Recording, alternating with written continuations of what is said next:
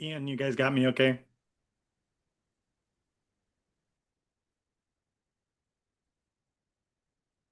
I do, Chris. Excellent, Curry. That's good. That's a start. Good morning. Good morning to you as well.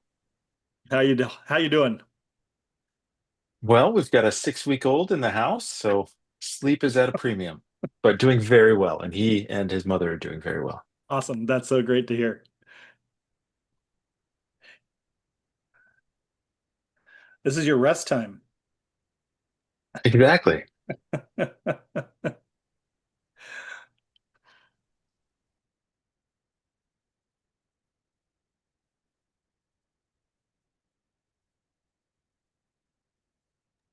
At some point during the day, you may see me bouncing with a baby in the front pack.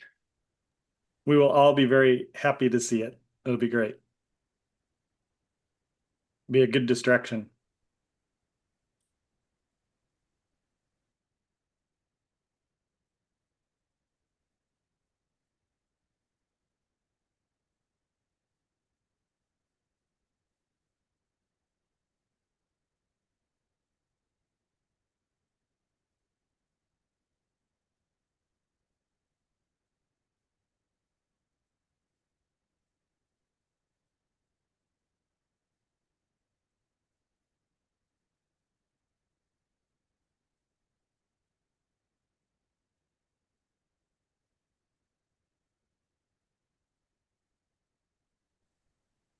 Can I just do a quick sound check to make sure you guys can hear me?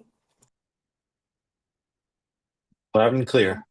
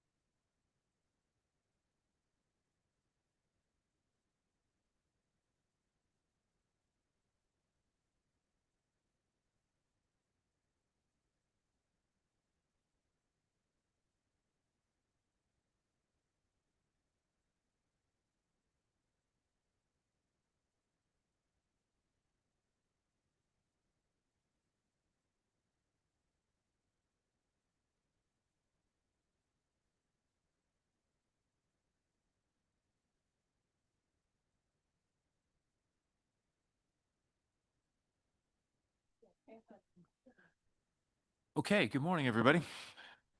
We will start our session this morning. So today we're going to start with Cook Inlet salmon. And before we do that, we have just a couple of logistical issues to go over. The first is I'd like to do a quick head count for dinner for the SSC dinner tonight. So raise your hand if you're going to join us for dinner at 6 tonight.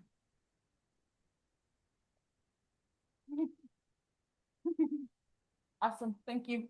Great, thanks. The next one is deadlines, the first set coming up today. So I'm going to hand over to Allie to recap our deadline situation. Our deadline situation. Yes. Yeah. So we're hoping to have D2 groundfish planning into the Google Doc with slides by close of business today. We will have full review of the SSC of that section for about 24 hours before we'll need to close it about close of business tomorrow. We do need C1 Pacific cod harvest specifications into the Google Doc and slides by Wednesday, 10 a.m. And again, we'll have about 24 hours for full SSC review, and we will close that at 10 a.m. on Thursday. The balance of the report, which includes C3 Cook Inlet, D1, the Science Center report, D3, EFH, and D4, Harvest Control Rules, will need to be in the Google Doc with slides by noon on Thursday. And then we will close right now at about 2 p.m. on Friday. That last deadline may be a little, we may need to have some flexibility there, but we'll do our best. And if anyone has any questions, let me know. I'll be sending out reminder emails to let you guys know when sections are ready for review. Thanks. Thanks, Ally. And we realize that this is a bit of a tight turnaround for some of our early leads, especially in this meeting. Again, just to remind you, this is necessitated by needing to get our SSC presentations for some of those items into the right points in the council meeting rather than waiting and delivering the whole report in full. So that brings us to Cook Inlet today. Our tasks, this is our third time seeing this SAFE document, so hopefully some of the things that we've had challenges with in the past have been ironed out. Our primary task, of course, is to review the SAFE, which includes stock definitions, tier assignments, status determination, et cetera, and especially the harvest specifications for Cook Inlet stocks in 2026. Our secondary task, as needed, is to think a little bit about the process for next year. There is no salmon plan team, so this SAFE comes directly to the SSC. So we can consider whether we think we need to see some form of information in 2 meetings or another working group as was held last year, or perhaps we can just see it as we're doing this year straight into the SSC meeting in what will be late February next year. So we will be considering those as we go along. This is because it's a SAFE document. This is influential scientific information. So we will receive and summarize public testimony and note how we use it in our discussion. Note that although there are a number of comments under the council's agenda, some of which may be worth reading for us, we do not have to summarize those comments that are on the council's agenda. So the order of events, we're going to receive all the presentations and we'll do questions as we go with council staff and the SAFE authors. We'll then take public testimony on the entire thing. And when we get to the discussion, we'll separate our discussion into 4 sections. The first being the tier 1 sockeye stocks. The second being all the other salmon stocks, the tier 3 stocks. We'll have a separate discussion for the socioeconomic appendix.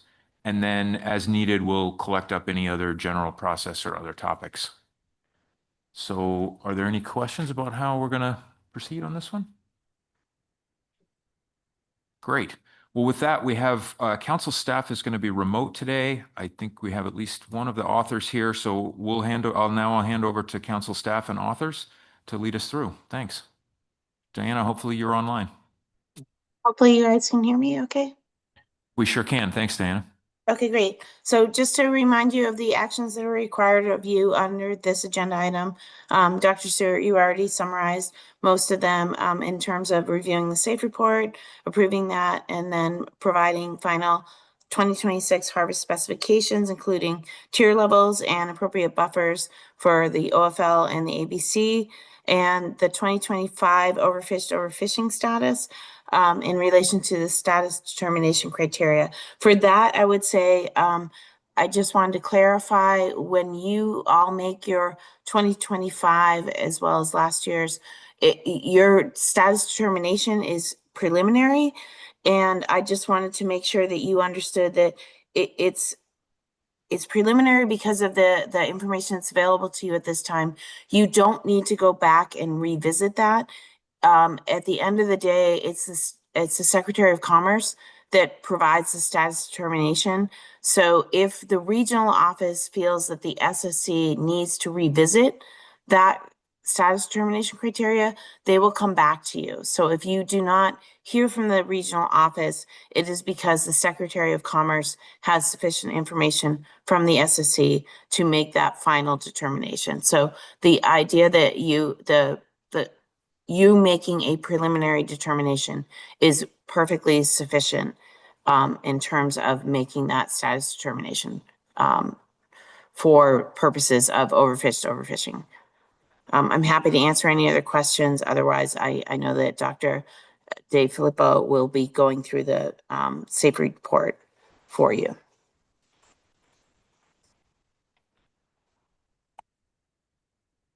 Okay, seeing none, go ahead, Diana. Thanks. Okay, I would turn it over to Lucas at this point to go through the safe report. And if we have any questions, we also have regional office staff. Dr. Rich Brennan is also available, as well as some additional regional office staff if you have additional questions.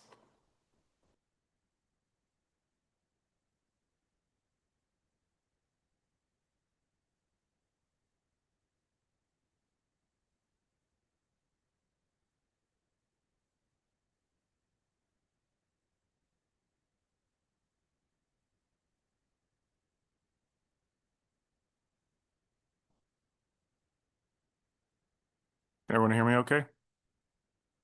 Awesome. Yeah, thanks for having me here today to walk you through the third Cook Inlet Salmon Stock Assessment and Fishery Evaluation Report. I'm going to start by just kind of giving a recap of how we've done status determination criteria in the past, just to remind people how things have worked in past years. Go through some of the SSC's comments from last year, as well as recommendations that came out of a stock assessment workshop that took place in May of 2025, and then go through some of the updates to the assessment methodology that reflect those recommendations for both Tier 1 and Tier 3 stocks. So just to remind people, we have two Tier 1 stocks in Cook Inlet, Kenai Late Run Sockeye Salmon and Kusilof Sockeye Salmon. And we have 5 Tier 3 stocks, which include all other sockeye salmon that are caught in the EEZ, aggregate Chinook, coho, chum, and pinks. And pinks are assessed separately as odd year and even year lineages with separate status determination criteria. So just to remind you of kind of how the status determination criteria works from a postseason perspective for Tier 1 stocks, an overfish designation is assessed using the MSST, which is the cumulative sum of the escapement target over a generation time divided by 2. And we compare the cumulative escapement over a generation time to that MSST target to determine if a stock is in an overfished status from a postseason perspective. Overfishing is assessed using the maximum fishing mortality threshold, which is the cumulative sum of potential yield in the EEZ, which is calculated as basically surplus abundance that's left after accounting for the escapement target, which for the federally managed fishery is the SMSY value, expected catch in state waters, and then anything over that is potential yield. So it's the cumulative sum of potential yield over a generation time divided by total run size over a generation time. And then we compare the fishing mortality rate in the EEZ to that MFMT quantity to determine if a stock experienced overfishing. Preseason status determination criteria for Tier 1 stocks are based on the OFL, which is basically the predicted EEZ harvest that's left after accounting for the SMSY target and predicted catch in state waters. And then this is reduced to a allowable biological catch, or ABC, using a buffer that's intended to account for scientific uncertainty and to make sure that the OFL is not exceeded.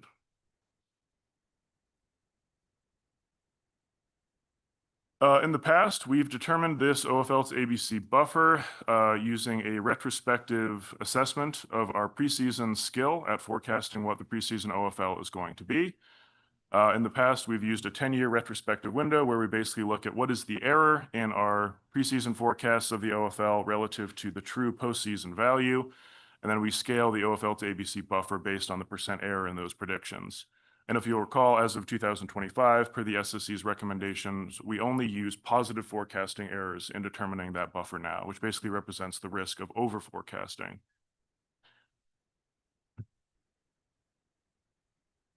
In the past, because the state's sibling-based forecast models for run size are not available at the time when the NMFS SAFE team needs to assemble their preseason run size forecasts, we have used ARIMA models to make our preseason run size forecasts using the Auto ARIMA package, which essentially selects the best time series configuration based on AIC scores. However, it's been noted that there are some concerns about using an algorithm like this to essentially change assessment models between cycles without author or SSC oversight. So that's something that's been brought up for potential review as well. And I'll just note that in the past, even though we're using this package to kind of pick the best time series model, it ends up being an AR1 for both Kenai and Kasiloff run sizes. Tier 3 stocks have their own set of status determination criteria. An overfishing designation is based on the OFL versus cumulative harvest, where OFL is defined as the maximum harvest that's been sustained over one generation time. The preseason OFL is then based on the average catch that's occurred over that same generation time. So postseason OFL is max catch over generation time. Preseason OFL is average. And then an overfish designation can be made for some of our tier 3 stocks, the ones that have indicator stocks associated with them, which have in the past included all other sockeye, Chinook, and coho, although this requires that the indicator stocks have available escapement indices for the years in which an MSST is going to be calculated and an overfish designation is going to be assessed. And we have no scientific criteria to really inform the buffer for these stocks, so we evaluate a range from 10 to 90%. And make a recommendation, but of course there's a lot of options there as well. And we provide a table in the SAFE showing ABCs across a range of buffers for this entire set of values. So now I'm going to go into SSC recommendations from last year, if there are no questions on status determination criteria. Great. So the SSC noted last year, as I think the year before, that it's challenging to review the SAFE in this format in the same meeting as you're recommending harvest specs, and that there'd be value in longer format meetings to discuss assessment methodology, advances, scientific issues, things that come up at these meetings as well. In response to that, council staff arranged a stock assessment modeling workshop that took place in May of 2025 that was focused on addressing SSC comments with an emphasis on tier 1 stocks. That meeting was available to the public and all SSC members were invited to attend, although there was no report generated from it. And we're going to see some of the responses to recommendations that were generated from that workshop, as well as the SSC's recommendations from last year presented in this SAFE and in this presentation. We found that the workshop was extremely helpful and we would support their continuation or possibly the creation of a salmon plan team to assist in having these longer format discussions around kind of assessment related issues. Moving on to SSC recommendations for tier 1 stocks from last year. A lot of the recommendations centered around a Bayesian approach to preseason status determination criteria for tier 1 stocks that was presented last year. As I mentioned earlier, in the past, we've used these ARIMA models in auto ARIMA to do preseason run size forecasts. And last year, we also presented a Bayesian approach, where basically Bayesian analogs of the time series models that are selected by auto ARIMA were developed and presented and used to calculate a preseason OFL posterior distribution. And so the advantage of this approach over the ARIMA-based approach is that with posterior distributions of preseason run size and also predicted state harvest, you can propagate that uncertainty into a posterior of the OFL, and you can use that to make probabilistic statements about risk when defining your OFL to ABC buffers. It's been noted in the past that the kind of retrospective forecast error approach that we've used for setting our buffers isn't quite consistent with the way that OFL to ABC buffers are defined for crab and groundfish stock. It's based on a risk of exceeding the OFL under a given ABC rather than some metric of forecast skill. And so the goal with this Bayesian approach was to kind of move closer to defining buffers in a way that's consistent with the FMPs for other stocks that the SSC reviews, and to use this posterior distribution of OFL in setting those OFL to ABC buffers. So just to walk through kind of what was presented last year, we looked at a range of buffer values from 10 to 90%. Based on the posterior distribution of the preseason OFL, and then we calculated the frequency with which the true OFL was exceeded at the ABCs based on those buffer levels, and used that to kind of inform how one might determine where you would want your buffer to be based on your risk tolerance based on those outcomes. It was noted by the SSC that this approach showed promise and they encouraged its further development. They emphasized using longer time series where available, specifically the run size time series go back farther than some of the other data that we've used in these assessments. And so it's possible to leverage that in making the run size forecasts. And the SSC also asked if it was possible that the buffer could, instead of being scaled based on probability of years where the ABC was over forecasted, looking at the cumulative probability that the preseason OFL is less than 0, which essentially represents a scenario where there's no potential yield in the EEZ for the upcoming year. We evaluated this approach and presented it at the 2025 Stock Assessment Modeling Workshop, which is shown here. These figures are showing the time series forecast for Kenai and Kasilof-Sockeye, and you have the posterior distributions for predicted run size and predicted state harvest rates in the top two plots on the side. And the bottom is showing the posterior distribution of preseason OFL, with the blacked out portion of the distribution being the portion where the preseason OFL or the potential yield is less than 0. And so based on the SSC's recommendation, you would use the cumulative probability associated with that space to define your OFL to ABC buffer. I evaluated this approach in a retrospective analysis where I conducted 1-year ahead forecasts and defined the buffer based on this cumulative probability that the preseason OFL is 0. And then assuming that EEZ catch was equal to the ABC and run size and state harvest rate were fixed at their realized historical levels, I looked at how well this buffering approach avoided an overfished or overfishing designation for our Tier 1 stocks.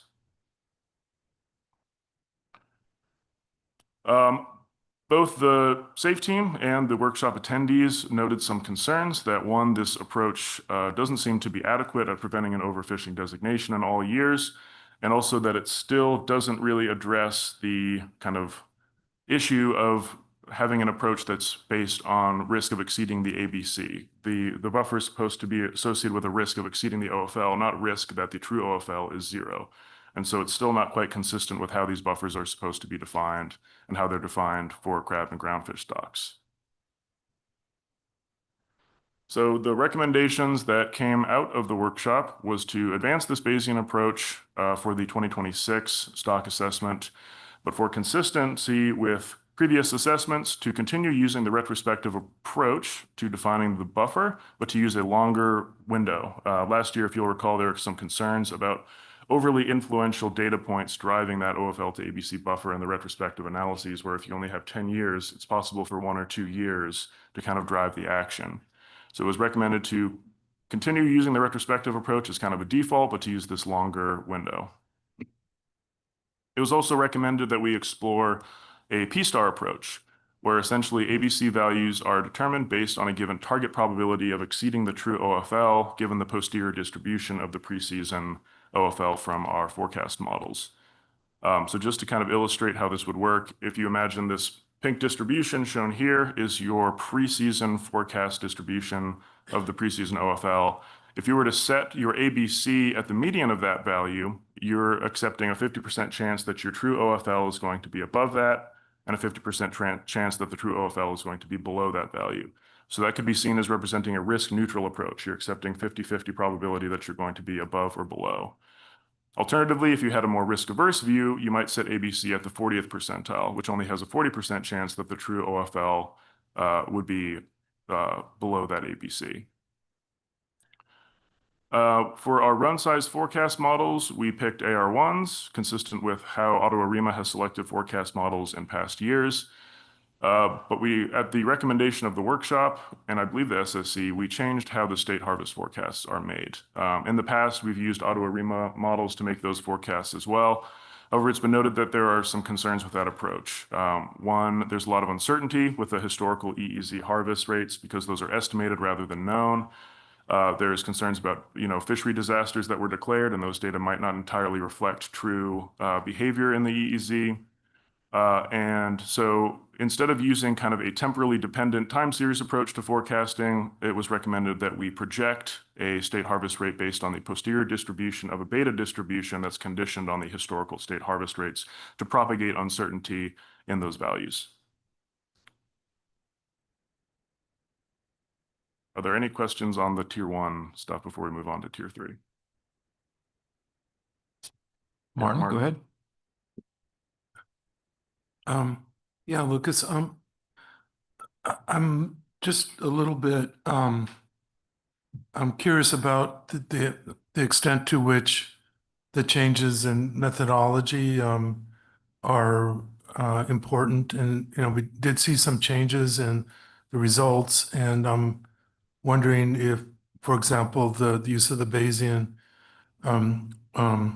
autoregressive um, methodology gave any different results than what had been used before, as well as for the Bayesian or the sampling from the beta distribution. Yeah, through the chair, we will see some comparisons of results in this presentation from last year of how the Bayesian approach compared to the identical approach that was used last year.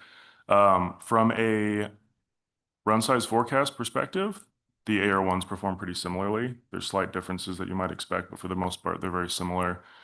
The buffer determination is different because using the 10-year retrospective of last year, you do have those influential data points that lead to really large buffers. So the buffers are smaller under this approach using the longer time series as kind of was intended with that recommendation.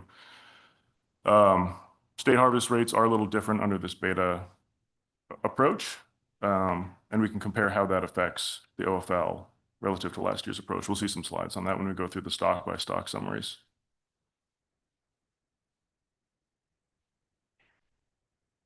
Go ahead. Just one follow-up. And I'm sorry if I'm sort of jumping ahead. It's kind of hard to figure out where we're seeing the results and where you're still sort of presenting methodology. But in terms of the beta distribution, okay, so we have a set of historical estimates of the percent or the fraction of the state harvest. Are you using a maximum likelihood methodology, or are you matching moments, or how are you generating the parameters for the beta distribution? So in the same model that's doing the Bayesian run size forecasts, we estimate the parameters of the beta distribution in the same model and then calculate the OFL pre in the same model format.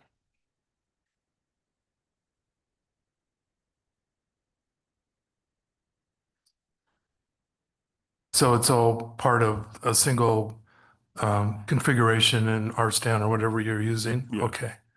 And so that, I guess, implies that it's using some kind of maximum likelihood estimation process well, still, I mean, if it's all Bayesian, then you would be specifying priors for the alpha and beta parameters? Yeah, broad priors. I would have to look up exactly what they are, Okay. but I can get that to you after a break if you want. Oh, no, I'm just trying to understand how it all fits together, and Yeah. I think I get it now, so thank you. Andrew. Yeah, thank you, Lucas. Just again, kind of like Martin, trying to decide when's the appropriate time, but just with the preseason OFL and for setting the buffers, I know last year the SAFE team presented using SMSY estimate for that to help determine what the available yield is, but then we ended up setting buffers based on the lower bound of the escapement goal. And I guess I just wasn't quite clear what you used this time around. Was it SMSY? And I guess that just helps to inform when we're talking about the change, what potential changes in buffers we might recommend this year, whether it's, I think for Kenai last year, if you used SMSY, the buffer was like 80%, but we ended up with a buffer of 30% based upon the lower bound. Yeah, through the chair. All status determination criteria that we present for 2026 are based on SMSY. Great. We've got Curry online. Yeah, thank you very much, Lucas. I was wondering to what extent, and I realize we only have a few years to look at, you considered the catch relative to TAC, that is the use rate in these in setting the preseason OFL. I guess thinking from a groundfish perspective, right? When we do forward projections, we look at kind of the yield ratio and think about how much of the TAC is actually potentially utilized, either assuming it's fully utilized or some other option. I guess in this context, we're assuming full utilization, correct? Rather than looking at the years where we have a comparison. Through the chair. So in all the retrospective analyses that I've shown, I'm essentially assuming full utilization. In reality, the closest utilization that we had, I think, was for Coho. I think for the tier 1 stocks, it was closer to 70% for Kenai, and I think 10% for Kasilof. But again, as you noted, it's only 2 years, so our confidence in that utilization is understandably uncertain. So from a conservative standpoint for the retrospective analyses, I tend to assume that EEZ catch will equal ABC, even though we haven't seen that play out in the EEZ so far. Thank you. Okay, seeing no further questions, go ahead. Thanks. So moving on to SSC recommendations for tier 3 stocks. Last year, the SSC had a recommendation concerning the buffers that we use for tier 3 stocks. As I mentioned earlier, there's no real scientific basis to set those buffers. And the way it's kind of operated is that we assume a default of 15%, and then we adjust from there based on considerations about the stock. Things like, population dynamics, trends, concerns, vulnerability to the EEZ fishery. The SSC noted that a 15% buffer might not be adequate given the kind of uncertainties in this tier 3 approach that are based on historical estimates of maximum EEZ catch that are highly uncertain. And they recommend that kind of viewing tier 6 groundfish as an analog for our tier 3 stocks, that a 25% buffer might be more appropriate. I sat down to implement this and I thought it would be really simple, and it is if your buffer is at 15%, but only one of our stocks has a default 15% buffer. So I got to thinking, well, what does that mean for a stock that has a 75% buffer or a 10% buffer? Do I increase it by 10% additively? Do I do it as a percent change? Or it was kind of not really clear to me how exactly to implement this for stocks that are not at the default. And so for this year, I kept all of the tier 3 buffers at their 2025 level for consistency, and I would request additional guidance from the SSC on how I might implement this recommendation, noting that it is very straightforward to change the buffers for these tier 3 stocks. We already have ABC values calculated across a range of buffers, so pending SSC guidance on how to implement this recommendation, we could make that change for the final safe. The SSC also had a comment for tier 3 stocks on how to treat missing escapement data from indicator stocks when making an overfish designation for tier 3 stocks.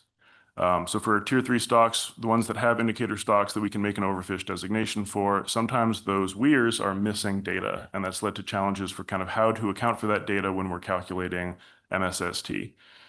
The recommendation from the SSC was that in a year where a given indicator stock's weir count escapement index is missing or incomplete, that we should not count that escapement index towards the cumulative escapement, and we should not count the escapement target for that stock towards the aggregate target or MSST. And that change has been implemented in the 2026 assessment and SAFE. Any questions on tier 3 changes before we move on?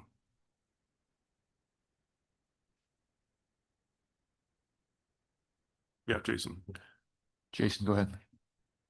Yeah, regarding the weir data, how do you know if it's incomplete or missing? Where does that information come from? So through the chair, the state does provide in their escapement reports, they'll make a note if a weir count is considered incomplete or if the count is missing altogether. And so we consulted those escapement reports. I believe there's citations in the SAFE for where that information was taken from.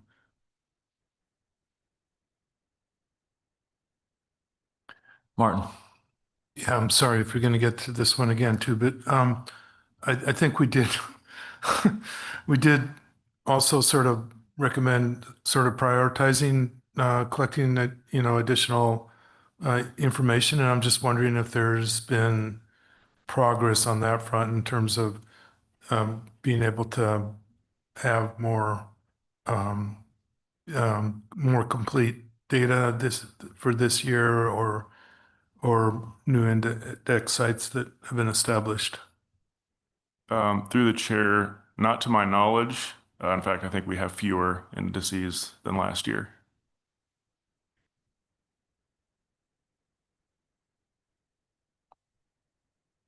Okay, I don't see any more questions. Go ahead and proceed. Thank you. The SSC also had recommendations from last year pertaining to a risk table, draft risk table that we presented for Coho. As we're kind of developing this assessment, one of the things that we have been working on in the background is developing risk tables similar to crab and groundfish. And so we've been kind of iterating this process using just one stock, Coho salmon, to get SSC feedback and kind of iron out all the kinks there before we try to extend it to the other stocks. Last year, we presented the first draft risk table for Coho, and the SSC had some helpful feedback, specifically noting that there are issues with using or incorporating risks in the risk table that were already inherent in a Tier 3 designation, which is not the spirit of how risk tables are supposed to operate. We've attempted to correct this and have another draft risk table for you to review this year, and welcome further feedback on that as well. The SSC also noted interest in seeing social and economic information incorporated into the SAFE, kind of on the grounds that this is a new and developing fishery, and so some of the changes that are happening in those arenas need to be documented and described now as they're occurring rather than after the fact. And so in response to that, we now include an appendix in the SAFE that has a summary of relevant social and economic considerations. And we'll see some of those later in the presentation as well.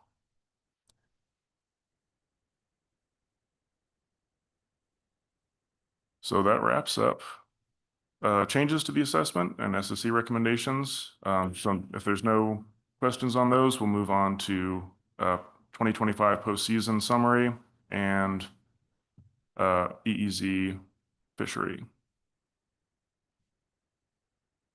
Yes, Sarah, go ahead.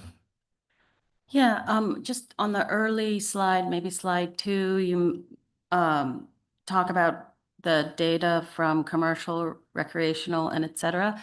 And just to be clear, does that include subsistence data? Through the chair, to my knowledge, yes, it does when applicable. Thank you.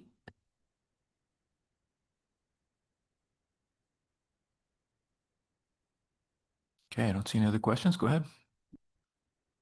So we will see all of this information again when we go through our stock by stock summaries. But this table is basically providing postseason status determination criteria for all of our stocks based on the 2025 fishery. Looks like the bottom row is cut off a little bit, but there's nothing there.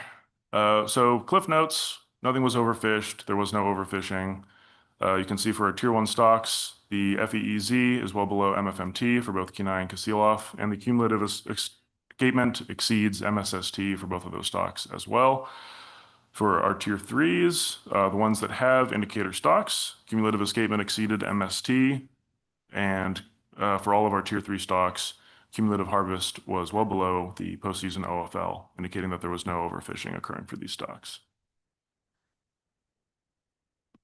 So I have a question on this slide. In the past, we've had some challenges in identifying which pieces had preliminary components in them and which were relatively final, I guess, if there's anything that's ever final in a data set. Maybe you could step us through on this table and just highlight places where you expect big updates to these numbers in the future. We already know that we're setting preliminary status determination, so it's not really so much an issue of that as in which of these numbers should we consider to be fairly final as we're evaluating how this is working. Yeah, through the chair, thank you for that question. It's difficult to determine. The data do change historically. As kind of a rule of thumb, it would seem that, and the state provides information on which data are preliminary when they provide data based on our request. Rule of thumb, it seems that for run size information, which is a composite of a lot of different data sources, I would say that data from 2024 and 2025 are still preliminary. And if anyone from the state has perspective on that they can add, please do. But that's kind of my takeaway from looking at those data. So status determination criteria shown here that are based on run size for Tier 1 stocks should still be considered preliminary. I would say the only thing that might be considered final could be the overfishing designations for our Tier 3 stocks, because those are mostly just based on EEZ harvest, which is provided by NMFS's own catch accounting system and is less likely to change and has less moving parts. Those are not composites of a lot of different information like escapement and run size are. So those could be considered probably closer to final. But for anything involving run size or escapement, I would say 2024 and 2025 should still be considered preliminary. Thanks for that. Just one quick follow-up. So for the EEZ harvests, would those also include a recreational component that would still be pending? For that question, maybe someone from the regional office could answer that better. Looks like you have a friend to help you here. Hey, good morning. This is Adam Zaleski from the Alaska Regional Office, and I'm the lead in-season manager for the Cook Inlet EEZ. I'm not sure if my camera's showing up. There we go. Should be okay now. Yeah, for the sport harvest within the EEZ, that's the historical estimates of that have been extremely minimal, less than 100 fish harvested annually. And because of Chinook concerns over the past couple of years, we've shut down that fishery, the recreational Chinook fishery, in early May. And the way that sport harvests are reported in that area is through mail-in surveys. So that data is usually at least a year behind. So we do not have any recreational harvest that may have occurred for other species within the EEZ at this time. Okay, thanks. Andrew, you got a question? Yeah, I do have a question, but I might want to make a little clarification on the tier 3 and the harvest for those. I think one exception to being finalized would be the aggregate other sockeye, because that harvest is based upon subtraction of the Kenai and Kasilof components. And so then the remainder is everything. And my understanding as of right now for the 2025 harvest, the stock proportions for those two stocks are their preliminary data that are based upon modeled estimates of proportions and not the actual 2025 genetic data that was collected in season, because those genetic data are still pending. Question about the MSST for Chinook. I think last year we had a discussion, and my understanding is that 45,000 is based upon the lower bound of the board generated optimum escapement goal versus the state's MSY based SEG of 13.5. And the SSC had corrected that last year in our final tables. And I was wondering if something had changed since we made that recommendation last year. Yeah, through the chair. First, thanks for that clarification on the MSST. For Chinook, I believe the escapement target we're using is 15,000. Is that the? That is the OEG, Okay. which is that's the board generated escapement goal, which takes into account things in addition to science. So the SEG is the department determined escapement goal that's MSY based and uses just the model outputs from our spawner recruit analysis. Through the chair. Yeah, thank you for that correction. We can make that change to the final safe. Jason. I was going to hold off until we got into assessment results, so maybe I'll just ask now. The genetics data on the stock composition for sockeye specifically, when is that available? It doesn't sound like you're using in year, but I'm curious, like, are you guys updating past years, and then when is the most recent information available? Through the chair, I'm probably not the best person to answer that, but we do update past years. When the state gives us new data for the upcoming year, there are often changes to previous years, and we update all of our data based on those retrospectively as well. But I don't have much context I can provide on when those estimates become available and when they become finalized. Andrew? I could probably provide some clarification on that. Typically, it's in January of the following year. And so when the final forecast document comes out, I believe that includes the genetic data estimates from the previous year.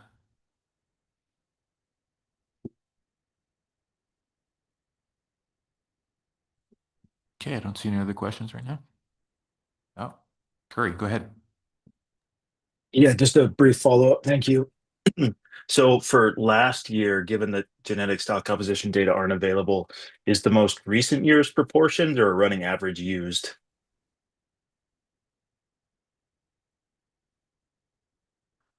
Sorry, can you clarify, is that in the EEZ harvest or for the state's estimates?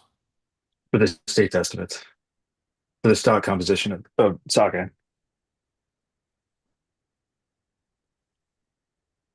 Maybe that's a question for Andrew. I'm not sure. Apologies. I'll Go ahead, Andrew. Yeah, thank you.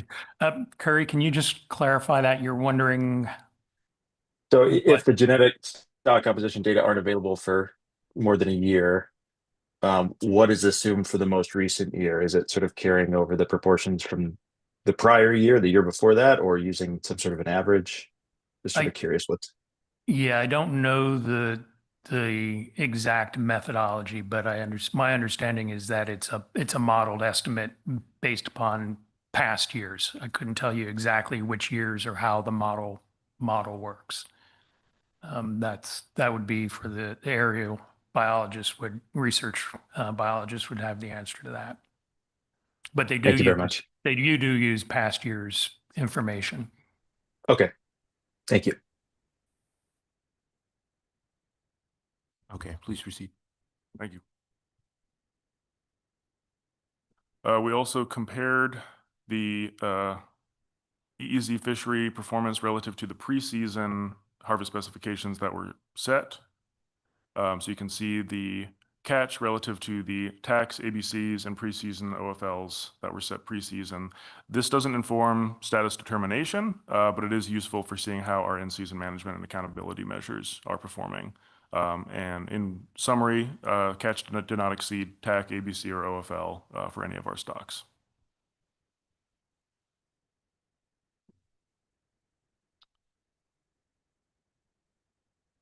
So now I'm going to move through the stock by stock assessments and summaries. If there are no further questions on the 2025 summary.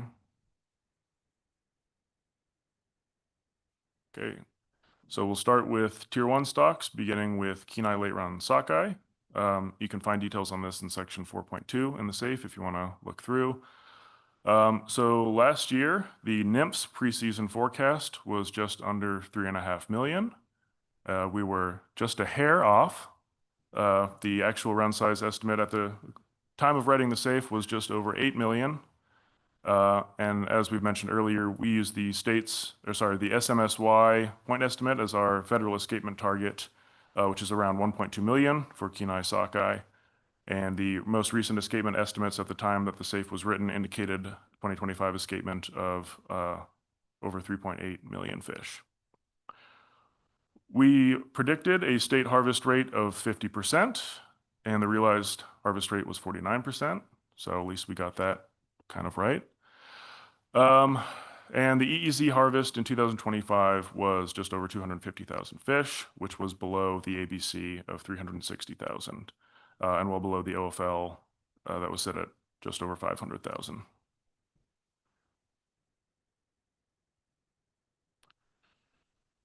For 2026, our forecasted run size is just over 4.75 million.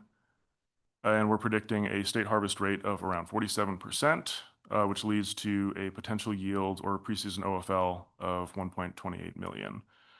And I'll just note that because these values are posteriors, when we calculate the preseason OFL, if you had tried to calculate potential yield of the preseason OFL using these point estimates, you would have gotten a slightly different number. So just adding that context there. I'll walk you through these plots here. So on the top left, that is the historical fits of the AR1 model with the model estimates shown in red. The median is a line and solid dots. 50% credible intervals are kind of the dark shaded boundaries. 95% credible intervals are the light shaded boundaries. And then the true run sizes or the data are shown as the black dotted lines. And the forecast for next year, and the prediction interval is the last data point with a particularly broad uncertainty around that. In the next panel over on the right, this is showing a retrospective performance of this AR1 model for predicting run size, with the 1 year ahead predictions are shown in the kind of solid orange with, again, 95% and 50% credible intervals around it. The true postseason run size is shown as the black dots and dotted lines, and the state's sibling-based forecast model predictions are shown alongside it in teal. And we have MAPEs for both the AR1 and the state forecast plotted there in the legend. In the bottom left, these are the 1 year ahead predictions of preseason OFL, shown in blue, relative to the true postseason OFL value. And then in the bottom right, this is showing historical EEZ catch relative to the 2026 recommendations for OFL and ABC.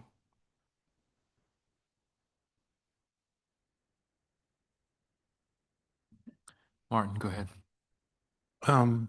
Yeah, just trying to understand the model behavior for the AR1 model. It seems like the fact that we had such a large run size last year tended to drag up the AR1 model up quite a bit. And I was trying to look back historically about whether just the idea that whether when you have those really strong run sizes, whether that tends to result in a large run size in the subsequent year. And the evidence is somewhat there, but not super strong. So I'm just wondering how concerned we should be about the fact that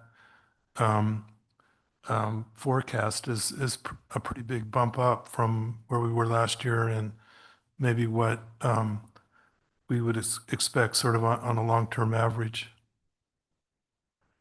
Through the chair, thank you for that question. You bring up a really good point, and this is one that I've thought about a lot. We'll see a lot of discussion on kind of thinking about buffers and risk later, and I think part of what informs those discussions is if we think about where an AR1 is going to fail, it's in scenarios where you have an abrupt change in stock status, where because we have a banner run previously, then AR1 is going to incorporate that in its forecast. And so if you then don't see that repeated, that's where you're going to see this model perform poorly.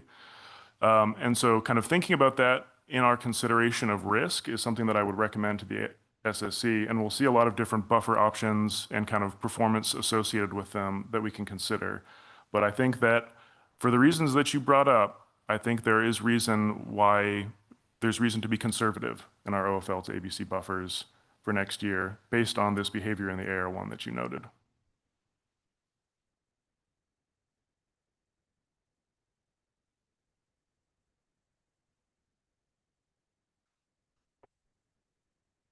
So as I mentioned earlier in my response to Martin's question, we would see some comparisons of how this new year's approach would compare to some other methods. So what I just walked through using this Bayesian approach is presented in the first row here with our forecast of run size, OFL, and then an associated buffer based on that 25-year retrospective approach, and then the ABC that results from that. The second row, so I'll note that when it was recommended to use a 25-year time series in our retrospective buffer setting, one of the challenges there is that while run size information goes back much farther, the EEZ and state harvest estimates don't. And so in a 25-year retrospective, in the first couple of years, you only have 1 or 2 data points of state harvest rate to inform those predictions. And so I was concerned that this would lead to behavior that was reflecting data limitations rather than the actual performance of the state harvest projections. And because the new approach to predicting state harvest isn't temporally dependent, in the results that I showed earlier and what's presented in the SAFE, in the retrospective trials, the model had access to the full time series of state harvest rates. But to assess the sensitivity to this decision, I also did repeat the analyses in which state harvest rates were withheld in the same way as run size, so it's a full retrospective, and that's shown in the row in the middle. Obviously, the predictions of run size and OFL are the same, but it actually resulted in a slightly smaller buffer compared to kind of the default approach where the model was allowed to access the full time series of state harvest rates, and obviously results in a slightly larger ABC. In the third row, this is the comparison to the approach that was presented last year based on auto-ARIMA and a 10-year retrospective buffer. The forecasted run size is slightly different, but for the most part very similar, which is not surprising because it was also an AR1 that was selected by auto-ARIMA. So this is essentially minor differences, probably due to parameter estimation of a maximum likelihood approach like auto-ARIMA versus the Bayesian AR1. Pretty similar OFL. And a larger buffer. This is pretty similar to the buffer that was presented last year based on this retrospective, which the SSC deemed conservative and ultimately decided to adopt a value based on the lower bound instead rather than this value. Andrew, go ahead. Yeah, thanks. So the auto-ARIMA 2025 method, that is the exact same method that you presented last year, just an additional year of data in there. Yeah. Okay. And if I recall correctly, the result for that last year was a buffer of like 80% for Kenai. Through the chair, I believe you're thinking of Kisilov. That's the one that had the 80%. Okay. I think it was 67% for Kenai last year. Right. Thanks.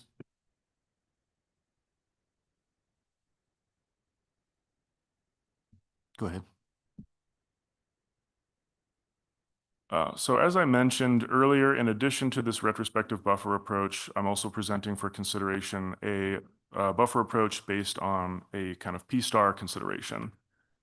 So to do this, I took quantiles or percentiles of the posterior distribution of the preseason OFL and that represent a given p-star value, and I calculated an ABC based on the associated risk level. So I used percentiles from 0.1 to 0.49, which essentially represent risks under the associated ABC of exceeding the OFL of 10 to 49%. And those are presented in the tables in Appendix B in the SAFE and shown here for Kenai sockeye. To provide some context on interpreting these values, I looked at a paper from the West Coast by Satterthwaite and Shelton, where they were considering a P-star approach for managing federally managed salmon fisheries there. And in their analyses, they looked at P-star values from 0.4 to 0.45 based on a precedent from the Pacific Fishery Management Council for groundfish and coastal pelagics. And they also noted that values from 33 to 35 have also been considered in risk-averse options, both at the Pacific Fishery Management Council and other bodies. One of the things that's nice about this table is it allows us to put our retrospective buffer into this context of kind of an associated risk of exceeding the OFL at that ABC value. So the equivalent P-star associated with our retrospective buffer is between 25 and 26%, which is on the more precautionary side of the range of values that have been considered in similar applications on the West Coast.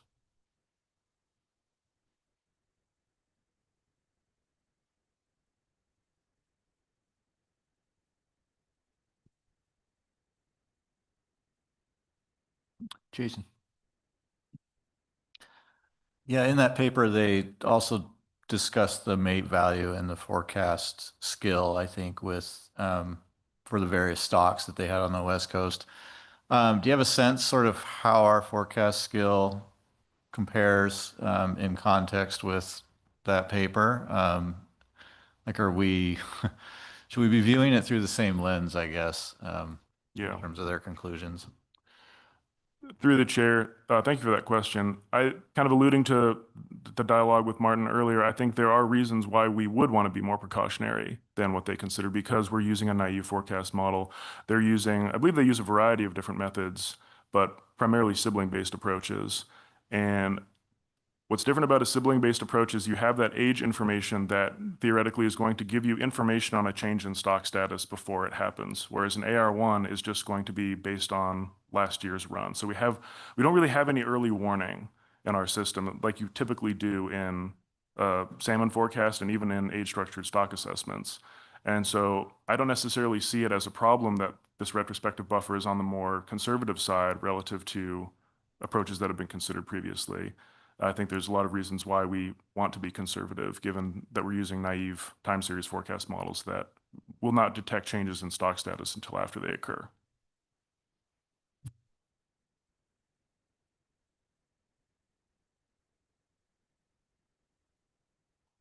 So beyond just providing context based on other applications, I also wanted to provide kind of a retrospective analysis on the performance of various P-star values in our own fishery here. Unfortunately, the bottom row is cut off. So for these analyses, basically what I did was another retrospective approach where we do 1 year ahead forecasts of the OFL, and then I would define ABC based on a given P-star value from that 0.1 to 0.49 range that we saw earlier. And then evaluated basically whether that ABC would have exceeded the true OFL or the true potential yield in the EEZ across those ranges of P-star. So in each of these panels represent a year in the retrospective analysis. The orange line is showing ABC at P-star across all of these values of P-star that we evaluated. And then the true OFL or the true potential yield is the dashed horizontal line in each panel, and the approximate P-star level that's represented by our retrospective approach is shown as the vertical dotted line in each panel. So in each of these, you can see that typically at the lowest P-star values, you have an ABC of 0, and that's because basically at your predicted OFL at that P-star, the potential yield that you're predicting for the EEZ would be 0 or below, and so the ABC is 0, and then it starts to scale up at a rate that kind of differs for each year. But we generally don't really see the true OFL being exceeded in many cases at all. But when it does tend to happen, it's usually at values kind of past 0.3, which kind of supports the context from that Satterthwaite and Shelton paper that 0.3 is kind of a conservative, risk-averse P-star level.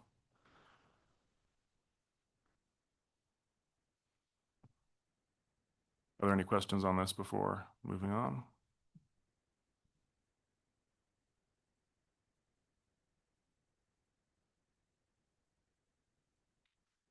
Just another way of summarizing those results is shown here, where the red line is kind of across these years showing the average exceedance of the true OFL or potential yield scaled with increasing P-star values that you can't see because the x-axis is cut off.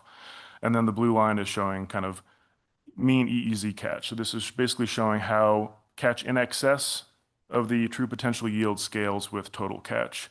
Noting that a limitation of this retrospective analysis is that in reality, if you're chronically over-harvesting a stock, you're eventually going to see reductions in future recruitment and yield, which this analysis doesn't take into account. If we wanted to evaluate those trade-offs more explicitly, there are simulation-based approaches we could consider, but this kind of provides a coarse view of looking at how harvest opportunity scales with risk across P-star levels. We have a question from Curry online. Yeah, thank you very much, Lucas. I think this analysis is really helpful as we start considering what a useful P-star level might be. And, particularly when we start thinking, if we want to be less risk adverse, what we might be setting ourselves up for. Again, I come back to this question of whether or not we can consider these sockeye stocks in isolation. I mean, our experience, although limited to the last 2 years, shows us that realized catch is has been well below the TAC for sockeye. I mean, is that something we might want to consider in these analyses moving forward if there are mixed stock or mixed species, limitations on harvest potential that really drive down our risk of exceeding the OFL in reality relative to what we see here? I mean, I guess my question is, how might you think about that? Through the chair, yeah, that's a great question. Thank you. I mean, I think the way I would think about that would be through a simulation analysis where you can kind of simulate, these dynamics playing out with our sockeye and also the context of a multi-species fishery with different OFLs at ABCs, kind of the capacity of the commercial fleet and the recreational users, kind of incorporate all of these uncertainties and evaluate potential harvest and management strategies. Yeah, that's, I think, how we could approach thinking about some of those questions. I think a simple retrospective single stock is probably not going to get at those, but more complex closed loop simulations could maybe be used for exploring some of those trade-offs and uncertainties. And if I might follow up briefly through the chair. Yeah, go ahead. Hearing Gary. nothing, thank you. I guess I don't want to hammer this nail too much, but I guess I'm curious from your perspective when we look at realized sockeye harvest relative to the TAC in the last 2 years. What are you hearing about the processes that are driving this realized use rate far below the TAC? Is it again concerns about capture of other species for which the TAC is more limiting? Is it the actual in-season management process and fishing opportunity? Is it kind of regulatory burdens about being able to fish in the EEZ versus not being able to fish in the EEZ versus state waters on the same day? I'm just trying to get a better sense of whether we might expect this to continue into the future or not. Through the chair. I would say potentially all of the above that you noted. I don't want to kind of over-represent my impressions, but anecdotally, I've heard all of the above kind of cited, and some of those are going to be reflected in public comment.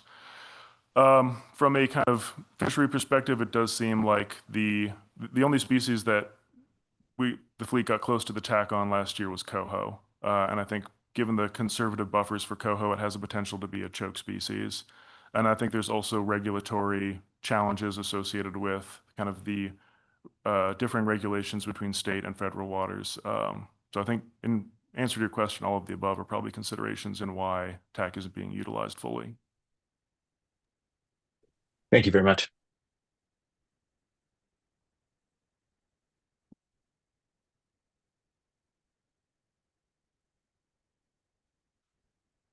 So just to wrap up with a summary for Kenai Lake Run sockeye, the stock was not overfished or approaching an overfished state in 2025, and there's no evidence that it was subject to overfishing based on the postseason status determination criteria.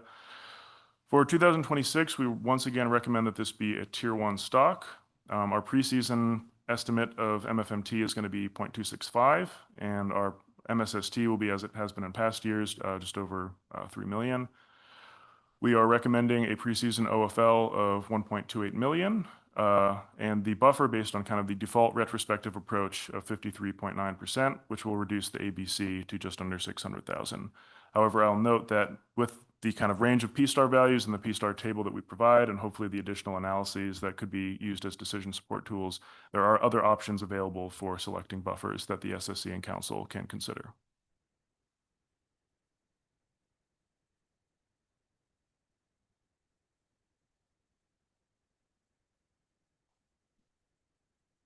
Moving on to Kasilof sockeye now, our other Tier 1 stock. Going through kind of the 2025 postseason summary. The NIMS preseason forecast for last year was just over 1.3 million, and the most recent run size estimate at the time that the SAFE was drafted was around 1.9 million for this stock. The SMSY point value that's used as the federal escapement target is 222,000 for this stock, and the realized escapement, most recent estimate at the time the SAFE was written, was just over 1.2 or just under 1.2 million. For 2025, the predicted state harvest rate was 0.325, and the realized state harvest rate was a little bit higher at 0.355. And there was a realized EEZ harvest of 30,872 last year, relative to an ABC of just under 300,000 and a preseason OFL of 664,000. TAC utilization was pretty low for Kasilof. I think that was likely just due to how big the Kenai run was, and so most of the fish that were being caught were from that stock, and so very few were Kasilof fish.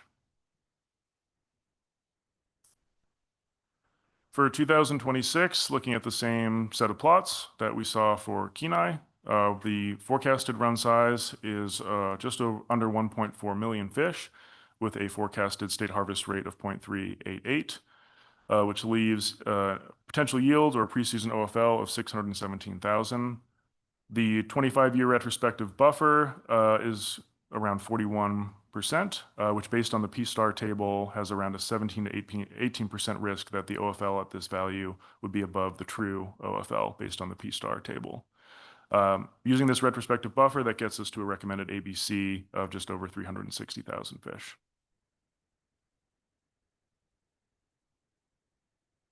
Same comparisons among methods as we saw for Kenai. I'll note that as Dr. Monroe noted, the buffer for Kasiloff under the retrospective approach used last year, that was kind of in the ballpark of 0.8. Again, we see that with the repeating that method last year, and this value was ultimately not adopted by the SSC for harvest management. We have a much more manageable buffer based on kind of either of the retrospective approaches using the longer time series under our Bayesian method of 0.4 and 0.45, depending on whether the state harvest rates are withheld or not.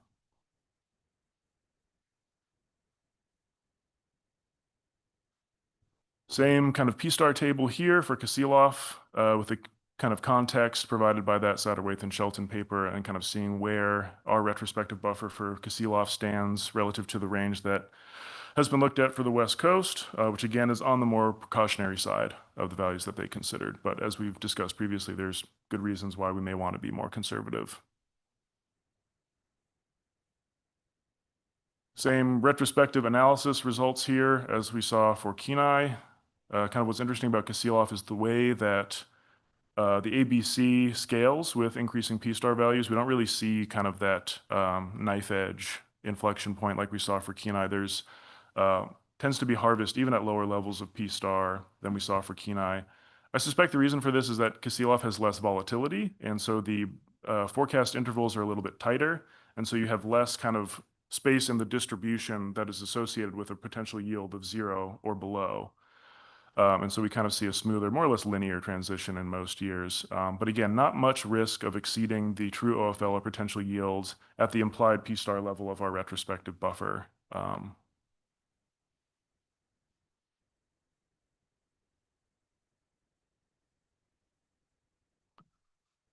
Another way of looking at that, same as we saw for Kenai, just looking at how mean catch and excess of potential yield scales with total catch as a function of increasing P-star. I'm sorry you can't see the x-axis, but that's increasing P-star levels on the bottom there.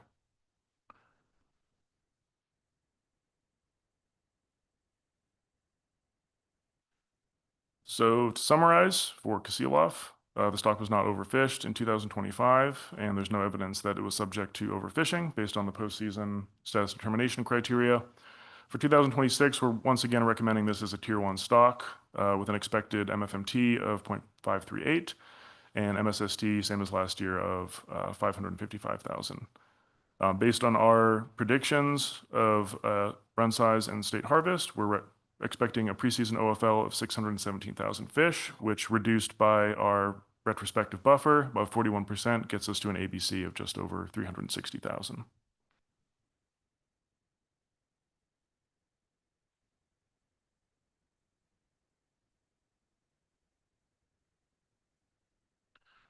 So that wraps up tier 1 stocks. So next will be tier 3, unless there's any questions on tier 1 before we move on.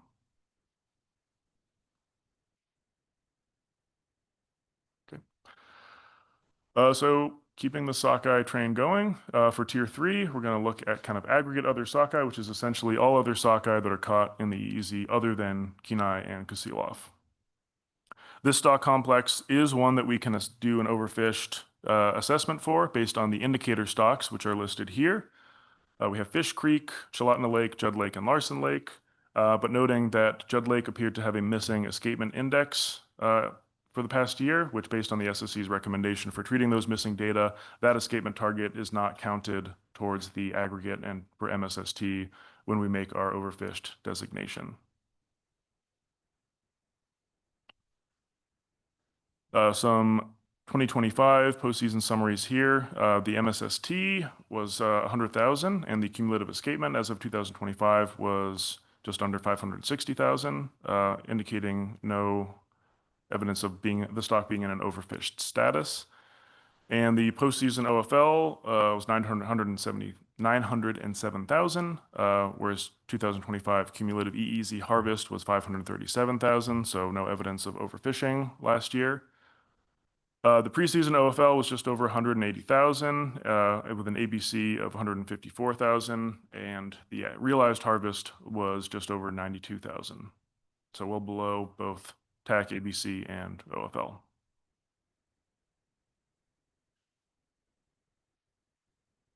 So we're recommending a buffer of 15% for this year, same as last year. Again, noting that the SSC did have some comments on that. But for consistency, we're keeping things as they are.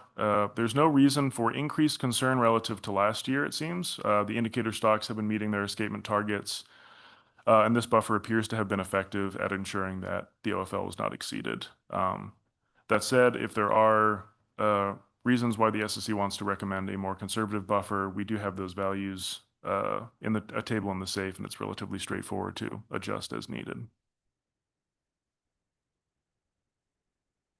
At a 15% buffer, we have an OFL of, reduce the OFL of 181,000 down to an ABC of 154,000, which is the same values as last year for this stock.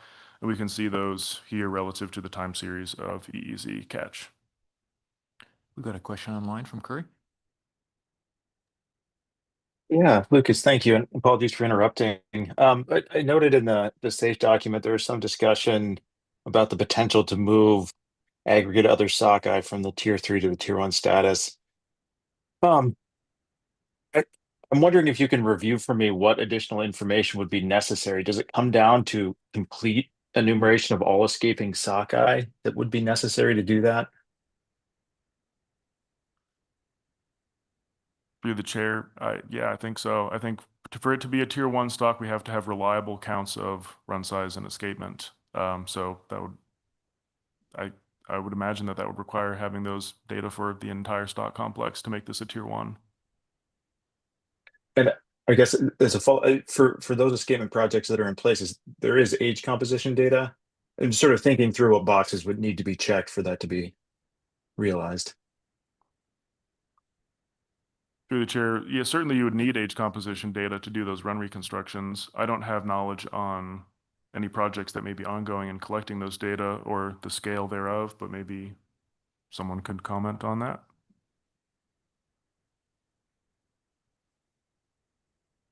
Andrew, go ahead. I'm not sure Yes. I could comment specifically on which projects are collecting ASL data. I'm assuming like most of them probably are. I'm probably getting into discussion about probably not I think Lucas was correct about a tier 1, about meeting. I mean, you got to think about it, this aggregate stock complex is a lot of systems, some really large, some really small, across the upper Cook Inlet area. So the reality of collecting escapement data and getting run size for all that is probably unrealistic, which is why the tier 2 option was proposed in the EARIR, in which for those systems where you do have reliable escapement data, you can use that as plus whatever harvest for that aggregate as a index of total run for that complex. And so the big question is the escapement of those monitored systems representative of what we think escapement is for all these other stocks? Okay, thank you.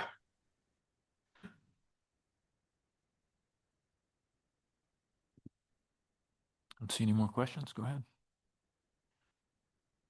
So just wrapping up, our summary for aggregate sockeye. Stock was not overfished or subject to overfishing in 2025 based on the postseason status determination criteria. For 2026, we once again recommend this be a tier 3 stock with an MSST of 100,000 and a postseason OFL of 906,000 fish. The preseason OFL is 181,351 fish, which is the exact same value as last year. We're recommending a 15% buffer, same as last year, which results in an ABC that is the same as last year of 154,149 fish.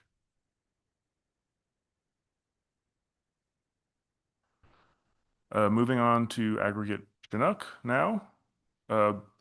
This refers to essentially all Chinook that are harvested in the EEZ, and we have one indicator stock for Chinook, which is Kenai River late large Chinook salmon. Noting the correction that Dr. Monroe provided earlier on the escapement goal that's listed for this stock here, that should be 13,500, not 500. So we'll correct that in the SAFE and correct the MSST values. But Based on the 2025 fishery, using our, well, incorrect MSST value, the cumulative escapement still exceeded that, so there's no evidence that the stock was in an overfished condition. And the cumulative EEZ harvest was well below the postseason OFL, indicating that the stock was not subject to overfishing in 2025. The preseason OFL was 373 fish for 2025, which was reduced by a 30% buffer to 261. And realized EEZ harvest was 46 fish. So neither the TAC, ABC, or preseason OFL were exceeded in 2025. For 2026, we're once again recommending a 30% buffer, the same value as last year. Some of the rationale for this decision initially was that Chinook are of higher concern than aggregate sockeye, for instance. But the indicator stock did appear to meet its escapement goal last year, and so there's no reason for increased concern. And so we're once again recommending the same buffer as last year.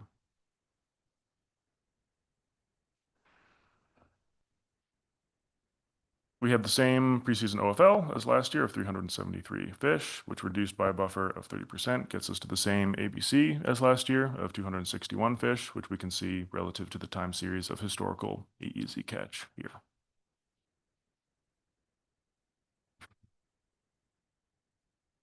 So, summary, no evidence that aggregate Chinook were subject to overfishing in 2025, and based on the MSST, relative to cumulative escapement, no evidence that the stock was subject to overfishing in 2025. For 2026, we once again recommend a Tier 3 designation. We'll correct that MSST value in the final safe based on Dr. Monroe's note. OFL is the same of 2,237 fish, and the same preseason OFL for next year of 373 fish, same buffer of 30%, same ABC of 261. If you're noticing a theme here, most of the Tier 3 stocks are going to be the same as last year.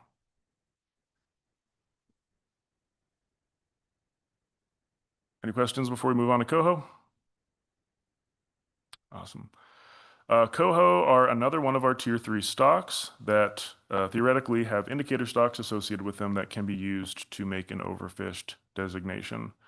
However, based on the state's escapement goal reports for last year, it would appear that both of the indicator stocks, Deshka and Little Sioux, did not have complete escapement counts for last year and for some years prior.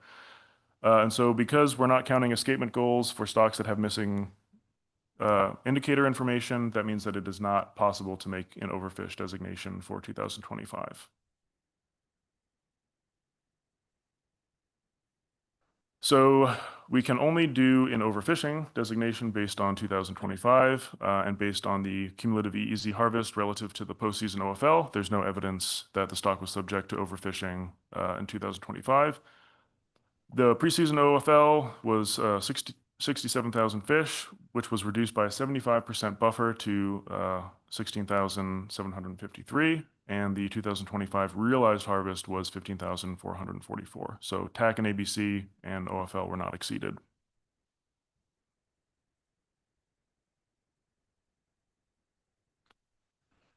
Yeah, just to elaborate a little bit on kind of the missing indices for some of these indicator stocks. Both Deshka and Little Sioux were missing data in 2025, and I think as far back as 2023. And so because MSST is calculated over a generation time, when you have that much missing data, it kind of becomes impossible to calculate. And so based on the SSC's recommendation from last year on how to treat missing indicator data, it's the NIMP Safe Team recommendation that an overfish status cannot be assessed for 2025.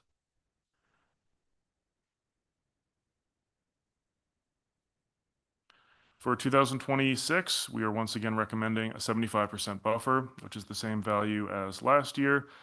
This is the most conservative buffer that we recommend for any of our stocks, and there's a number of different reasons for that. A lot of the indicator stocks have incomplete escapements due to weirs washing out, and so it's difficult to assess stock status. However, the state has noted that they find it unlikely that the escapement goals were reached in the cases of some of these incomplete weir counts. The size of coho salmon makes them pretty susceptible to gill nets in the EEZ that are used for sockeye, and coho are also important prey items for cook inlet beluga whales. So we're recommending the same buffer as last year, which is a precautionary 75%. But as I've noted, we do provide ABC across a broad range of buffers that the SSC can also consider. At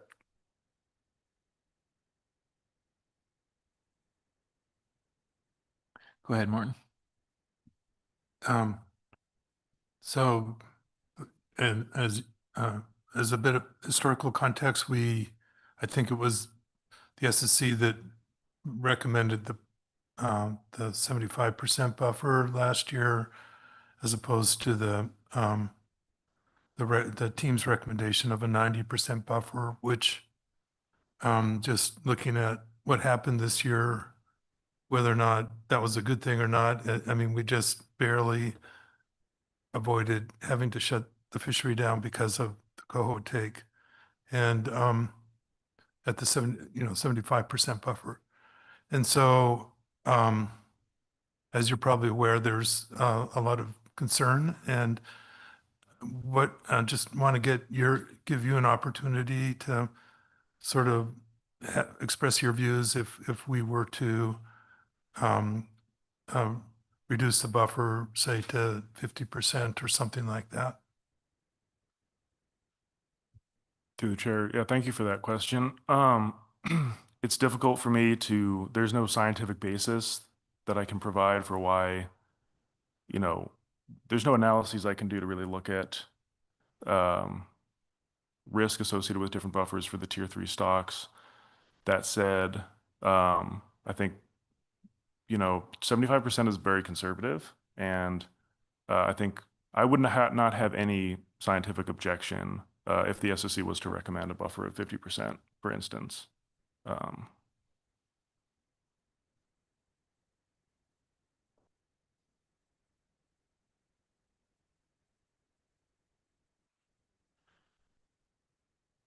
Our summary for coho, overfish status could not be assessed for 2025 and no indications of overfishing.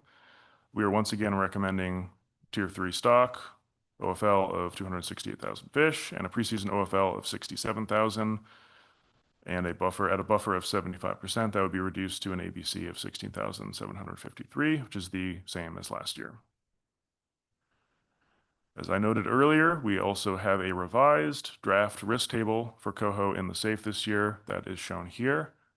I believe last year we had higher levels of concern for all of these categories, but for the revised version, based on the SSC's feedback, we are recommending normal assessment-related concerns, kind of on the grounds that the limitations of a tier 3 stock are kind of reflected in, the methodology that we're using and the rather precautionary buffer that is applied.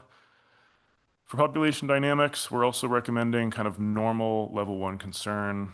Kind of the reason for this is even though there have been kind of declines in coho salmon abundance, that's not atypical of coho salmon. They do tend to show kind of dramatic fluctuations. And so the fact that they've had kind of a downturn in recent years is not necessarily indicative of an anomalous conservation concern or anything out of the ordinary for these stocks. They do tend to fluctuate.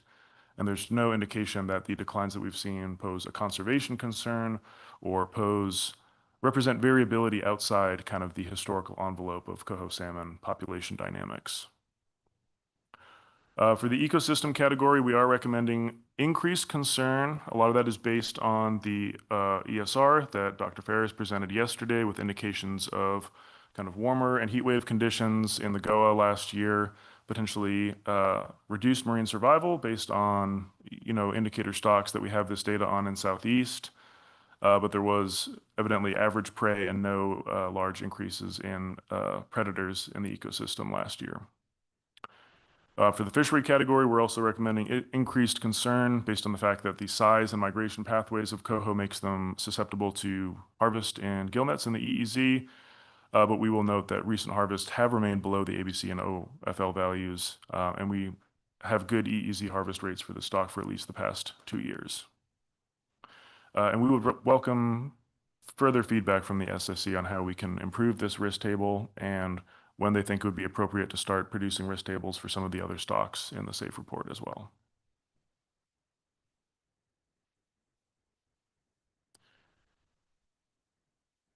Moving on to chum salmon. We have a question from Andrew.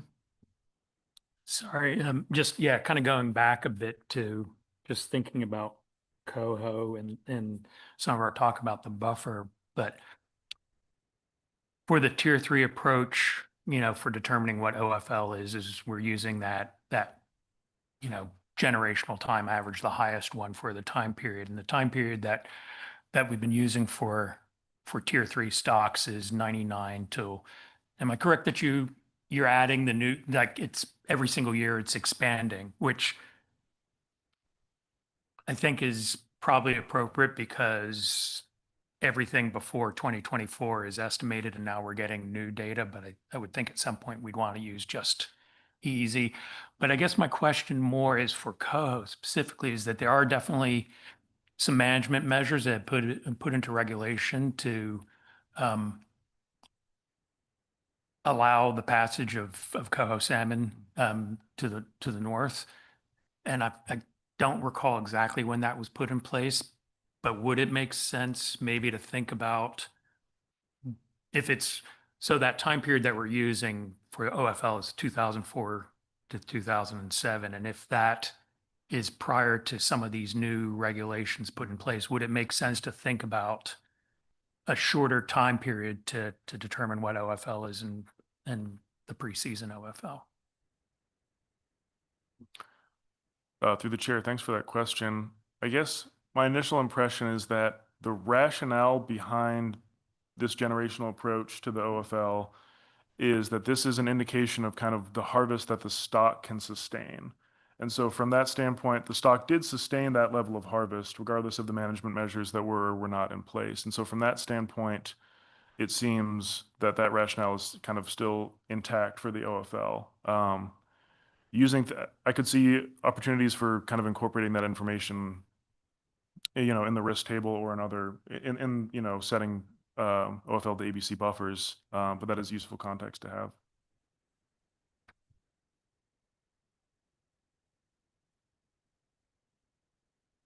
No other questions? Go ahead. Chum salmon next. Aggregate chum salmon refers to all chum that are caught in the EEZ, and this is one of our tier 3 stocks that does not have indicators associated with it. So we cannot make an overfished determination because there are no indicator stocks, so we can only do overfishing.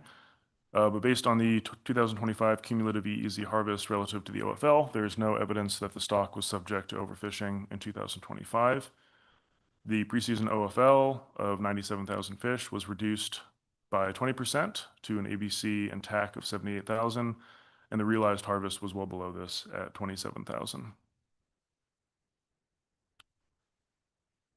For chum salmon, we're once again recommending a 20% buffer, which is the same as last year. Kind of the rationale for this is that there's not really much conservation concern about chum, and the catch is assumed to be incidental, but they are a little bit more vulnerable to gill nets compared to pink salmon, for example, due to their larger body sizes.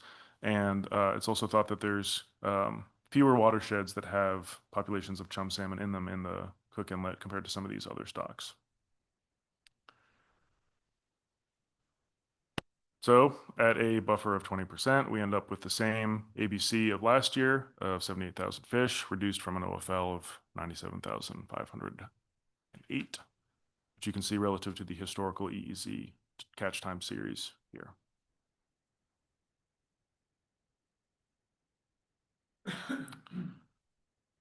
So to summarize, we cannot assess overfish status for chum salmon, but there's no indication of overfishing in 2025. For 26, we once again recommend a tier 3 designation, OFL of 390,000, preseason OFL 97,508, reduced by a buffer of 20% to 78,006 fish. Wrapping up, sorry. Andrew, go ahead. Sorry, thanks. Just one quick question. I noticed that in the SAFE report and then also on your presentation here, you've got two different values for the OFL pre, and I think it's just a transposition of the 0 and the 5. So is it 97? Entirely possible, yeah. Thank you for catching that. I thought I caught all those little errors, but there's always one left behind. Yeah, if I'm correct, believe it's supposed to be 97,508, Okay. I think. But I guess just, yeah. Yeah, thank you for that correction. We'll correct that in the final save.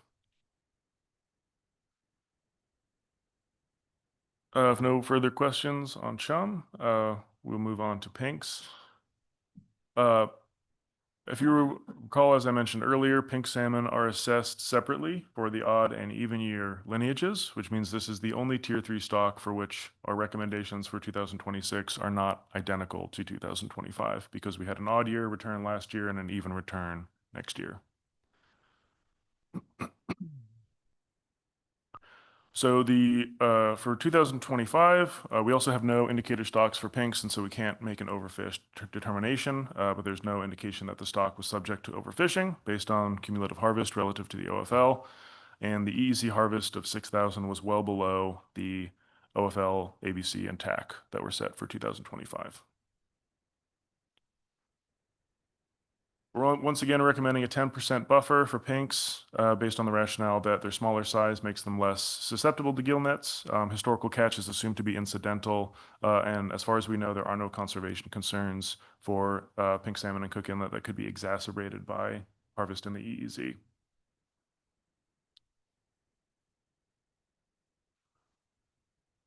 At a 10% buffer, the preseason OFL of 141,000 is reduced to an ABC of 127,000, which you can see relative to the historical time series of EEZ catch in the figure here. So to summarize, we cannot assess overfish status for pink salmon in 2025, but there's no indication that the stock was subject to overfishing. For 2026, we are once again recommending a Tier 3 designation. The OFL for even year pink salmon is 282,813 fish. With a preseason OFL of 141,000, that is reduced by a buffer of 10% to 127,000.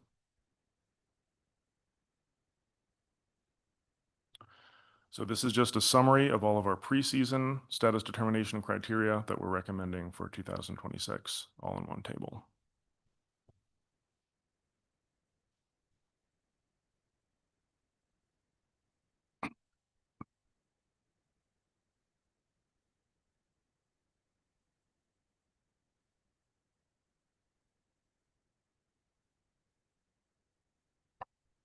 Sorry, I got Martin. I'm keeping an eye on my blind spot over here for Andrew. Don't quite know how to do that. Thanks. Yeah, just the idea of sort of adjusting everything to average 25%. I just had thought about just the most straightforward thing, just a proportionate adjustment. So you would just take the ratio of that to 15% and apply that to 20%. Do you see any problems with doing that, or is that seem reasonable to you? I mean, it does, partly it's just this sort of sense that, you know, we're having, and of course we probably would have to think about coho separately and as a special case, and that would be sort of how I would think about it. And I'm just maybe check in with you to see what your thoughts are on it. Through the chair, yeah, thank you for that question. I think that makes perfect sense to me. Coho was kind of my reservation when I sat down to do those adjustments and looking at when you already have your buffer at 75% and the SSC recommended it down to there from 90% last year, adjusting it back up based on the scaling between 15 and 25% seemed problematic. But yeah, the scaling that you recommended, I think that makes perfect sense for all the other stocks. Jason. Yeah, a question actually about the workshop from last year do you know is there any plans for another one this year, or do you have thoughts on that process? If it was, I mean, you said it was helpful, but I guess I'm curious if you have additional thoughts, if that's something that you're thinking about for the upcoming year. Through the chair, as far as I know, there are no current plans. I don't see why there wouldn't be one. I just think maybe it's not on anyone's official planning yet. It was very helpful, and I think especially if there's going to be kind of changes to potential scheduling next year in terms of when Cook Inlet gets taken up by the SSC, it would be very useful to have a kind of review of methods earlier, because we're kind of constrained by when we can produce harvest specs based on when data become available, but we can review methods at any time. And so that's where kind of a workshop or a plan team could be really useful, is having an opportunity to get kind of the methods and approaches all ironed out. And then when data become available, produce the harvest specs for SSC reviews. So I think a 2-meeting format, whether that's a workshop or a plan team, where the first meeting is aimed at reviewing methodology and the second meeting is aimed at reviewing harvest specs, would be a very useful approach moving forward. I see Diana's got her hand up online. Go ahead, Diana. Yeah, just to echo Lucas's comments, I think that if the SSC had any recommendations along those lines, that would be super helpful. Obviously, we're looking for direction. We're trying to do the best we can. We don't have a salmon plan team for Cook Inlet, so we're kind of a little bit ad hoc, but trying to provide the best direction we can to the stock assessment authors. So any feedback that SSC has on that would be really helpful.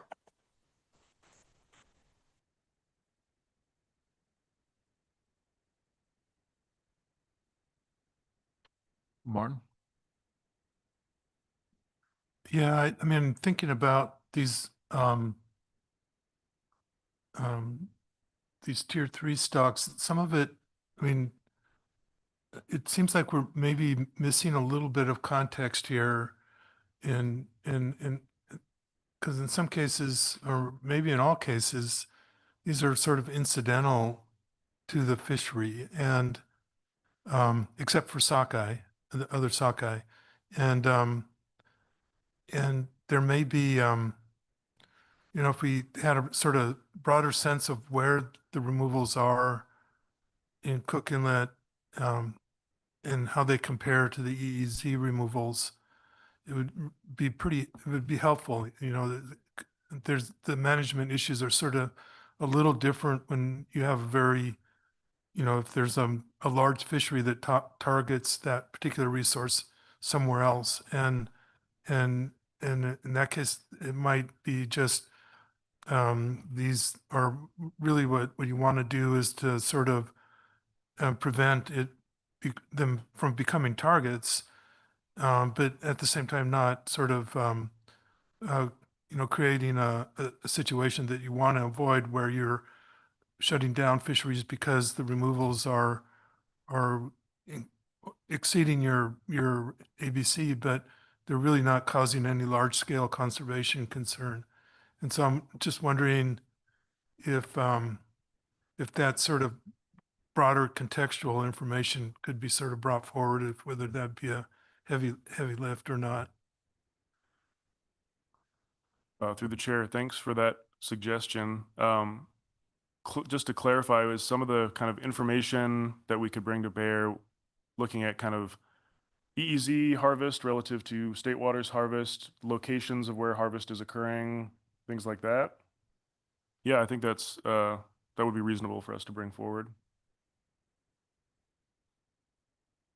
And if you could, sorry, through the chair, if you could summarize that in a recommendation for next year, that would be helpful.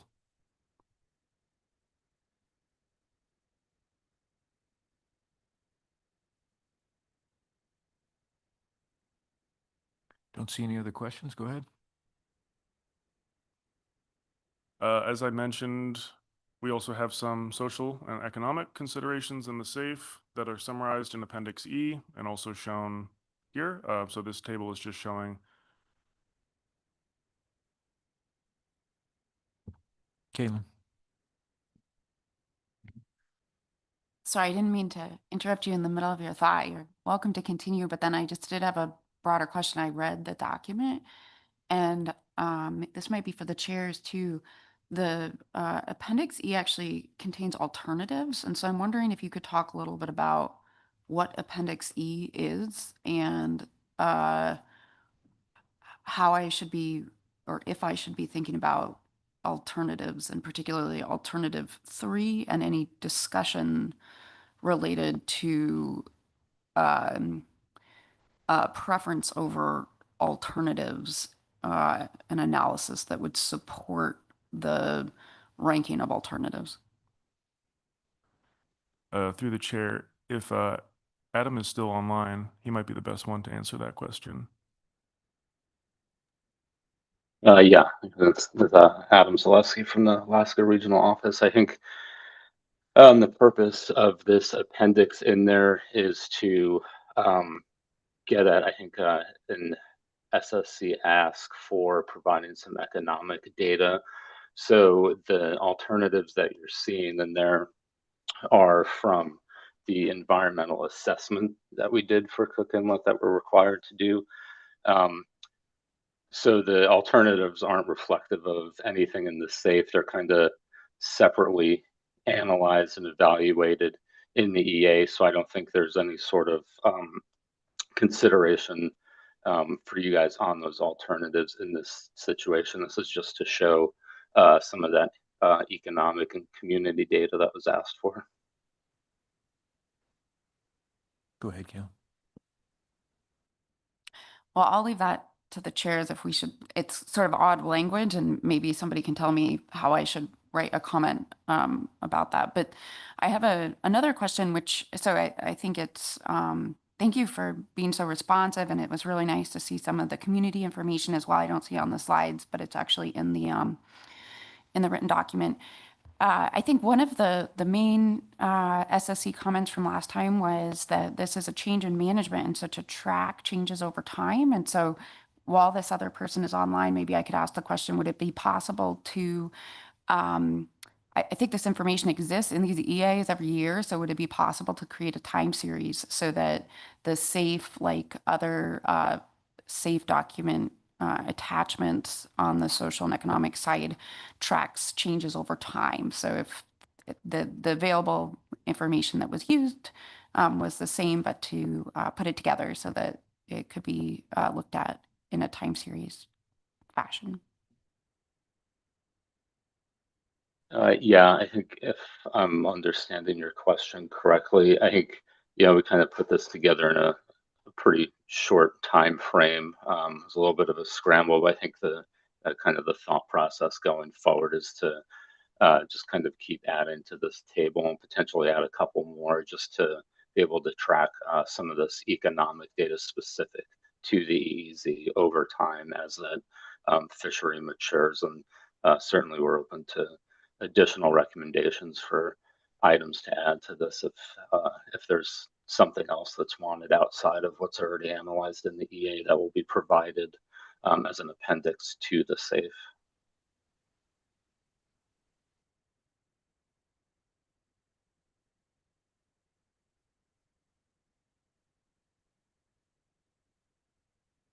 Yeah, go ahead, Rich. Yeah, thank you. For the record, Rich Brenner with National Marine Fisheries Service. If I could just add to that, another consideration I think that we're starting to look at, and thank you also, Kaylin, for your questions. We're starting to look at, the fishery as a whole, of course, and we're looking at what the state also is providing in its very complete assessment of this fishery. So, I think in the future, we'll try to complement the state information, both in the annual management reports and also maybe in some CFEC reports. What you see really in the SAFE, to our knowledge, is what we have in terms of social and economic data, and number of fishers, processors, where they delivered. But we would like somebody to be able to see a complete assessment, of the fishery, both for the state components and the federal components. And in the future, we just hope to align those better and make sure that somebody gets a complete picture. Thank you. Jason? Yeah, maybe a question. My understanding of the social econ component of the SAFE was that was to be built out separate from the EA, but it feeds into the information in the EA. So maybe you can clarify, those alternatives aren't, maybe really don't belong in the safe. They're maybe in the EA, is that correct? And that maybe looking forward, we should be thinking about this more as a typical social econ component on this particular group of stocks. Is that fair? Through the chair, Jason, yes, thanks for that. Yes, in the future, we hope to present the table as a standalone. We did have a considerable furlough, and in order to gather the information in a timely fashion, we simply took there's an accompanying NEPA document, which is the EA, and we simply copied that out of the EA, put it into the safe this round. But yes, we can certainly do that as a standalone in the future. Thank you. Caitlin? And then to be crystal clear, so we could say something in our report, Jason, like will not comment on any text related to the alternatives that are presented in this appendix.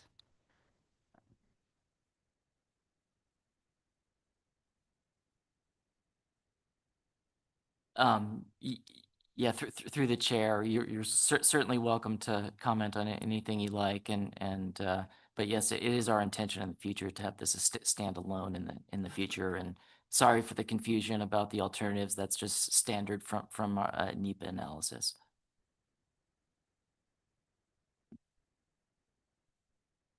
Sherry? So for some clarity for Kaylin, yeah, I think we were not asked as the SSC, we were not scheduled to review the EA RIR. And so since we weren't, I also will assume that we were not planning to comment either on alternatives, whether they were scientifically supported or any of that. And so I think we can make that statement.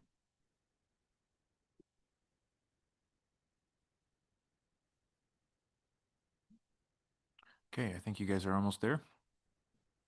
Yeah, so this table here is just giving a summary of ex-vessel value for each of the species in the EEZ for the 2 years of EEZ federally managed fisheries and the EEZ that we have had, and also kind of as a percentage of total EEZ catch by species as well. And this table is included in the SAFE. And then we have some facts on total ex-vessel value, number of permits, and then also kind of landings by port. And again, this information is also summarized in Appendix E as well. And yeah, and if there's any additional economic or social information that the SSC can recommend that we include in future years, we'd definitely be interested in hearing that and improving on this in the future. But that, I think we will wrap it up here. Excellent, thanks. I realize we're in need of a morning break, so I just want to check and see, do we have many questions left for the authors? I'll say it's 2. All right.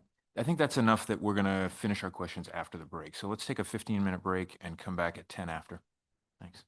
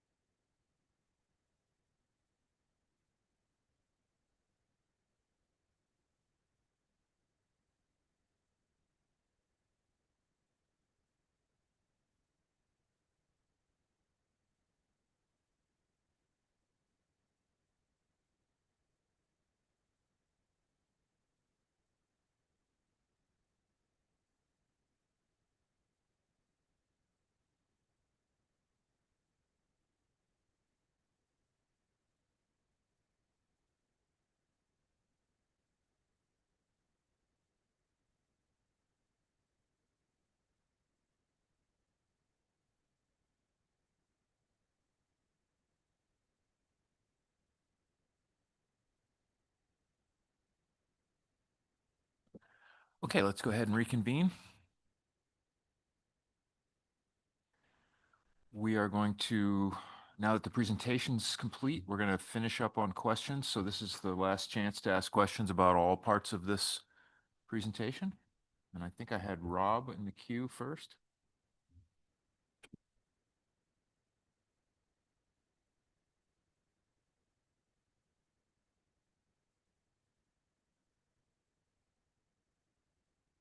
Great, thanks. Yeah, thanks very much, Lucas, for this presentation, and it was super helpful for me. And thinking about the, I guess, what more information there might be for risk table and kind of assessing, coho stocks around the Gulf of Alaska. I was just curious. A few years ago, we did an analysis and included pounds harvested. That was both state. The state and the federal contributors were able to provide for us for different species harvested around the Gulf of Alaska, from Kodiak, Prince William Sound, Copper River and aggregate, et cetera. It seems like if that would be available, that would be helpful to kind of see how stocks are looking around the state, or around the Gulf, sorry. And then also, because we did see some pretty striking differences between Eastern and Western Gulf in some of those trends. I'm just curious, I don't know if you're the one to answer this, but would that be a reasonable ask to include? Through the chair, yeah, thank you for that question. If I'm not mistaken, isn't a lot of that information currently summarized in the ESR, the kind of salmon landings across the state? If it is, I imagine it would be relatively straightforward to incorporate that into our risk table. If not, I know that the state does produce summaries like that. I imagine we could include that in our data request for next year to have kind of broader information that they could provide that we could incorporate into the risk table. Thanks.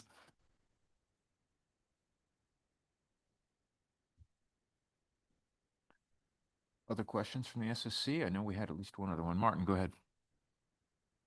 Yeah, this is maybe,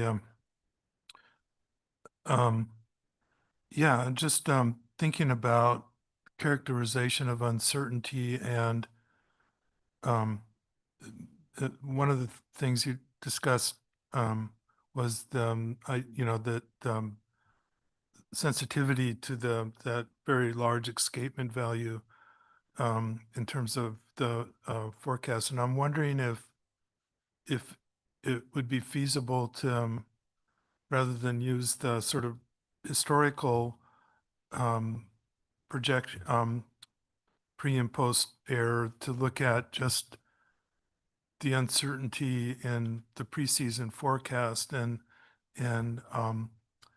presumably that would reflect better sort of situations where because of what's just happened, is more or less uncertain, whether that would be a better sort of uncertainty metric to use in thinking about the appropriate buffer. And it seems like that would be pretty straightforward to do, because you have the full posterior distribution. And so any kind of summary of that uncertainty that seemed that adequately characterized that uncertainty might be a more robust. I'm just trying to see if you've thought about that and whether you think that would be feasible. Through the chair, yeah, thank you for that question. If I'm understanding correctly, you're talking about kind of the posterior distribution of the run size forecast, not the preseason OFL that was presented on. Would be the whole posterior. I mean, you have the posterior distribution of the OFL, and so it would be the sort of an uncertainty statistic based on that. Oh, I see. So through the chair, maybe like some estimates of like the variance associated with that posterior, the quantiles, how broad, things like that. Yeah. Okay. Yeah, that would be straightforward to bring forth.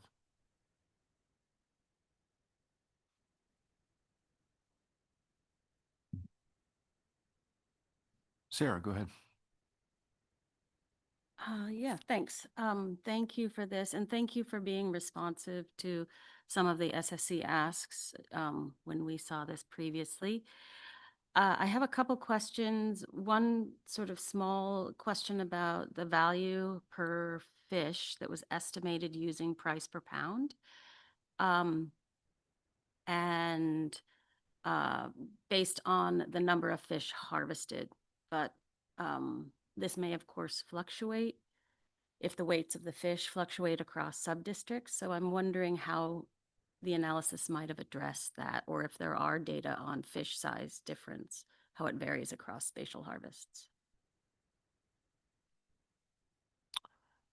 Through the chair, if Adam is still online, he might be able to provide some context there, as I think he did those analyses, and it also appears that Rich is materialized to my left, and maybe he can help answer that as well.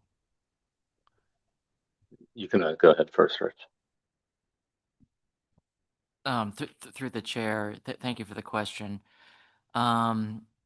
Yes, I do believe it makes the analysis makes the assumption that numbers that the fish would be of some average size, and we've translated that that average value per fish from the state's preliminary economic data to the for X vessel value to the federal data, making the assumption that the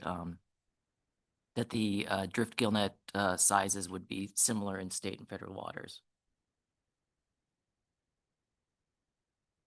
Thank you. I have a slightly different question. Should I? Yeah, go ahead. Okay.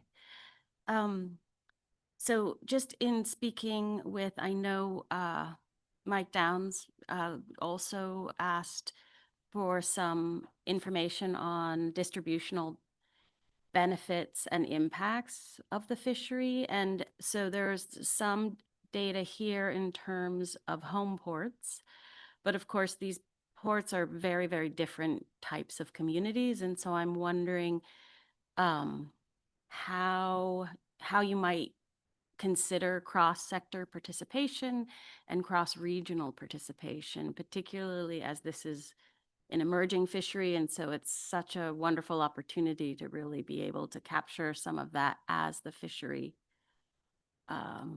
continues to grow.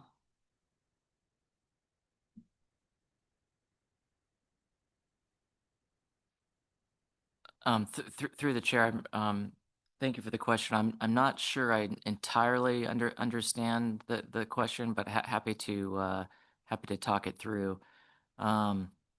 What you see is the of course we showed a breakout of deliveries by community. I'm not sure that we have ready access to like finer scale breakouts than that, but maybe if Adam has any ideas, then he's welcome to add to that. Yeah, thanks, Rich. Yeah, I think as Rich pointed out, we can break out landings by weight among home port and processors, but we had contemplated going to a finer scale by looking at where individual participants were, were registered from, but a lot of vessels and permits are registered not necessarily for where those home ports are. So I think as the fishery continues to develop and we get more participation and hopefully broader participation from within the Cook Inlet area, then we can kind of start doing some of those analyses and provide a little bit more context on sort of the community level effects there. But I think right now, with 2 years of participation and relatively static participation with between 200 and 218 permits making landings, I think that's something we're going to have to continue to develop and analyze as we mature in this fishery a little bit. Hopefully that helped answer your question a little bit. Thanks. And just one follow-up question on that. I think there was some mention of tribal fishery initiatives, and some of the early feedback with this was to track that evolving process. And I'm just wondering if there's an update on that process, or if there's any collaboration? Through the chair, thank you for the question. Yes, we had several meetings with tribal partners in 2025, and we're going to keep the discussions going in the coming year. That's as much of an update as we can provide right now. Thank you.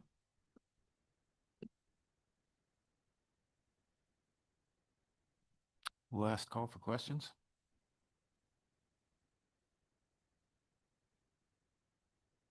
Okay. Well, thanks to the SAFE team and council staff for walking us through that information. We are now going to move into public testimony.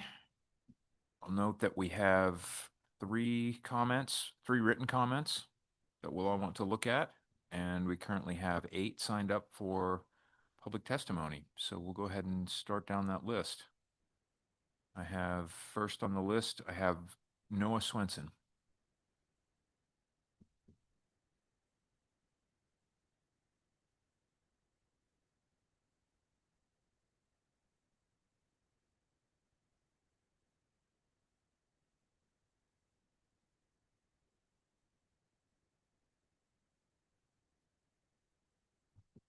How about now? Okay. Good afternoon, SSC members. My name is Noah Swenson. I was born and raised in Homer, Alaska. I'm a first-generation commercial fisherman. I've fished all over the state for over a decade, and I have been a captain in the Upper Cook Inlet drift fishery since 2024.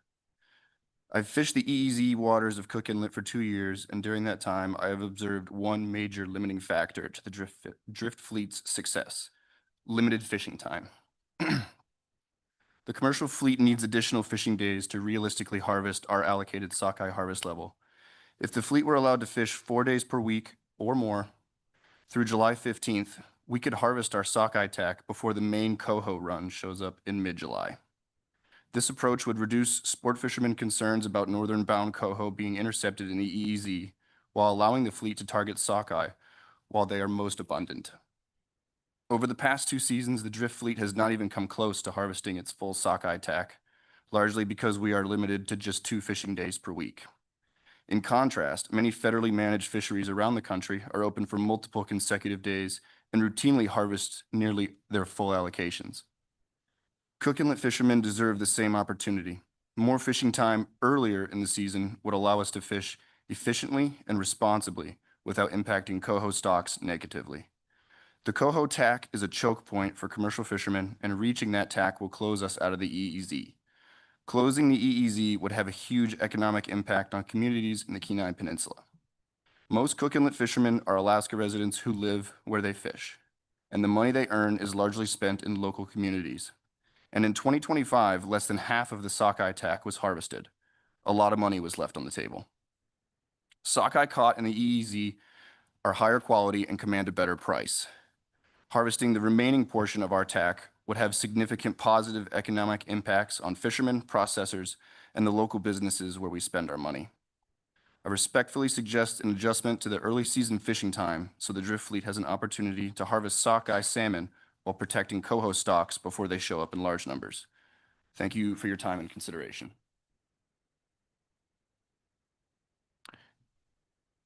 Thank you for your testimony, Noah. Do we have any questions? Okay, thanks. Oh, I'm sorry. Curry, go ahead. Noah, if you wouldn't mind taking one question. Sorry about that. Noah, thank you for your testimony. I'm wondering if you could just describe for me kind of when you tend to see an increase in coho catches in the EEZ relative to when that transition from limited early season fishing opportunity to more liberal later season fishing opportunity occurs currently. To the chair, thank you. Usually, I don't see any silver salmon until the end of July, when we transition out of the EEZ. Usually when I start seeing silver salmon in the EEZ is when I start moving to state waters. Yeah, we really don't see them in the beginning. I would say early to mid-July, they start to show up and they get thicker towards the end of July. Thank you. Okay, thanks for your testimony, Noah. And next up, I have Dakota Allward.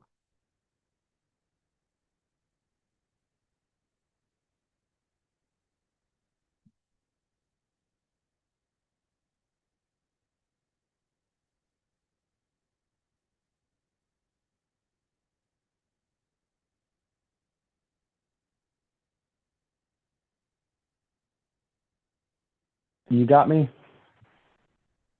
Can you hear me? Yes, thank you. Thank you. Thank you for taking the time to hear me today. Hello, SSC members. My name is Dakota Allward. Thank you for hearing my concerns today. I live in Homer, Alaska. As a year-round resident, a young commercial fisherman invested in the Upper Cook Inlet. I have heard concerns expressed from numerous fishermen on limitations in our fishery. I urge the council to consider lifting the restrictions on fishing federal waters and state waters for the same day. Other fisheries have both state waters and federal management that allow halibut and black cod fishermen to fish state and federal waters in the same day. Data from self-reporting is already required, so if we are following the federal methodology of trusting data from fishermen, why should Upper Cook Inlet fishermen have different mandated rules and restrictions? We are already required to have VMS on board our boat, so you're able to track and verify when we are fishing federal waters. It has been proven to work in numerous fisheries you currently already manage.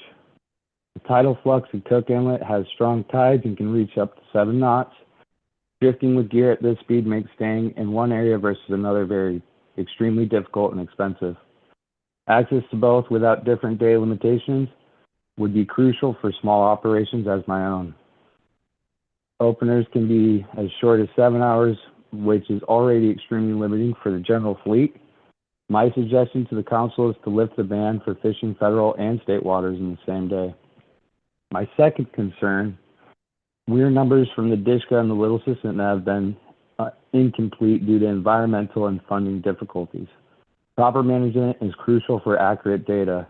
How can a supported argument on escapement be made with incomplete data?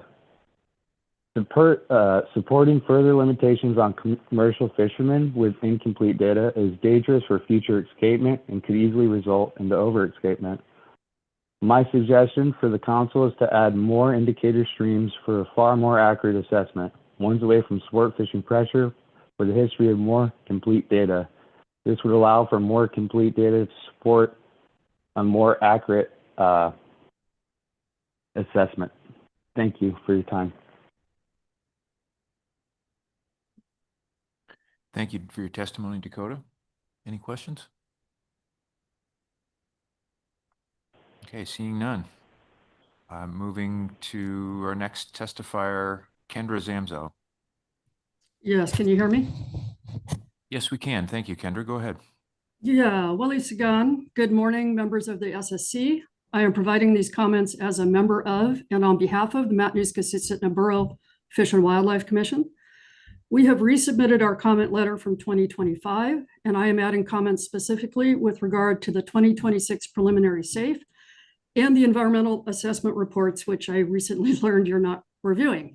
The NIB SAFE team recommends prioritizing future research to better characterize the abundance, timing, spatial distribution, and genetic stock composition of the coho salmon harvested in the EEZ. The Commission strongly supports this. Test fisheries are needed where northern bound fish are most easily differentiated from Kenai bound fish. And we support funding for genetic testing to distinguish coho stocks in Cook Inlet and build a data set that can compare indices for salmon headed to the Northern District. In Appendix E of the SAFE report, it says that participation, harvest, and value data for 2024 and 2025 are the only economic data available under present management with which the action alternatives can be compared. And I realize you're not looking at the EA at this time, but I think it's relevant. The SSC said they want to see more about the distribution of impacts, and that it's important to capture the changes in participation across commercial, sport, personal use, and subsistence, as well as the potential for new tribal fisheries initiatives. and we strongly agree with this. The EA, which the SAFE analysis was based on, specifically analyzes the impacts to the 2026 to the human environment of adopting the 2026 harvest specifications. And while the SAFE report considered the communities where fishermen landed catches harvested in the EEZ, they did not consider additional communities that are impacted. They would be impacted by alternative 1 that would close the EEZ, alternative 3 that would expand the fishing to the maximum allowed, and by changing buffer percentages. By considering only communities participating directly in the EEZ, there can only be negative consequences to closing the EEZ or substantially reducing the buffers. But there would be socioeconomic benefits to those who rely on salmon making it into the Northern District, including the set net commercial fishery, sport fish, personal use, and subsistence. While we understand determining the impacts of alternatives or the impact of different buffer percentages to these more northern communities would be difficult, we would at least like acknowledgement that we exist and were impacted by the decisions regarding the harvest in the EEZ. We support a 75% buffer for aggregate coho to be continued in 2026, given the continued low returns. We do understand that coho fluctuate, but we also understand there's these environmental impacts that we really don't have a handle on. And these impacts could be moving through the trophic levels and be observed this year and next year. We realize there are substantial funding and capacity issues to follow through on these suggestions, but we do encourage NIMS to move forward to the extent that they are able. Thank you for the opportunity to comment. Thank you for your testimony, Kendra. Any questions for Kendra? Okay, thank you again. Moving to our next testifier, we have Penelope Haas. Hello, can you hear me? Yes, we can. Go ahead, Penelope. Great. Thank you very much. I've really appreciated listening to your guys' conversation. It's clear that you guys have not such an easy job. And I just want to start by introducing myself. My name is Penelope Haas, and I am a commercial fisherman in the Cook Inlet drift fishery. I also have a small business called Stickleback Fish Company, which is a seed-to-table business where I value add the salmon that I harvest in my shop in Homer, Alaska. I want to just underscore that there are a lot of young folks who are moving into the Cook Inlet fishery, and we are counting on you guys to work together with us to try to improve management. I want to start out, I have my comments kind of broken down into some things that I'm hoping might be actionable in the near term, and some things that I'm hoping you guys can suggest to the council that need to be moved on for just the long-term management of the fishery. So I'm going to start with the scientific buffer on coho. I want to kind of reiterate something that I heard one of the members of the committee say, that I think most of our fishermen's concern around that scientific buffer is whether or not that buffer locks us out of sockeye harvest. Very few Cook Inlet fishermen actually really want to harvest coho due to the low price on the market that we're getting, but we are worried about being shut out of harvesting sockeye. I'm urging you guys to please bring this buffer down to something to 25 to 50%. I want to recognize that none of us want to overharvest coho, but there are real questions in my mind about the ability of managers in the EEZ to actually affect the escapements in the indicator streams. There are only 2 indicator streams, as you guys know, and that is a problem that I'm hoping in the long run we can fix. But in the short term, we have 2 indicator streams, and the numbers coming out of those indicator streams are far from reliable, as you guys have noted. And that is a real problem. And I just want to emphasize that not only are they sort of inaccurate, but if anything, we are getting undercounting. We're not erring on the side of counting too many coho. We're always going to be erring on the side of counting not enough coho. So the other thing is that I think very important is that we are only catching 20% of the coho in EEZ. The majority of coho are being caught farther north. And so even if you really ratcheted us down, like to the point of almost closing EEZ, you could very easily still have the coho problems in the Little Sioux and the Deshka that we're seeing today. And the last piece of this is that out of these two indicator streams, we can see that the Little Susitna has significant sport harvest.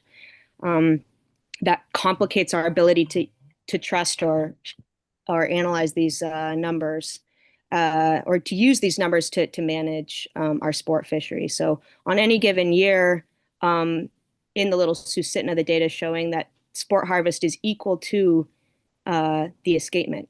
And that using that data to manage us is a problem. And in the near term, I'm hoping that you guys can hedge a little bit on your buffer and acknowledge that we've got problems with these numbers and that you don't want to ratchet down on the drift fleet too hard with so much uncertainty as the basis for that. In my short remaining time, I just want to highlight a couple longer term things I'm hoping you guys can begin to move on. I know that these might take a bit of time, maybe some of them less time than others, but I think that means we should start working on them now. I agree that we should be looking at lifting restrictions on fishing in state and federal waters on the same day. We want to be managed like other fisheries. And if you guys are concerned about sort of conflicting information, I think you can just err on the side of caution, and any set that exists in the federal waters can count towards federal harvest. I'm hoping that we can also, you guys can build in a tool that acknowledges that when we get too many fish up the Kenai or Kasilof systems, we start seeing diminishing returns of sockeye, and that is something we really want to avoid. So we have such a thing as overharvest, but we do also have to create a new category of something like underharvest. When we allow something like we did last year, this 4 million plus fish up the river, we can expect, the data shows we're going to expect reduced returns. And we should be, you all should be trying to create a mechanism to avoid that. With that, I will close and just say I'm open to any questions. Thank you. Thank you, Penelope. We appreciate your testimony. I see Curry's got a question online. Yeah, thank you for your testimony, Penelope. This idea or request to remove the restriction on fishing in EEZ waters and state waters in the same day has come up several times and in written public testimony as well. And I think one of the challenges that we all acknowledge is one of record keeping. I guess, what is your thought on how best those catches could be enumerated separately if fishing was allowed within the same day on both sides? Is it feasible to deliver multiple times? My recollection was that was not feasible. You know, I think the fleet would be willing to accommodate a number of possible things to try to ensure that you guys are feeling confident about the report harvest. So most people have separate bags where they keep their fish. And so we could it could be one delivery, but the bags could be separate. That would be one possibility. You could require that we, I would hate to do this, but if you were feeling really worried about it, require that we, pick up a set as we hit the line and then lay it out again as we keep drifting north, so that you are segregating those sets. But I am honestly a little bit confused about where the concern is coming from, because I'm sitting there, I write down where my set starts and where my set ends, and I write down how many fish I harvested and the weight. And as far as I understand, that's how you guys are monitoring what's happening in the EEZ. And I'm proposing that just stay the same, but that we be allowed to continue to drift north as the tide pushes us. Thank you.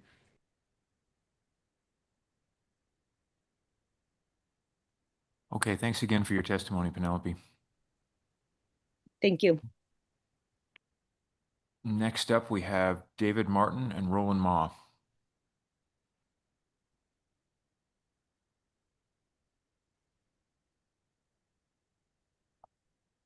That's supposed to be two different. So I'm David Martin. Roll them all. Be after me if that's okay, Mr. Chair. Sure, thank you.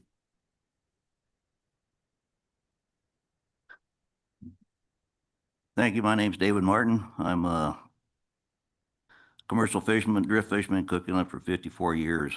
I am a member of several fishing groups and participate in the Council and Board of Fish process and president of UCETA. Once again, we're here to express the third attempt of an FMP Amendment 16 that is illegal to comply with the 2016 Ninth Circuit Court ruling as ruling and the 10 national standards of the Magnuson-Stevens Act as Amendment 12 and Amendment 17 were illegal. Amendment 16's definitions of the fishery and the stock of fish violate the Magnuson-Stevens Act because they are limited to only the EEZ. Fishery is a defined term that establishes the scope of an FMP amendment. The stocks of fish are the building blocks of a fishery. In Amendment 16, NIMS adopted new and improper stock definition of its fishery.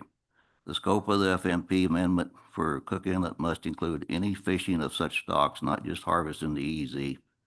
Nothing about the Act obligates to produce an FMP for a fishery requiring NIMS to exceed its jurisdictional authority to manage fishing and stocks in state waters. NIMS fails to set an OY for the fishery. It did not base OY on MSY, and it deferred to the state of Alaska in violation of National Standard 1 and UCETA 1. Amendment 16 also violates National Standard 2 and 3. Amendment 16 is not based on the best available science. NIMS fails to manage stocks as a unit throughout their range in violation of National Standard 3. We have been managing under Amendment 16 for 2 years now. How is it working? It has been a total disaster by wasting a valuable natural salmon resource, national food supply, national interest, national interstate commerce, and needlessly putting irreparable harm on the commercial fisheries and the sustainability of their salmon resource. The 2024 harvest fishery overescaped the sockeye by over $3 million. That's over $30 million first wholesale value and a loss of over 27 million high protein meals. In 2025, fishery overescaped sockeye by over 6.5 million. That's more than twice what the commercial harvest was. That equates to over 60 million first wholesale dollars and a loss of 62 million meals in sockeye alone, not counting the loss of other unharvested salmon species.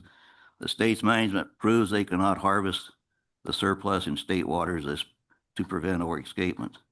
As a matter of fact, they're managing to increase overescapement. Drift harvest in the so-called EEZ has gone from 60 to 70% of their total harvest before the illegal FMPs to now only 3%. There are no overfished salmon stocks in Cook Inlet. There should be no buffers. The fishery was a 4 to 6 million commercial harvest when it was managed for MSY. It is now a 1 to 3 million harvest, not because of lack of salmon, but from the intentional mismanagement. In 2017, the commercial fishermen, state and NIMS had several meetings to develop a lawful FMP to comply with the Magnuson-Stevens Act 10 national standards as ruled by the Ninth Circuit Court. The committee members then agreed that an FMP for anadromous salmon, a defined term, was different from bottom fish and shellfish. Salmon abundance varies from year to year. To manage the salmon fisheries for maximum sustained yield, the proven management is abundance-based management. This is management in real time for openings and closures. More salmon, you fish more. Fewer salmon, you fish less. That's the only proven method for harvesting the surplus salmon and achieving MSY escapement. Gross overescapements is a double whammy. You lose the harvest from that year, and the gross overescapement produces small returns. At the committee, it was stated that tax make it impossible to manage for MSY and therefore the other 9 national standards. The requirements for VSM logbooks and can't fish in state and federal waters on the same day was arbitrary and did nothing for management, and it now seems only to be a hardship and punitive ruling on the fishermen, resulting in low participation in the EEZ. Under Amendment 16 and the state's mismanagement, The second largest fishery in the state is going out of business. The SAFE report states there that overfishing did not occur in 2025 and that the stock is not overfished. Nothing was mentioned about the waste from gross over escapements. This council and NIMS continues to support illegal and failed FNPs. How many millions of salmon are you going to allow to be wasted and to continue the irreparable harm on the commercial fishery and the salmon stocks? The fishermen have designed an FNP that is designed using past state data and catch and time and area openings when the fishery is managed for MSY. This is not difficult, but you got to want to manage for MSY. Thank you, and are there any questions? Thank you for your testimony, Mr. Martin. Just so that we can clarify in our minutes, were you testifying on behalf of UCEDA or on behalf of yourself? Myself and the United Cook Inlet Cook Inlet Fishermen's Fund. It's another fishing organization that I'm on. So, okay, thank you. 54 years of experience. You wanted to ask questions. I'm not seeing any questions, so thank you again for your testimony. Okay, thank you. And even though it was on the same sign up, we will go ahead and take Mr. Roland Ma as well.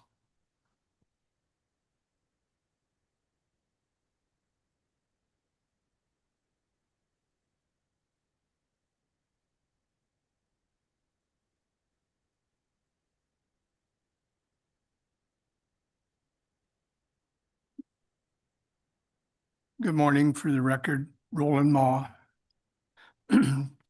commercial fisherman in Cook Inlet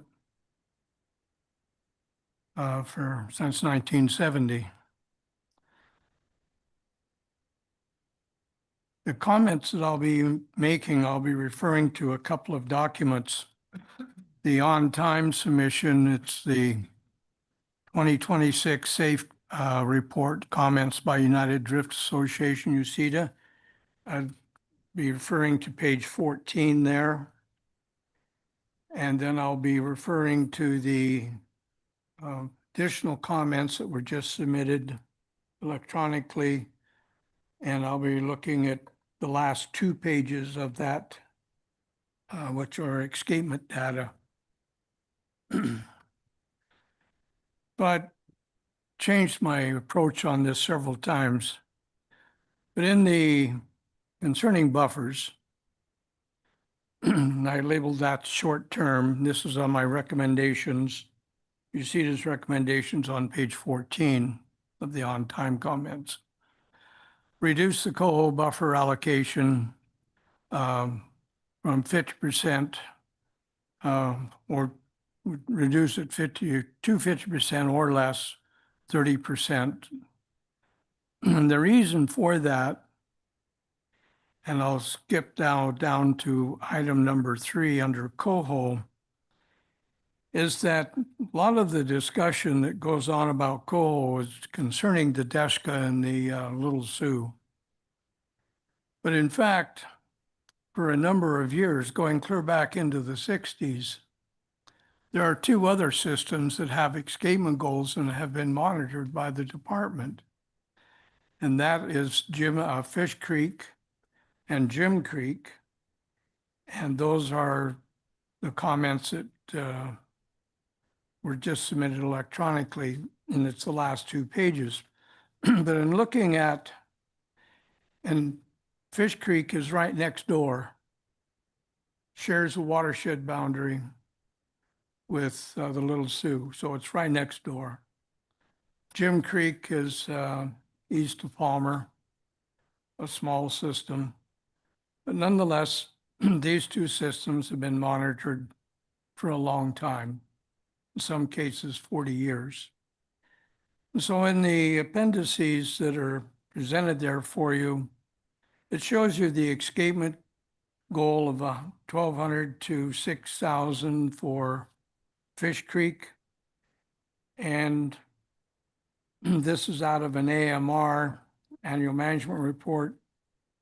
But 2005, 47 days in 2024, the weir didn't operate. So we're not including that data. You can see the escapements of 15, 34, 31. Matter of fact, you have to go quite a ways back in that historic escapement. And when you do that, you do kind of do a numbers count, 28 of the last 30 years, they've met their escapement goal. But yet it's not included as an indicator. I suggest it's a long time series. It's pretty good data. Why not include it? It adds additional insight to what's going on with coho. And the other one is Jim Creek. You can have an escapement of 250 to 700. It's a small system. But again, you look at the escapements, 450, 376, 378, and then you go back in time. By and large, except for 2020, the escapement goal and 2019, escapement goals have been up and down and around, but not bad shape. So I would recommend that when you look at indicator stocks for coho, you look at all four. Because the picture you get from the Desca and the Little Sioux is quite different than the picture you get from Jim Creek and from Fish Creek. And so I would give that to you as a recommendation. Second thing on cohos is that we re-examine the application of these so-called index streams, and it's in our written comments. What does the Little Sioux or the Desca have to do with what's going in the Kenai or the Kasilof or on the west side of Cook Inlet? That's never been looked at.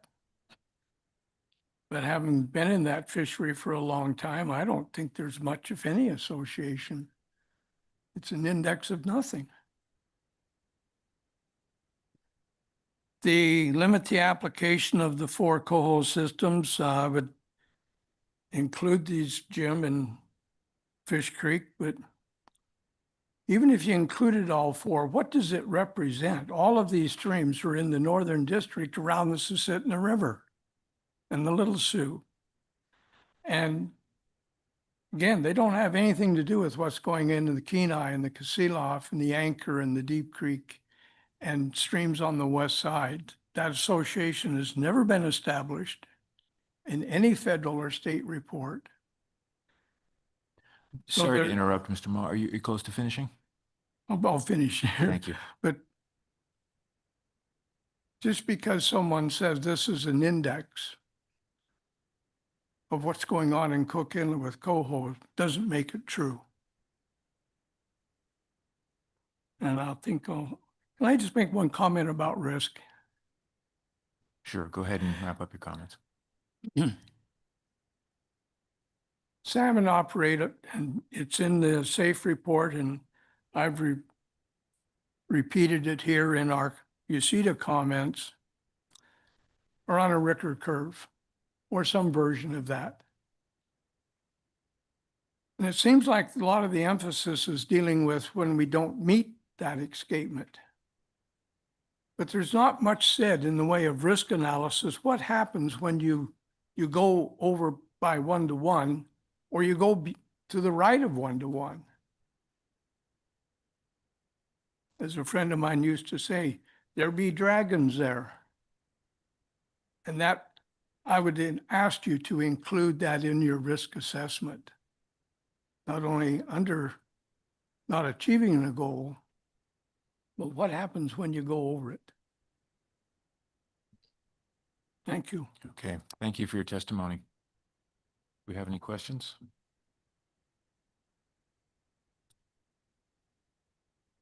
Okay, seeing none, thank you again. Thank you. I'm sorry. Curry, we seem to have a delay. We do have one question. Go ahead, Curry. All right, my apologies. I need to be quicker on the draw. Hopefully Roland is still at the table and available to answer questions. Yes, I think so. Go ahead. Given your experience in this fishery since the 70s, in both written and oral public testimony, we've heard a lot about the restrictions that are in place that are limiting the ability to meet the EEZ TAC. And so a few of these are early season fishing opportunity. Some of this has to do concern with going over the coho TAC. What do you think are the biggest factors that are limiting the ability of the fleet to capture the potential TAC for sockeye within the EEZ waters in the last couple of years?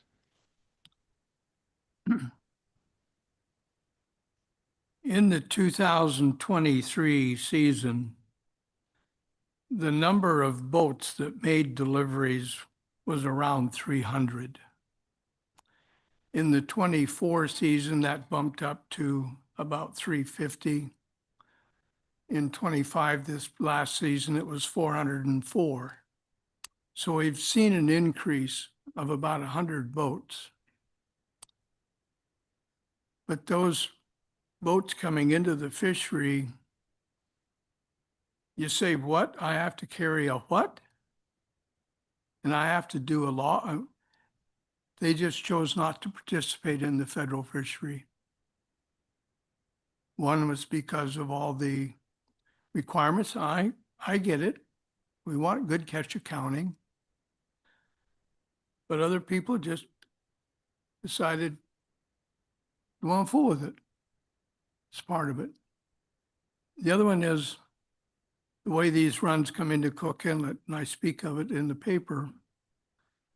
The last 2 years, it's been a very predominant east side run coming up the Anchor Point and Nilchik Beach.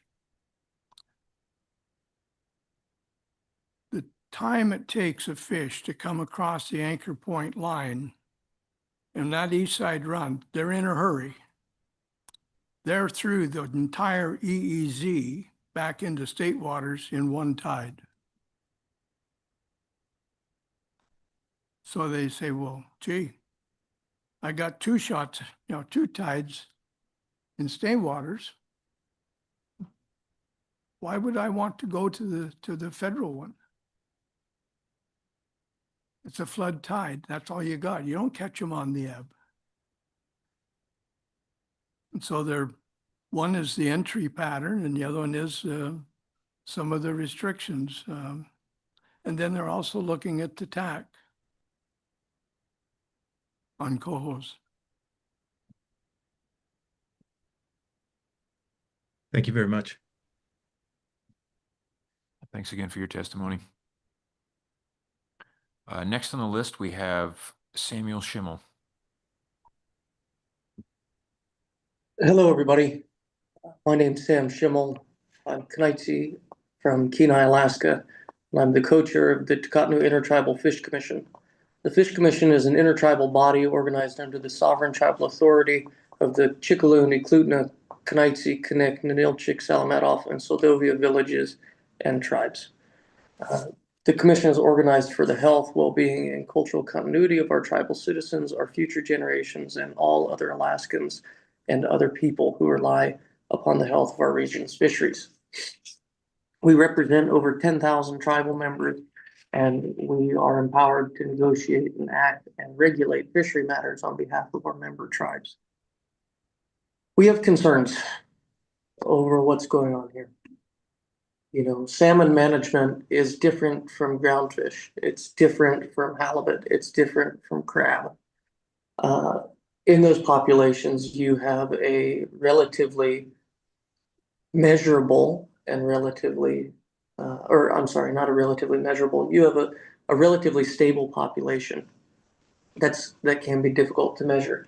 Salmon, you have an incredibly unstable population. There's large fluctuations in run size, but you can count them very easily because they all come into a river where you can have a sonar system or a weir. So management systems that are used for groundfish or crab don't map onto proper management for salmon. And this is the case with contemporary management regimes with other national fishery management councils.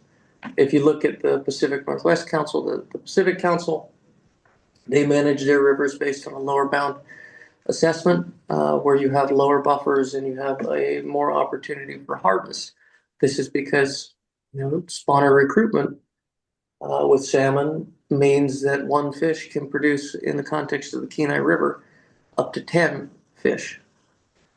So when we see the buffers being suggested at the 50% mark for Kenai River sockeye, that's of concern for us because it means that there's foregone yield. National standard number 1 requires that fisheries be managed to have the maximum output while also making sure that there's no negative impact to the ecosystem of the fishery as a whole or to the population stocks. In our culture, you talk about commercial fishing for 54 years, Dr. Ma does, and as well as Mr. Martin. Our people have been here for 15,000. We managed the resources that were in the inlet judiciously and carefully. And that meant that there was a certain number of fish that had to be caught out of the rivers. Otherwise, the run size would plateau or you could see large declines. That's something that has been passed down in our traditions. And so if there isn't adequate opportunity for harvest, we will see those hard times come again. So what we're asking for is a further reduction in the buffers that are placed on the Tier 1 sockeye stocks. Essentially, we want to see more opportunity for harvest of Tier 1 sockeye in the EEZ. Now, I know, Mr. Ritchie, you brought up the issues with full harvest of the TAC. We as tribes, we supply an answer to your question, and that is let us be part of this fishery. There are a number of uncaught fish that are going through the EEZ. The total harvest is, right around 60% of TAC. We won't be taking fish away from anybody if we're able to fish, and we want to work with UCEDA to make that happen. We want to make sure that our rivers are protected and that our freezers are full. We're not trying to engage in a commercial fishery. What we're just trying to do is make sure that people's freezers and smokehouses are full. That's why we want to see the resource respected, the buffers reduced for the sockeye. And we also want to see, you talked about the issues with the DESHCO weirs. Those weirs in particular have been used strategically. There's been a strategic non-collection of data that's been used to target other tribal fisheries, particularly on the west side of the Cook Inlet with regards to in-state subsistence. We want to see better management. We know that that's difficult, but we're willing to step in and help out if you know how we can be a part of making that right. So with those are our comments, and we're open to questions. Thank you for your testimony, Mr. Schimmel. Curry, I'm giving you an appropriate pause to put your hand up if you have any questions. Okay, seeing none, thank you again for your testimony. We will go now to Ravel Russell.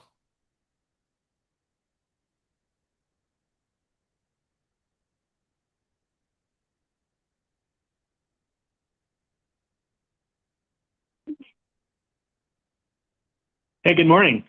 Can you hear me okay? Yes, good morning. We can. Go ahead. Okay. Yes, my name is Ravel Tab Russell. I live in Homer, Alaska. I've been commercial fishing since 1994. I've drifted Upper Cook Inlet as a permit holder since 2009. By no means I'm a fishery scientist. I don't get all the formulas, all the squiggly lines. I do appreciate the complexities of trying to set a TAC for salmon compared to other groundfish species. I've been involved in this fishery for over 30 years, and I still don't get all of it. And on a side note, trying to harvest fish in the EEZ, to say the least, is a humbling experience. Having said that, I would like the SSC to reconsider the 75% buffer for coho.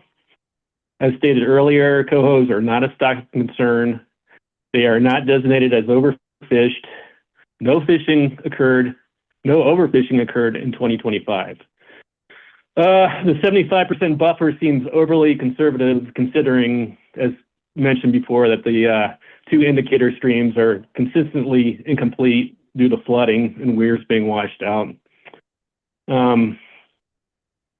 Having said that, I think a 50% buffer would be a better balance by giving us more opportunity to harvest sockeye while remaining consistent with the national standard one. And that's all I got. Okay, thank you for your testimony. Do we have any questions?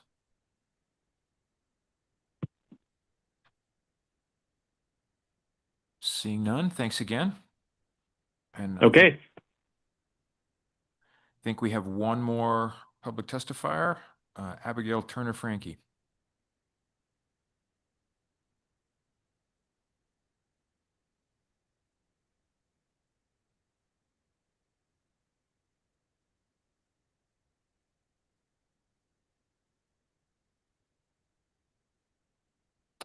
Not online, okay.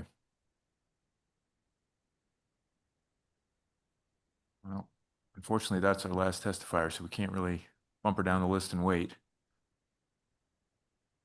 So I guess we will just move on. I will note that the NPFA did submit comments under the council's agenda, I believe.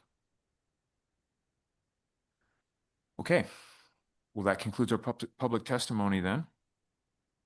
I think we'll now move into our SSC discussion. As I mentioned at the beginning of this agenda item, we're going to try to divide this discussion into 4 sections, realizing that we may have a little bit of overlap between the sections and we may need to loop back and correct or modify things as we work our way through.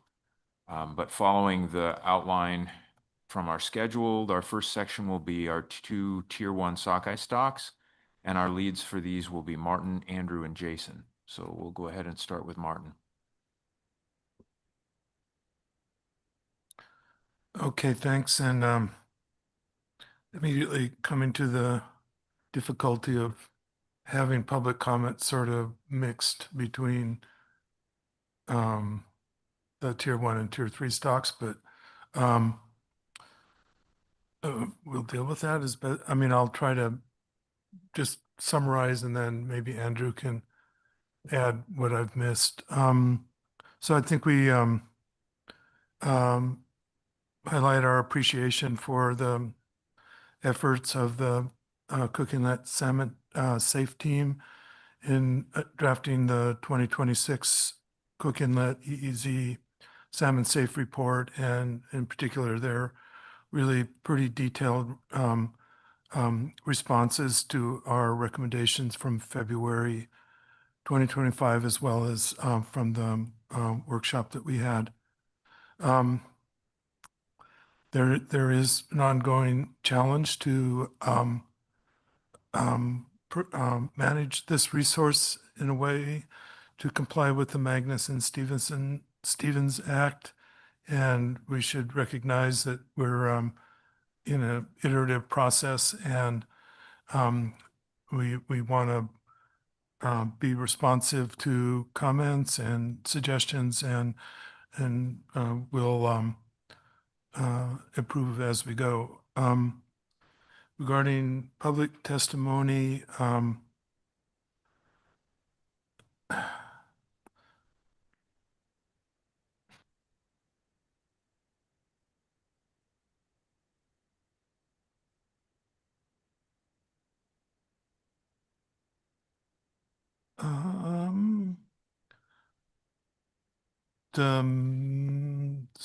sort of ongoing concerns about how the stock is defined, and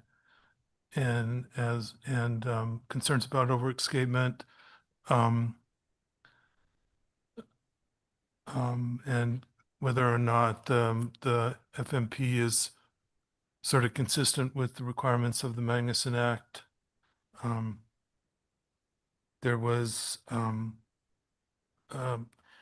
Martin, sorry to interrupt you. We just found out that our last testifier was actually online, but we were having some technical difficulties. You want me to just pause? Yeah, if you could, please. We're going to just pause. This is a little bit out of order. But since she was last, we didn't have the opportunity to wait and try to clear it up. So we will go ahead and just loop back to public testimony. Sorry, Martin. I'm sorry about that as well. Thank you very much for the opportunity to speak. My name is Abby Turner Frankie. I'm the project coordinator for North Pacific Fisheries Association, NPFA. We represent more than 60 independent commercial harvesters, their families and crew members, mostly based out of Homer, many of whom participate in Cook Inlet salmon fisheries and are directly affected by the interaction of TAC levels, regulatory structure, and the timing of management decisions. Our concern is that the proposed application of a 75% buffer between the OFL and ABC for coho salmon risks compounding precautionary measures in a manner that may foreclose harvest opportunity without a corresponding conservation benefit, contrary to the objectives of the Magnuson-Stevens Act, MSA, and the Salmon FMP. NPFA respectfully requests that the SSC and Council adopt a smaller OFL to ABC buffer for Cook Inlet EEZ coho salmon that remains precautionary while avoiding premature fishery closures driven by compounded precaution rather than conservation necessity.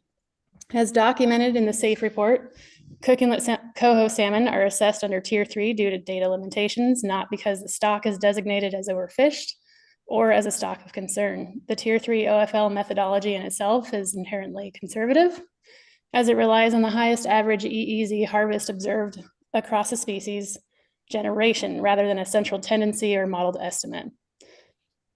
Against this already precautionary OFL, the application of a 75% buffer substantially constrains the resulting ABC and TAC. While NPFA recognizes the need for precaution under uncertainty, it is not clear why a buffer of this magnitude is necessary for this stock, particularly when compared to buffers applied to other Tier 3 stocks with similar data limitations. National Standard 1 requires management measures to prevent overfishing while achieving optimum yield on a continuing basis.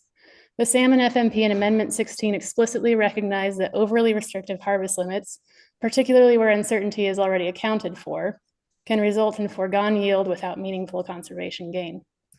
Given the absence of an overfished designation for Cook Inlet coho salmon, NPFA believes that a reduced buffer would more appropriately balance conservation objectives with the MSA's mandate to provide the greatest overall benefit to the nation, including economic and social benefits to fishing communities like ours.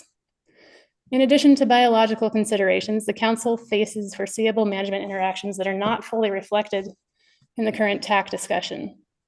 Proposal 186, scheduled for consideration by the Alaska Board of Fisheries in March of this year, would drastically reduce salmon fishing in Drift Area 1 of state waters. The proposal's acceptance for out-of-cycle considerations suggests a meaningful likelihood of adoption. If implemented, this action would likely displace fishing effort into the EEZ, increasing pressure on a relatively small federal coho TAC. Under such conditions, a highly constrained coho TAC could be reached early in the season, potentially resulting in EEZ closures driven by regulatory structure rather than biological limits. The environmental assessment acknowledges that TACs may be adjusted to account for management uncertainty and foreseeable interactions between state and federal fisheries. NPFA recognizes the challenging timing of state and federal decision-making. However, the potential for effort displacement and management interaction is foreseeable and relevant when evaluating appropriate harvest specifications. Taken together, a conservative Tier 3 OFL, a large buffer, and likely effort displacement increase the risk of premature EEZ closures unrelated to conservation. Such outcomes would reduce operational stability, concentrate fishing effort, and undermine the coordination between state and federal salmon management in the inlet. NPFA respectfully requests that the SSC and Council consider adopting a smaller buffer for Cook Inlet EEZ coho salmon that remains precautionary and complies with the MSA and Salmon FMP, better reflects biological status, assessment structure, and foreseeable management interactions. Thank you. Thanks for your testimony. Martin, I see a question. Go ahead. Yeah, I'm just trying to understand your argument that the approach where you take the maximum over a generation time is inherently conservative. And I guess the way I had thought about it, I mean, it would obviously be higher than it would be for a long-term average. And so in that case, wouldn't it be less conservative in terms of protecting the resource? Through the chair, thank you very much for that question. Unfortunately, I am basically reading these comments into the record and I'm unprepared for that question. That's no problem at all. I guess the other one, let's see if I strike out again. You talked about a potential state closure, and obviously we don't know about the size of that region or why the state is considering that closure. And I wondered if you could fill us in on those issues. Sure, through the chair. Without having a map and and a pointer and virtual, I guess the best I can describe it is District 1 is just north of the EEZ. It is neither the east nor west corridor. So essentially it's in the middle of the inlet, and you can see the EEZ, I'm sure, in the documents that you have. It's basically the next chunk north is District 1. So it is a considerable area.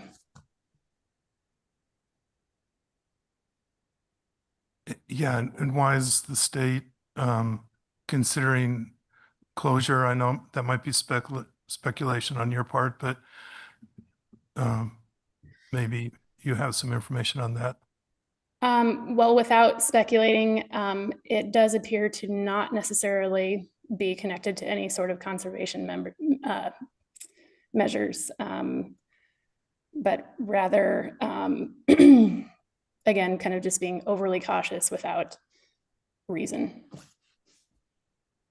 And it also, it appears to be like a more long-term decision, which gives, it's just a rigid, it would be a rigid change where regardless of run size, it would be closed prematurely and people wouldn't be able to harvest any of those fish. And I think we would see much, much higher numbers for a period of time, as was described in previous comments, in the rivers. And then who knows what happens after we plug them year after year.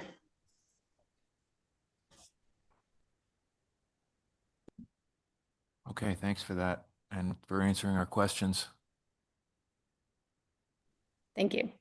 Yes, I think we will now officially close public testimony. And sorry about that interruption, Martin. If you can resume in midstream or recap as you see fit. Okay, well, there was, as we just heard, considerable comment about the 75% buffer for coho, and there was most of the public comment, I would say, except for one, was supported reducing that buffer to a lower value to avoid unnecessarily constraints on the fishery. There was one public comment that actually did support the buffer. And so it was a little mixed, but by and large, it was pretty strong public testimony for reducing the buffer. Some other sort of general comments about how salmon management is different than other federally managed fisheries, and the sort of approach of setting, not being able to conduct sort of in-season management, but rather sort of the setting an OFL at the start of the season has some sort of inherent difficulties.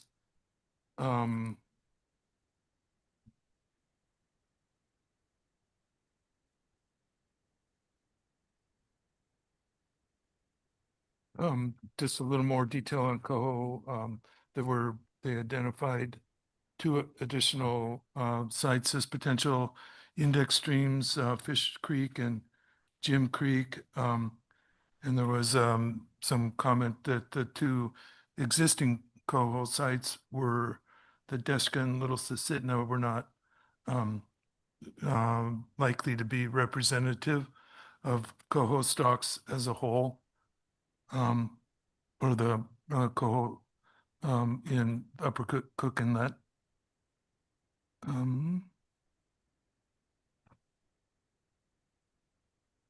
Okay, I'm sure I'm missing a few things, but hopefully Andrew can fill in. Sort of getting back to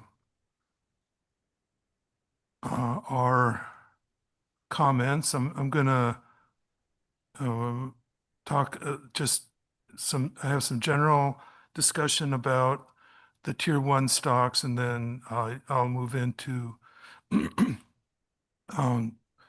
specific discussion of the individual tier 1 stocks. We again sort of have to identify the challenge of trying to review methodology at the same time we're setting specifications. This time around, there were 3 changes. First was the change from the adaptive ARIMA approach to a Bayesian AR1 model to forecast the OFL. The Bayesian framework allows probabilistic evaluation of the uncertainty of the OFL to allow to sort of motivate the setting of a ABC buffer. The second change was to use 25 years rather than 10 years to calculate the median symmetric accuracy statistic. And the third change was to model the state harvest fraction with a beta distribution rather than a time series approach. We should endorse these. I think the SSC should endorse these changes as being responsive to previous SSC requests. I think we should request also that future salmon safes evaluate the effect of methodology changes as is standard for crab and groundfish assessments. And this comparison can be as simple as a plot of management quantities before and after the changes were implemented. We did see some analyses that were presented in the overheads that are in the PowerPoint presentation that were new to us at this meeting, and that presented a real challenge to sort of take those on board and fully understand what was being presented without having the benefit of that being in a document that we could review before the meeting. So I'd also recommend that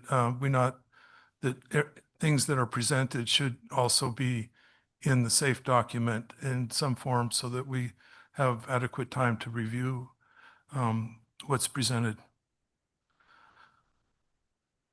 A couple of suggestions that the SAFE team might explore. One is to look at correlation between the run size for Kenai and Kasselov sockeye, that it seemed, at least on the surface, that there was some correlation between the two, and there might be a potential for improving the forecast accuracy if that autocorrelation between the 2 time series is taken into account. I was also curious, I don't know, I haven't seen it looked at, but it might be useful to look into whether there is correlation between run size and the state's harvest fraction. I guess intuitively you would expect that to be negatively correlated. So when you have a strong run size, the state's harvest fraction of that run would decrease, but didn't seem to happen last year, so maybe that's not as an important thing as it might be, but it does seem like, again, that would provide an opportunity to improve the forecast of the OFL.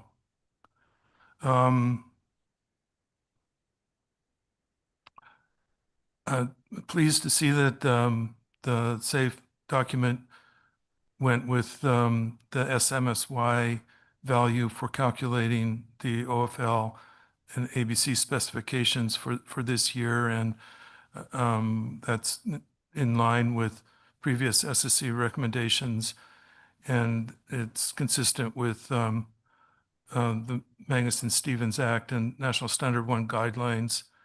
If we fully utilize the OFL, it should result in a harvest of close to MSY and stock sizes that average SMSY, but varying both in above and below the SMSY level. The SAFE team recommended using the median symmetric accuracy of the OFL forecast error for the ABC buffer. And I really appreciated the mapping of that value into the P-star space, and that I think really helps us understand where it resides on sort of the spectrum from greater to less precaution.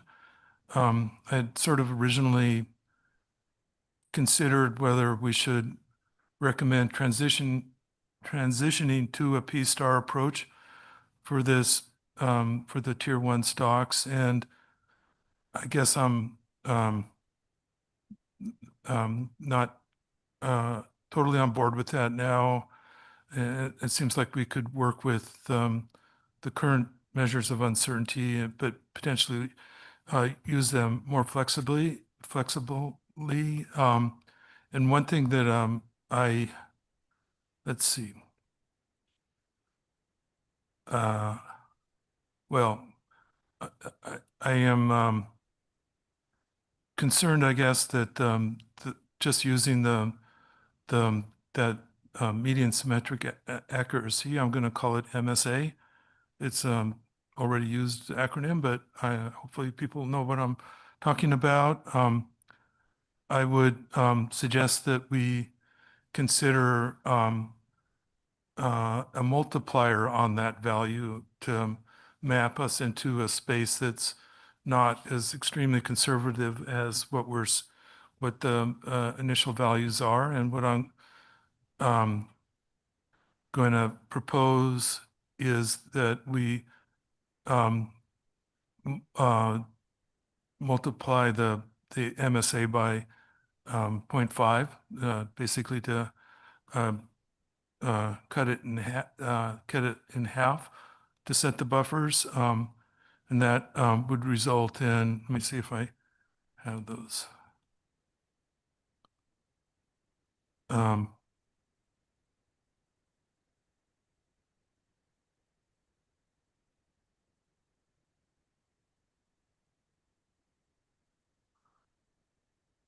Would have for Kenai it would be 27%, and for Castleoff it would be 20%, as opposed to the 53.9% for with just using the MSA and 41.2% for Castleoff. And I think that's sort of in terms of how that maps into P-star, that would result in a P-star of 0.38 for Kenai and 0.34 for Castleoff, and that would put us in that sort of precautionary space that was based on the West Coast salmon study. So moving on to the individual stocks, Kenai River sockeye, it's recommended as a tier 1 stock. We should endorse that recommendation. as discussed, a Bayesian autoregressive model was used to predict run size for 2026, and the state waters harvest was simulated from a beta distribution. Buffers for reducing the preseason OFL to ABC were based on the median symmetric accuracy of the OFL for those years where the OFL was over predicted for a 25-year retrospective window. We should accept the method used by the state to forecast, or the SAFE team to forecast the 2026 run size estimate and the estimated harvest rate in state waters given constraints in data availability. And again, I would consider the buffer proposed in the preliminary SAFE of 0.5 or of 53.9 as being unnecessarily conservative, and I would recommend that that buffer be cut in half. For Castleoff River sockeye, again, the same methodologies were used, and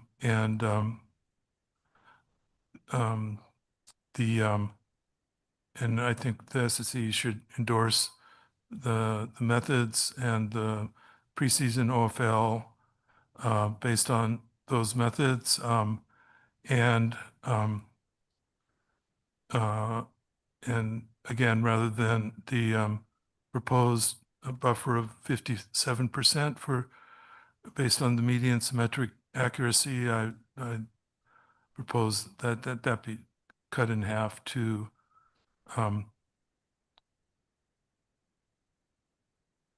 27%. Oops, hold on, is that right? No. I'm sorry, I didn't update those numbers. The initial, the MSA buffer is 41.2%, and it would be cut in half to 20.6%.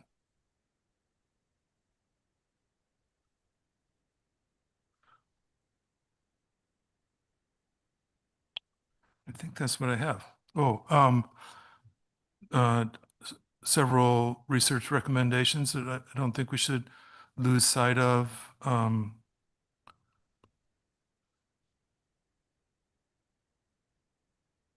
The continuing need for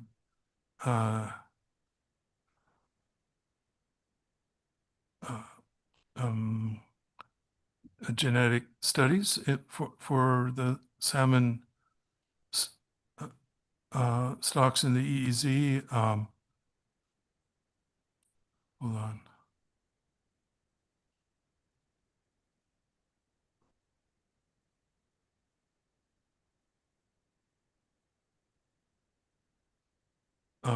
So the priority would be to do genetic sampling of sockeye to identify the stock structure and timing of different sockeye runs in the EEZ, and then as well as Chinook sampling to assess the importance of Kenai large late run Chinook in the EEZ fishery, and to evaluate the presence of non-Cook inlet Chinook. And I think we should recommend continuation. And some of this, I think, depends on whether the SAFE team wants to find it valuable, but I think there should be an opportunity for a workshop, again, similar to what was done last year, to review methodology that would involve the SSC and the SAFE team and other participants. I think that what we did last year without having a formal report, I think was maybe a shortcoming. It's hard to sort of remember or what was concluded and what the recommendations are. And I think even just a fairly brief report from the workshop would be beneficial for us to keep things sort of all sort of where we can have track what kind of progress is made. And I think that's it.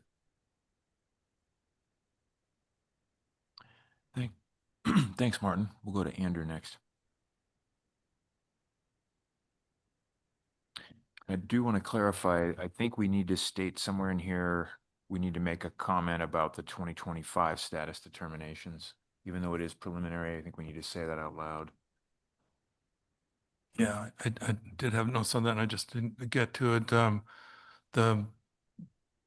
We have, but it's sort of a blanket statement again, because the statement would be that none of the stocks in the EEZ are overfished or subject to overfishing based on the preliminary data that are available. Sherry, did you have a clarification? This is my understanding, again, since it wasn't written down, but my understanding from what was said at the workshop was that it was, and I think that that was also included possibly in the chapter, was that they were workshop recommendations, not full SSC recommendations. The full SSC recommendations have to go through a meeting like this with public testimony. So when you said what promises were made, they were workshop recommendations. There were no SSC promises made since it wasn't a formal SSC meeting. Okay, but they could be written recommendations from the workshop without sort of. Absolutely. Okay, yeah, I mean, I think Yep. that's what I'm looking for in terms of just having that continuity. Exactly, yep. Okay, Andrew, go ahead. Great. Thanks, Martin, for that, your detailed summary.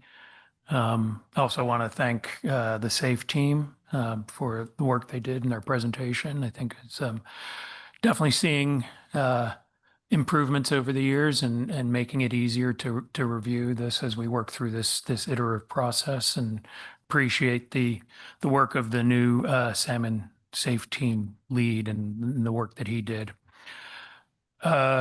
Just to a couple other things for public testimony, just to sort of round that out. I think, again, we did hear mostly about coho buffers as Martin characterized, but we also did hear one public testimony suggesting that the sockeye buffers might be a little too conservative as well.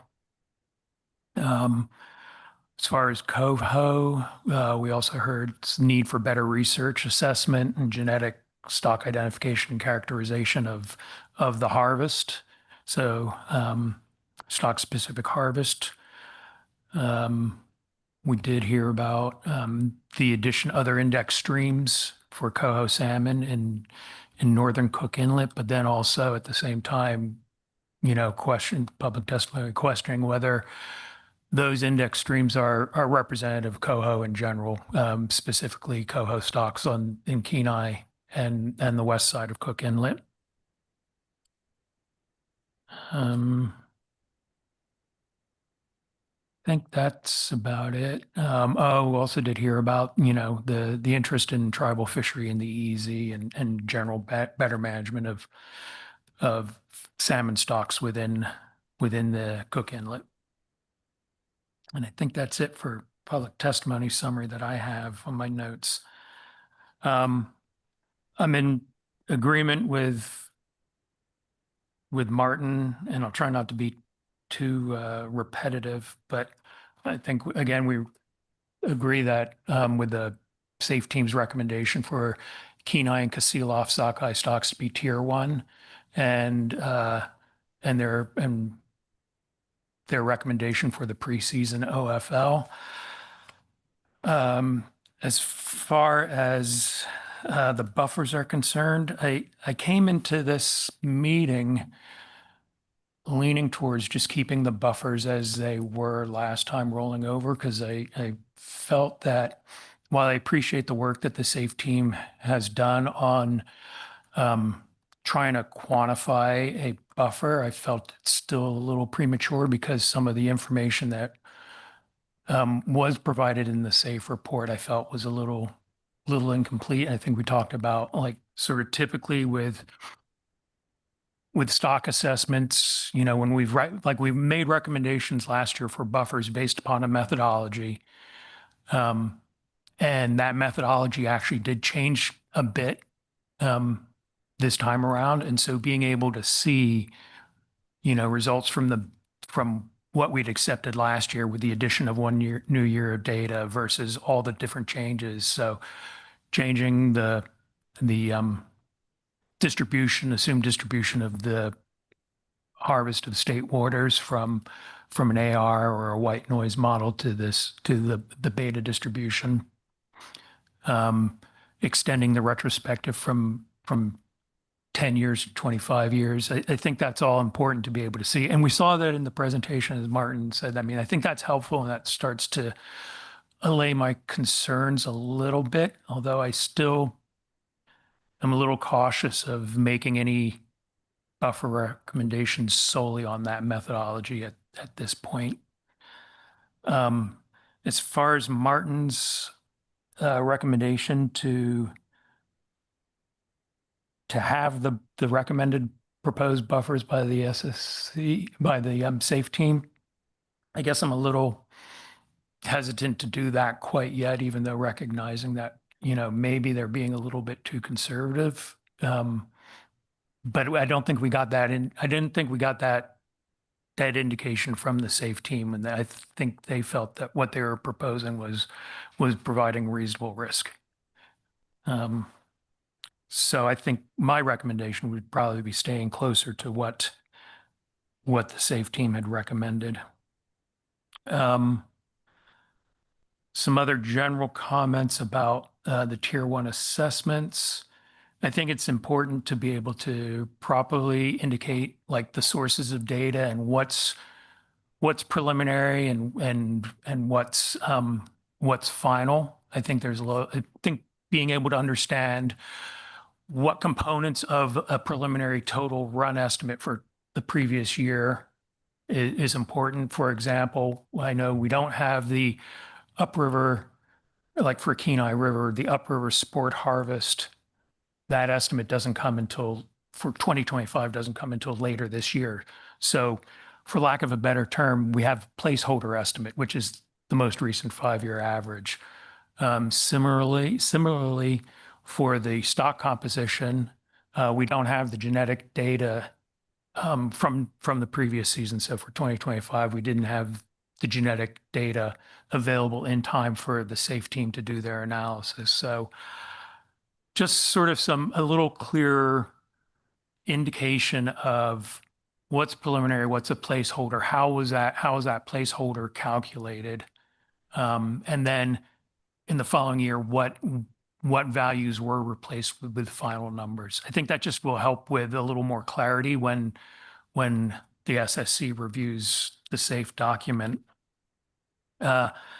Similarly, I think I'll reiterate one of the SSC recommendations from last year, which was provide additional detail in the table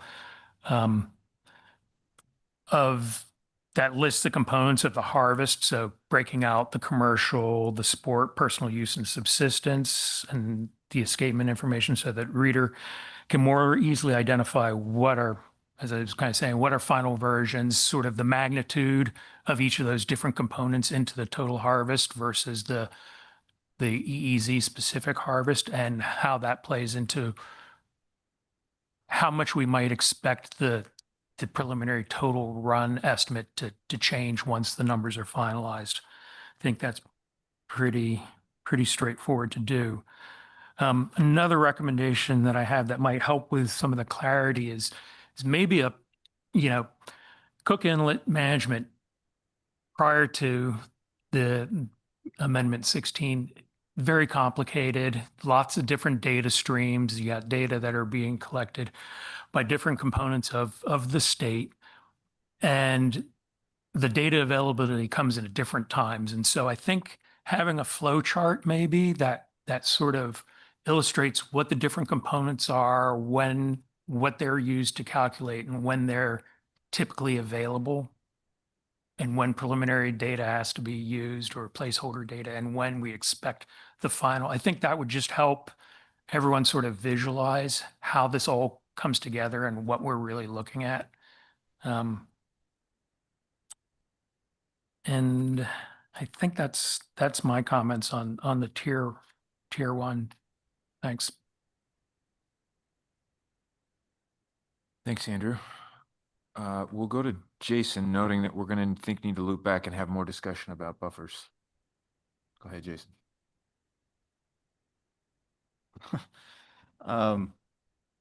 Yeah, thanks, Martin and Andrew. Appreciate the comments. I'm in agreement with supporting the author's recommended use of that Bayes-based AR1 method.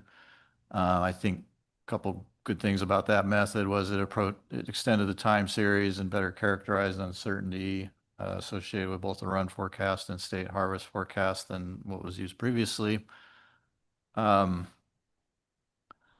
far as the buffer discussion goes, I came into this meeting supporting the author's proposed buffers. I felt that it represented the best available quantitative information for assessing that forecast uncertainty, particularly in regard to the recent, I don't want to call them outlier returns, but very large returns. And so kind of thinking about that and the author spoke to that about that increased uncertainty and whether those will actually materialize in the future. It's not that I am comfortable saying that we should just use that method forever on moving forward. I think there's obviously room for information outside of just the forecast method, the AR1 forecast method. But in this case, I just know we have true OFLs from which to compare the preseason OFLs, which we don't typically have for groundfish and salmon. So using that method this time around kind of made sense because it was considering that source of information. That said, I'm not going to follow my sword for this. I'm not sure I completely understand Martin's proposal on the 0.5 as far as why that would be the right number. So maybe we can loop back to that discussion. But I do feel that right now, from the information in front of us, the quantitative number is, for me, probably the best information. Recognizing that maybe it is there's other reasons outside of that ARIMA to consider reducing it or increasing it. So that's what I have on the buffer. I can continue on the other recommendations. I think most of them were touched upon by Martin in terms of improvements to the SAFE. I think the big one is making sure we get previous year's model, what we call the base model, and groundfish and crab forward for the current year. I think last year we had a buffer discussion based on the lower bound, and it would have been nice to also have had that information available this time around. So I think if we follow that pattern, we could kind of avoid that. As far as the details in the document regarding the Bayesian methodology, Andrew touched upon this. I do think there's some information that would be helpful in the future for evaluating that method. Some basic points here. I know this is kind of in the detail, but I want to get them on the record. Specifying the parameters that are actually used for the priors. It'd be nice to have seen the posterior distributions from the modeled output. I'm wondering if we could get MAPE values for the OFL pre and OFL post, and additional information on what's considered a good or not good fit associated with those values. It might provide some context on our forecast error. And I think that Satterweight and Shelton paper provides some guidance on that. And Andrew already mentioned a table or chart showing when the data products are available and just better characterizing what's preliminary and what's not. Make sure the GitHub site's updated. I noticed that wasn't updated.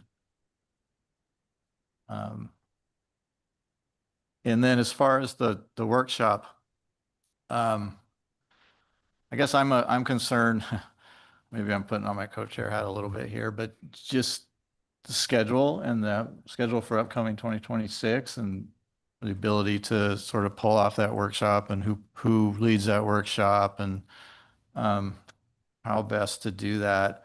I guess I was thinking more in lines of maybe making a statement in our minutes saying we continue to support a process that separates the method development from the specification review, but maybe not be so prescriptive on what that review process is at this point, whether it's a workshop or some other process. You know, maybe that can be, you know, worked out. But as far as from the SSC perspective, I feel like if we are recommending a workshop, then we're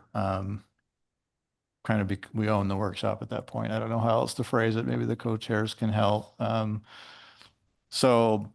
But we certainly recognize this problem of getting new methods and doing the specifications at the same meeting. I think we just need to make that clear that that's still outstanding.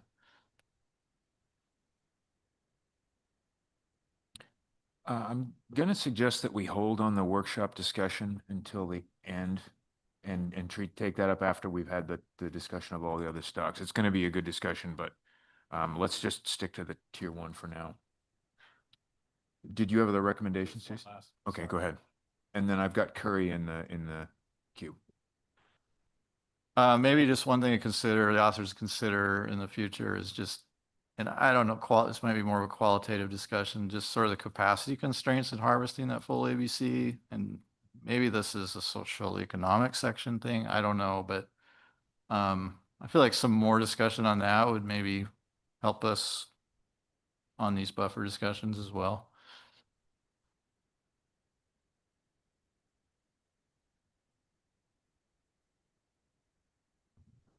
I've got Curry next, and then we got a couple other questions. So Curry, go ahead. Yeah, thank you. I wanted to highlight how much I appreciate the author's description and implementation of the P-STAR approach in this context. You know, it's really a reasonable and transparent way that we can explicitly define acceptable risk and assign appropriate buffer accordingly. And this sort of speaks to Martin's, I guess, proposal for having those buffers. So to put it in context, right? If we look at the under table, I'm looking at table B1 for the Kenai River. If that buffer is basically set to 50% of what was proposed in the SAFE, that leads to a probability of ABC exceeding the true OFL of only about 40% or 0.4. When we look at the CLOF, if that buffer were halved as recommended by Martin, that leads to a probability of the ABC exceeding the true OFL of only 33 to 34%, which is, I think, from my perspective at least, a tolerable risk and one of the reasons that I would support Martin's proposal. The one thing I want to say though is that you know the probability of ABC exceeding the true OFL, of course, sort of implicitly assumes, or our consideration of that implicitly assumes that the catch ends up equaling the TAC and by extension the ABC. However, our experience over the last few years suggests that isn't the case for a variety of reasons. It's come up multiple times in public comment, and it is evident in the data that whether it's due to hesitancy to fish in the EEZ due to reporting requirements, or the requirement that harvesters can only fish in the EEZ or state waters within the same day, for whatever reason, the full sockeye TAC has not been realized, and I would say is probably unlikely to be realized in the coming year. So I would request in future iterations, tables like B1 and B2 include an additional column that uses the recent TAC utilization rate to calculate the probability of harvest exceeding the true OFL. And if we were to do that in this year, acknowledging we only have a very short window to actually evaluate that use rate, if we were to do that in this year, our risk of the actual harvest exceeding the true OFL would be even lower than the 30 to 40% probability that's represented there. And so from my perspective, both of those are reasons that I would be comfortable with reducing the buffer by 50% for both Kenai and Kasilof sockeye.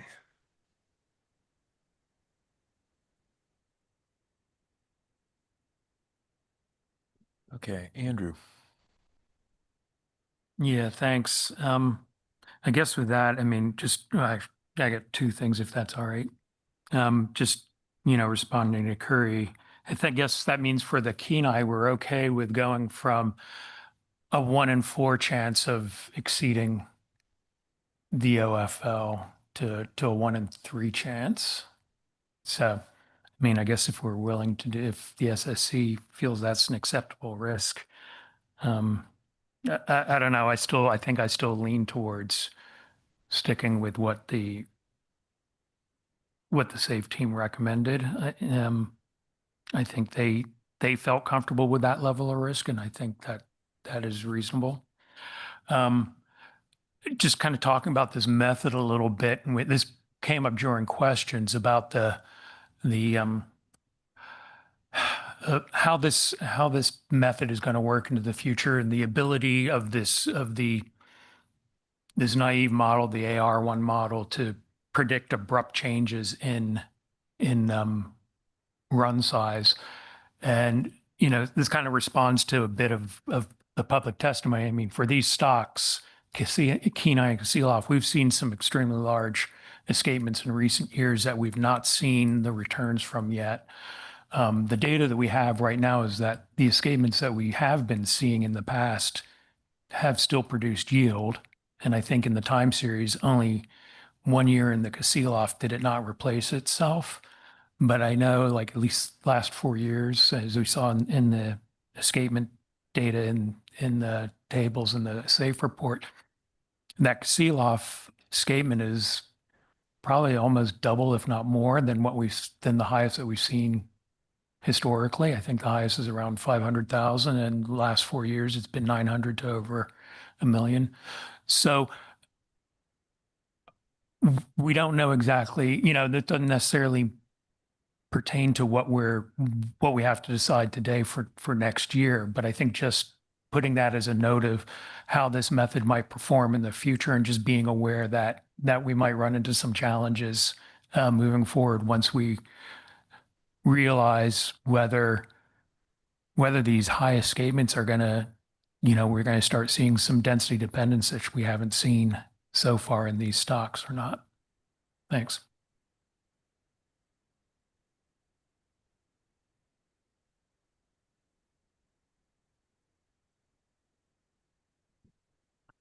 Okay, so we seem to be at a slight impasse with regard to buffers. If any of the leads would like to recap, I guess maybe before we go there, I'll open it up to comments from anybody else on any topic.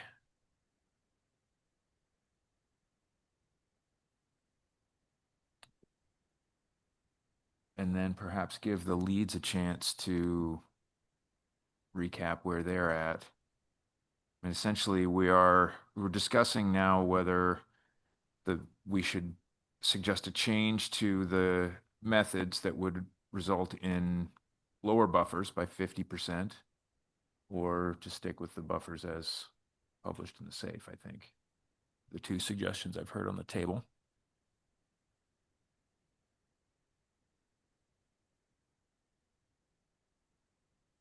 Martin, go ahead. Yeah, I don't know if how we're gonna get somewhere, but I guess I had used, the numbers that were reported for the West Coast in terms of what was sort of reasonable, and in terms of the P-star, and the fact that we're able to map the buffer into that P-star space and have a general sense of where we're at. I mean,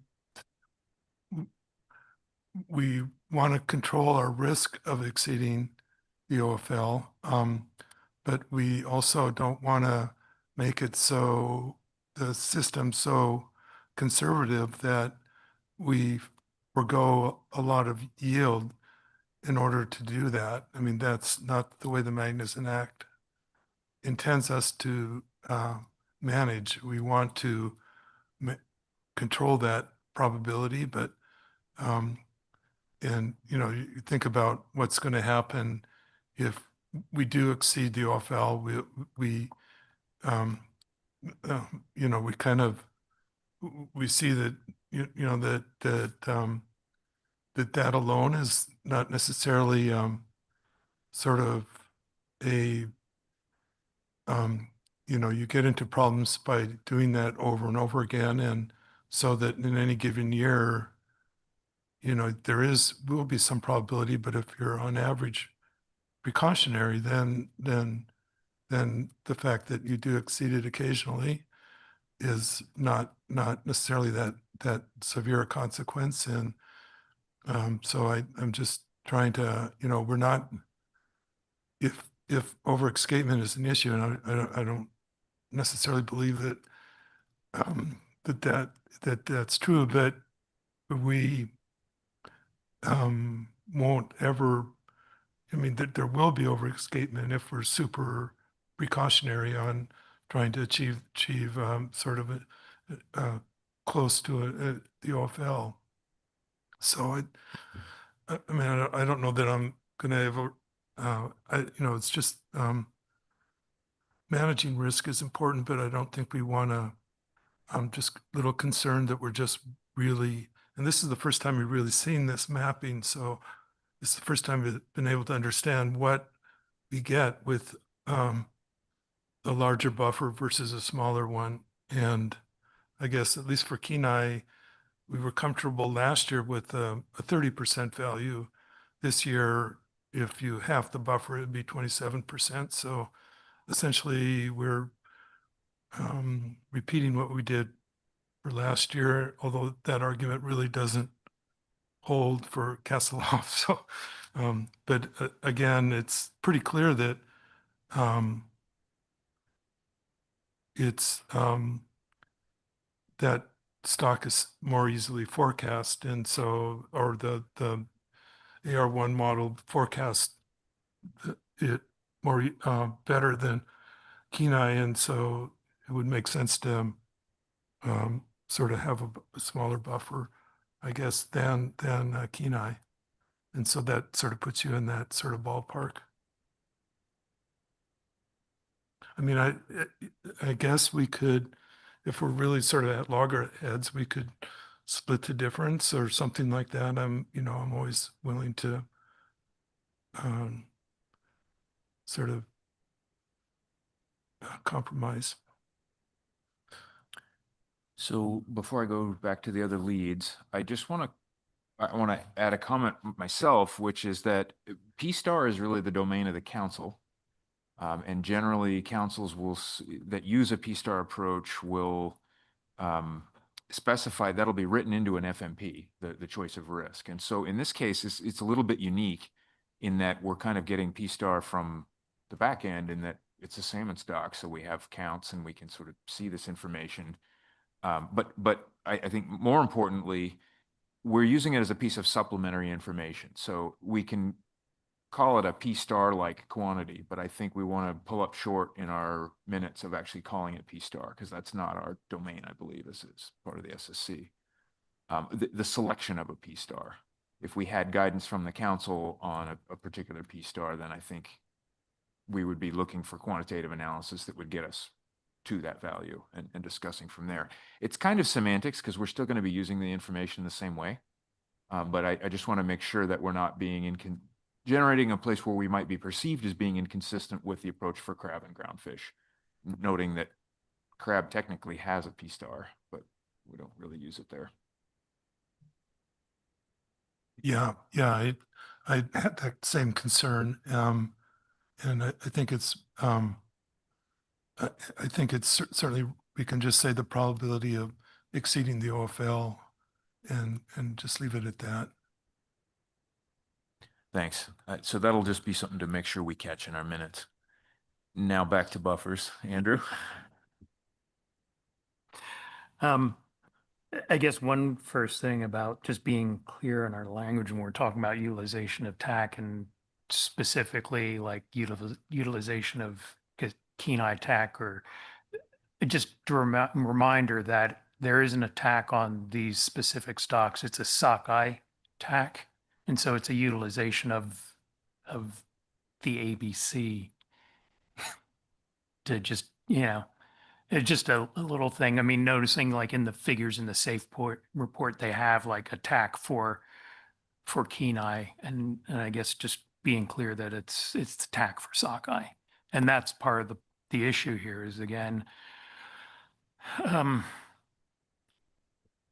guess that's where I struggle a little bit, just because of some of we're setting a preseason OFL and ABC for specific tier one stocks, and then the other sockeye, but then the TAC is, and again, that's not our purview, but sort of that challenge of, and part of the mismatch of some of the trying to fit this process into the salmon. I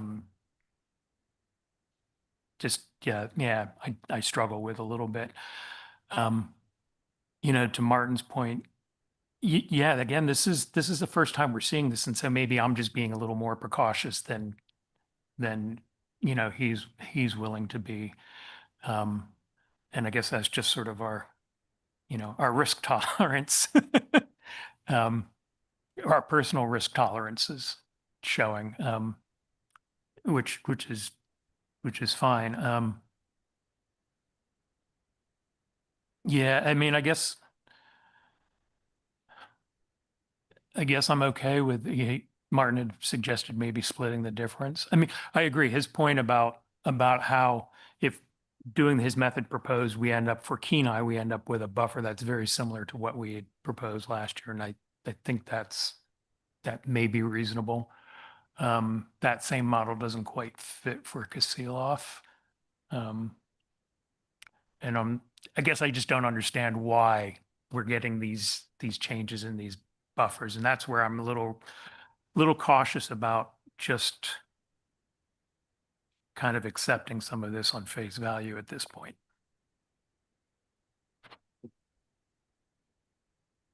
Jason.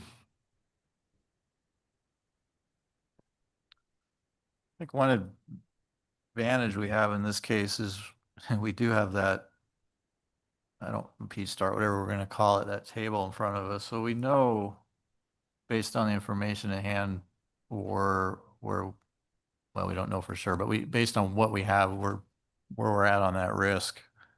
And I mean, I'm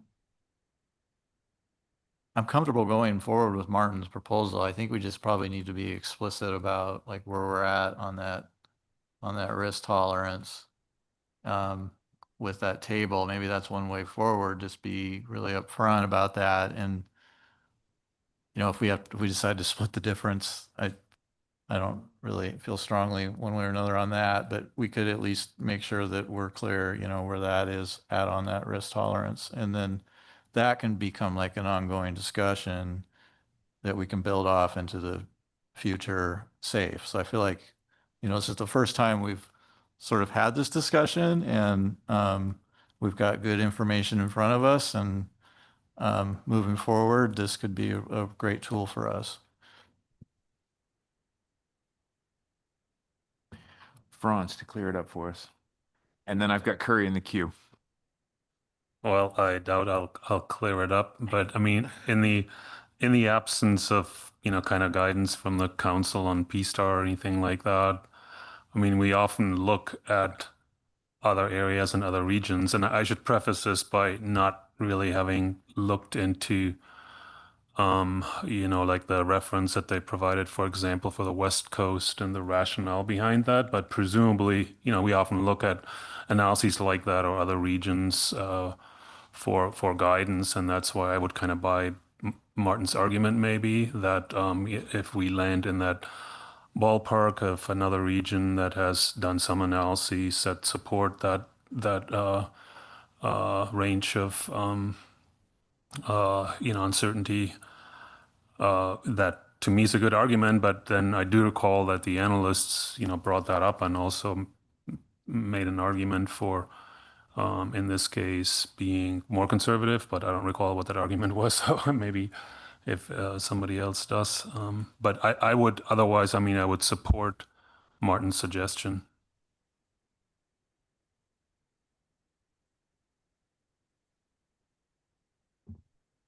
Is anybody we haven't heard from interested in weighing in?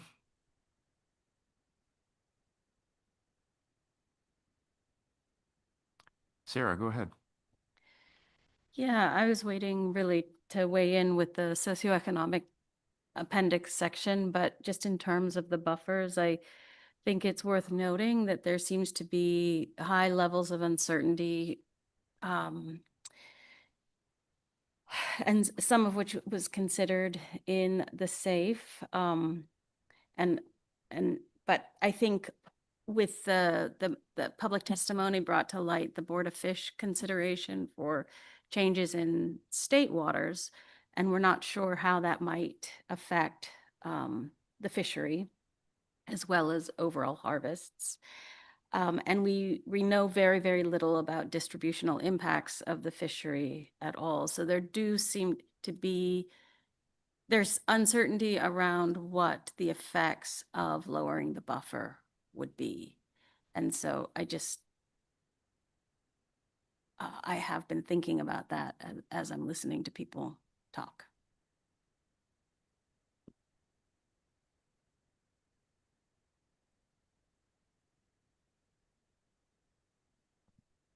Curry, sorry, I did forget about you, but now I remembered. I'm easily forgettable. I take no offense. I just felt like it might be useful to have on record kind of the change in kind of risk probability that we're talking about specifically. I think we're all looking at table B1 and B2, but just so everyone's on the same page, with a 50% reduction in the buffer for Kenai sockeye, that changes your probability of ABC exceeding the true OFL from 26% to 38%. And if you reduce the buffer for Kasilov sockeye by 50%, your probability of ABC exceeding the true OFL goes from a quite low 18% up to 33 or 34%, right? Just to put things in context.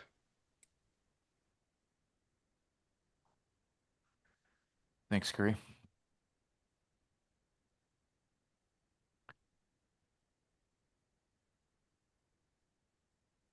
Well, we rarely have a full impasse, and I'm optimistic we're not going to have one here. So here's what I'm going to suggest. We're going to take an hour lunch break and be fed, and then when everybody has some food, we'll reopen this discussion. So we'll come back at 1:15. Thanks.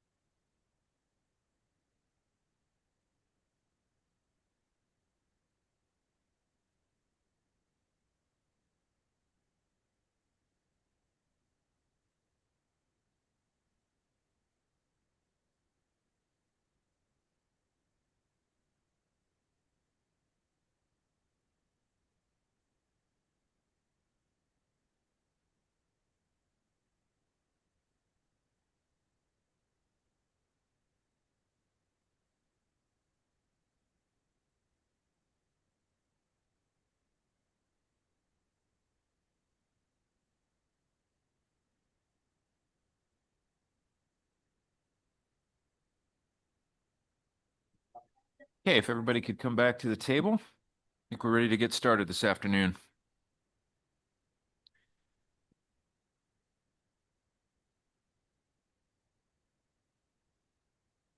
So to recap,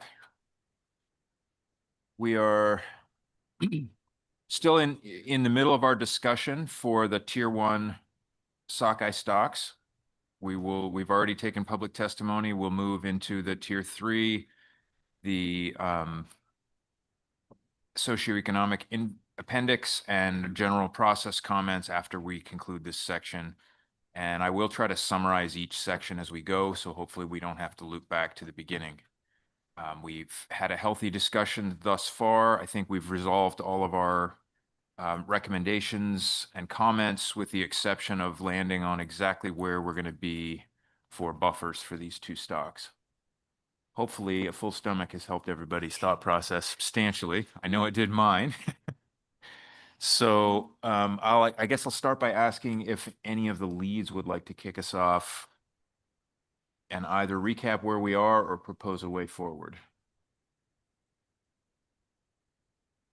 See Jason. I will propose a way forward. I will not maybe try to recap exactly where we are. But so I had originally discussed sort of supporting the authors' proposed buffers, and based on the methodology they provided. And I was really kind of hanging that on the fact that we had a good method, and we had the authors making their recommendation. And I think, though, after we had our discussion more and sort of considering some of Curry's comments regarding the P-star table and thinking more about how we could use that table in this process moving forward, I would support moving forward with Martin's proposal. And I think our minutes could reflect the associated level of risk that his proposal is aligned within that P-star table. I know this is the first year we have considered this table in discussion, and I really think for future years this could be a really useful tool. And I think Martin also provided rationale in terms of the risk levels that he selected, aligning with ranges evaluated in the Satterwhite and Shelton paper, which relied on West Coast information. And then I might just also add sort of the low exploitation on the Kasilof stocks in the EEZ, which I believe others have spoke to. So I guess as a way forward, I would propose moving forward with Martin's proposal with these additions in our minutes. I think it's also clear that we can highlight where we're at on that risk and let the council see that it's transparent, and they could obviously comment on it if they wish. So yeah, that's where I'm at with that. Thanks, Jason.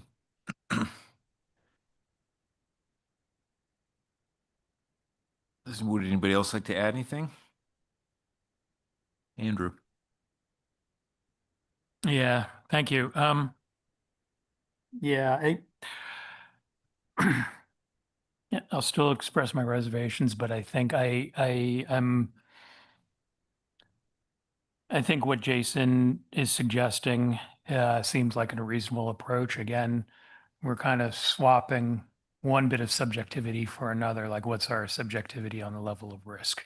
And I think just acknowledging that, I mean, as Martin, again, using an example from the West Coast, I think is reasonable, but I think it's just something we're going to have to think about in the future. And any sort of guidance that we can come up with, or that the council might give on what level of risk that is reasonable, would be helpful, just so we don't go through this, so we can be consistent from year to year and don't have to necessarily go through this sort of discussion every time. Thanks. Anyone else on the SSC? I'm hearing a general consensus now.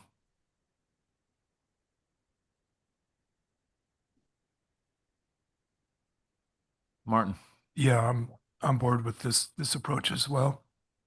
seems like a reasonable way forward. I do think we're still on the learning curve for these stocks, and for salmon, we get feedback fairly quickly, so we will learn um, from when we sort of err on too conservative as well as not conservative enough, and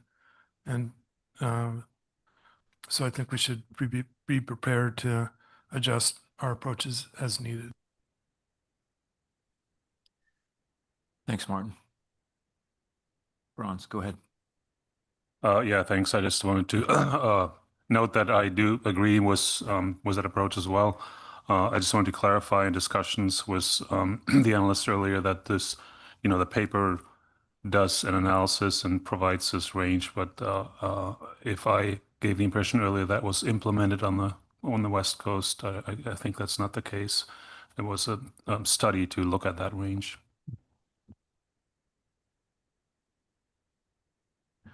Thanks for that clarification. I'll let Jason.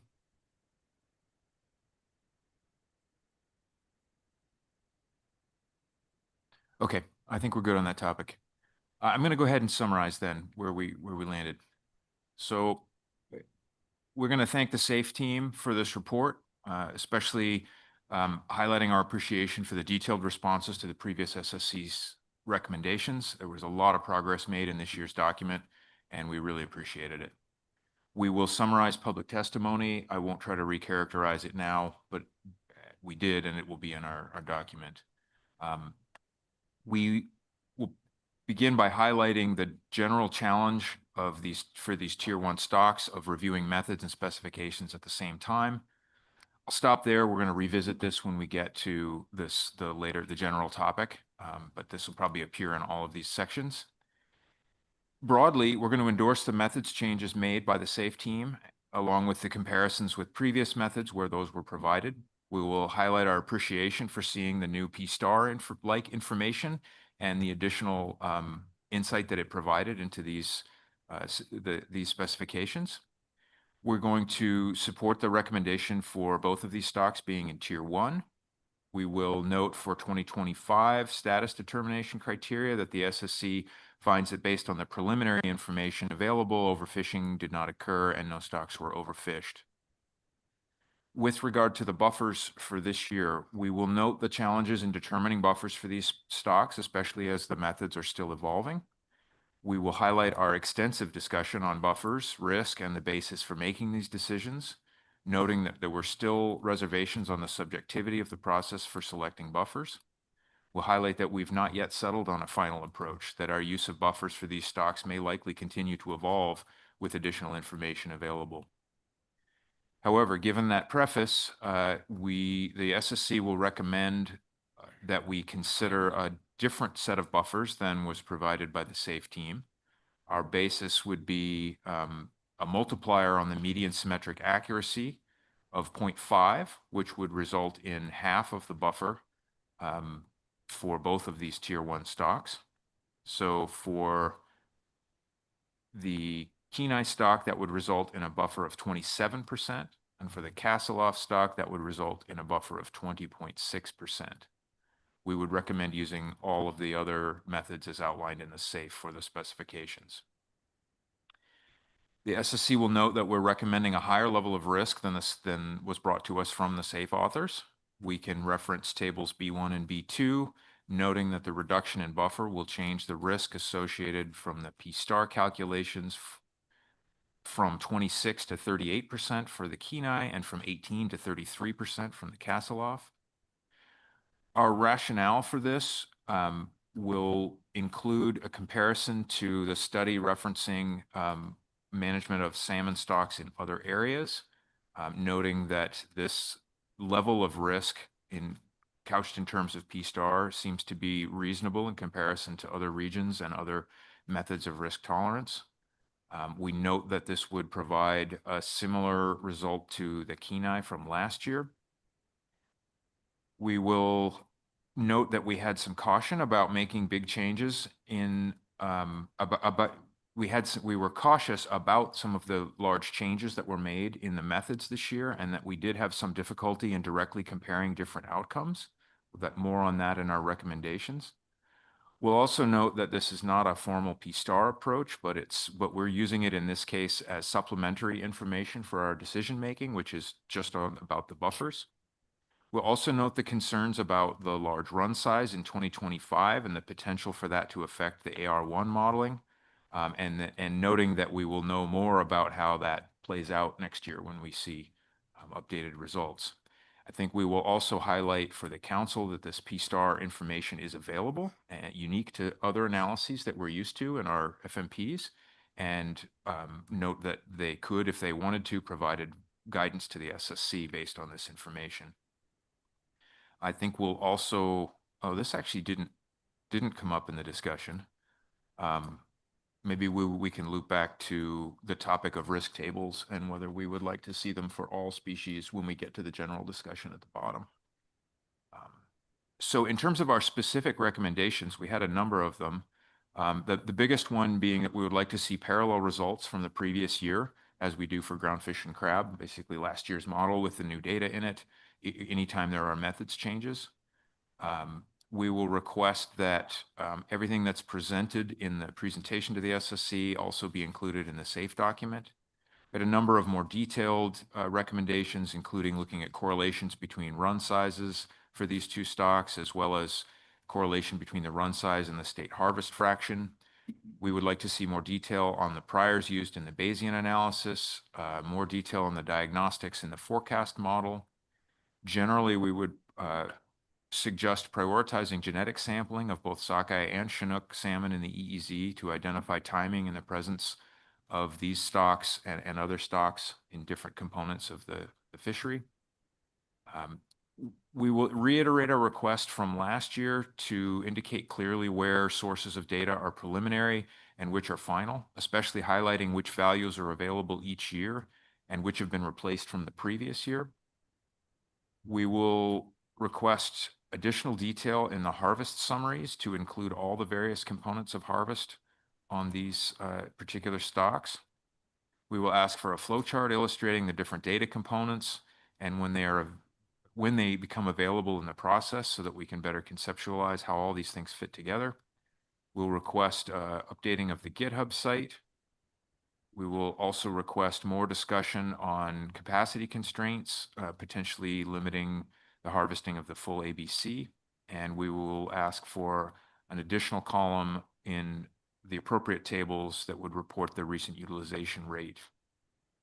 We will have comments about potential for workshop or other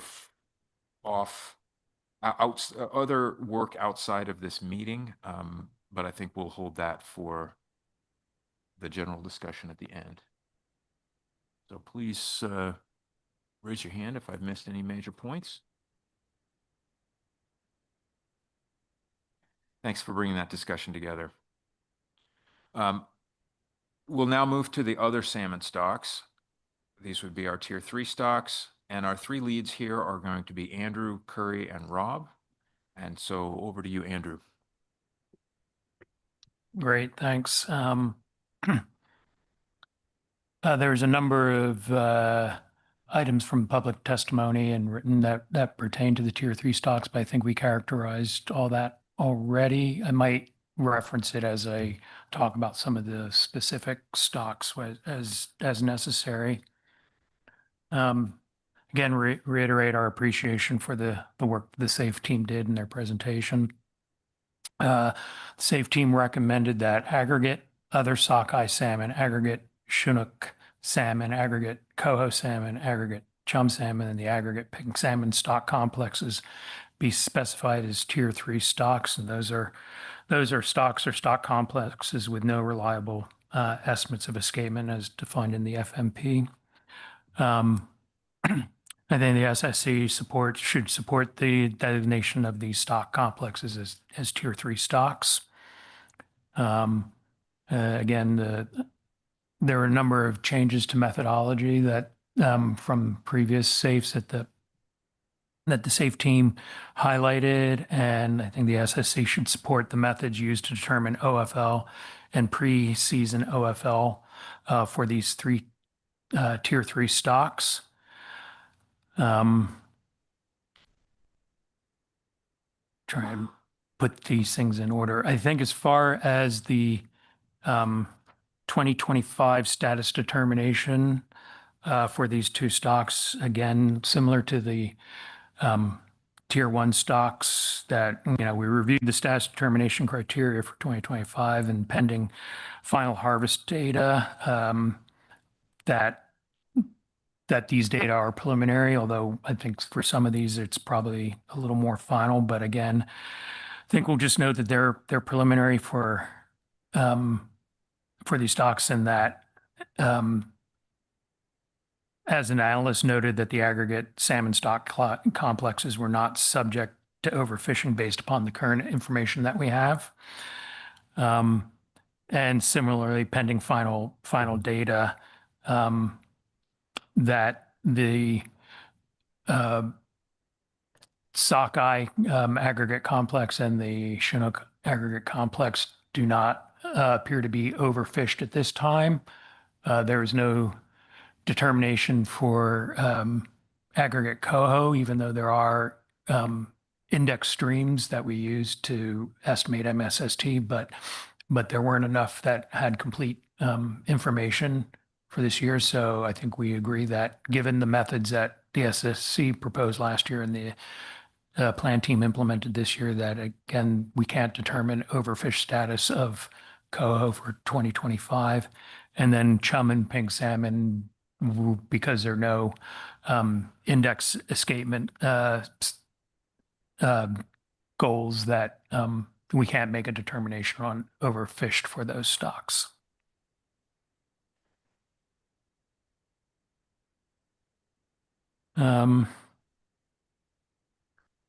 I guess some of the things as far as the methodology is concerned, again, one of the concerns that was expressed by the SSC of the tier 3 method previously was that the length of time series over which the maximum harvest is defined was not clearly defined or justified. I think the SAFE team did an effort of clearly defining that this year. I just want to note that, again, this appears to be that every new year of data, their time period, it's not a fixed time period. It seems to be, appears they're including the most recent years, which makes sense at this stage as we're working through this process and we get new years of data under this current management system.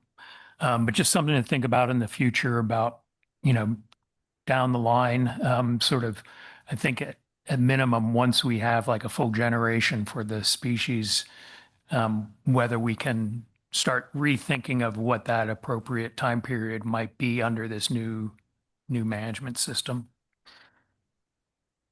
Again, just to sort of kind of one of the challenges of estimating MSST for these tier 3 stocks that do have, where you have index systems with escapement goals.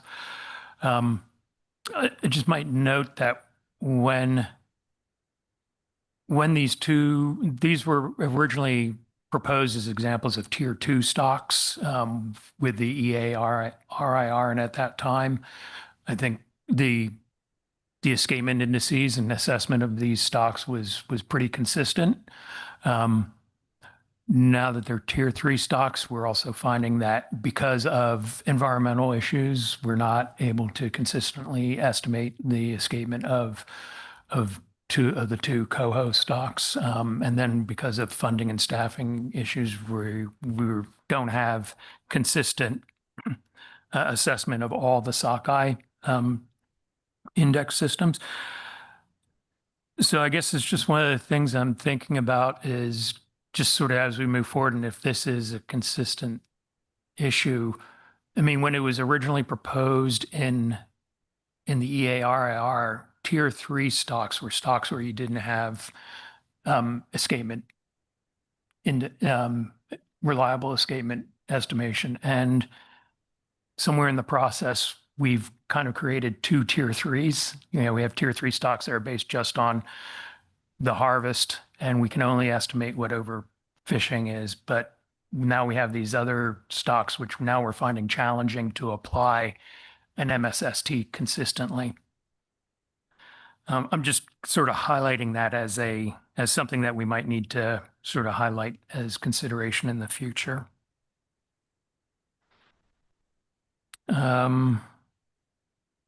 Just some minor stuff, I guess, for tier three stocks, these stock complexes, the safe report being clear when referring to harvest of the stock complexes and escapement of the indicator stocks as calling this not rather than a total run size, it's an index at best, and incomplete. So just being clear that it's not an estimate of total run, but it is our best sort of estimate of at least an index. I think that's sort of my general comments on tier three. I guess just for each of the stocks for other sockeye, again, just recommendation for the overfishing determination. I think, again, we have preliminary estimates of the harvest in the EEZ, so we can't determine that at this time, but based upon the information that we do have, it doesn't look like overfishing was occurring. Again, just sort of reiterating what we had said before about in the data tables, just clearly identifying what is preliminary and what is not. As far as the buffer is concerned, I recommend we concur with the 15% buffer, which is the same as 2025, with many of the same reasons presented in the SAFE team and with no reported changes in potential risk that would warrant an increase or decrease in the buffer.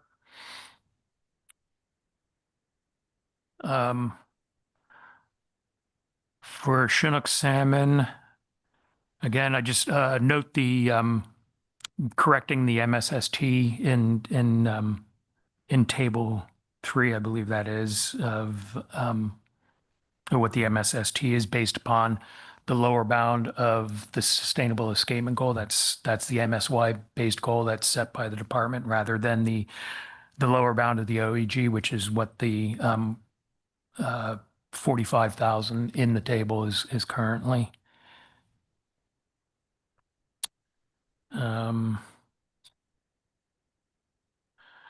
I think I have a number of corrections and clarifications that for the in the report, and I've got a number of small editorial comments which I'll sort of send straight to the SAFE team so that they incorporate them. But just to highlight some of the more important ones, I think is just again correcting the sentence about the escapement goal for Kenai River late run Chinook. And being clear what the SEG, scientifically based SEG is. That was established in 2017. The OEG was established by the board in 2020, I believe. But the SEG for the state is still active. It's just that the state manages to the OEG. So just being clear on that. I guess I note when they're in the SAFE report, it kind of characterizing, it's unknown without genetic sampling what proportion of the EEZ harvest was Kenai River late runs Chinook. And so without genetic sampling, you can't determine that. And so just again, reiterating that need to be able to do that. They do discuss a little bit about how probably very few of the fish that were caught were large Kenai sockeye. They're large fish. And they base that upon a weight-length relationship. I just might note that that's a weight-length relationship from the Yukon River Chinook. And just whether that's appropriate. I don't know if I did a quick search and I couldn't find any more appropriate data that would from geographically closer, if not Kenai specifically. But I think that would be, if we move forward and get the genetic information, and I think if there's a will to do this, we can, sample every Chinook and measure get ASL data and get genetic data off of that, out of 46 fish, 30 to 46 fish. I think if there's the will to do this, we could come up with solutions to be able to do that for Chinook. And I think also with that genetic, we know what else other than Kenai are being caught, what other stocks, and that might help inform us is whether there are other indicator stocks that we might include and whether there's sufficient information to raise some of them to a tier 1 status rather than just a tier 3 Chinook stock. Sorry, lots of notes here and I'm trying to be as succinct as possible. Okay, I think that's it for Chinook. For coho salmon, again, I think I agree with what the SAFE team has proposed for the OFL preseason and OFL. Just trying to again think about just one clarification in the SAFE report. I think they talk about the stock of concern definition. I'd recommend that they go to the sustainable salmon fisheries policy, and I can provide them with the regulation number for that, just to be a little clearer on what the definition of a stock of concern, because there are different levels: management, yield management, and conservation. Just a quick note that table 21, sorry, it appears that the numbers for the Little Susitna escapement, those are weir passage numbers and they don't account for sport harvest upriver. So I think if you go to McKinley et al. 2024 Appendix C4, they'll have what the passage counts were and then what the actual escapement was that they based the escapement goal on.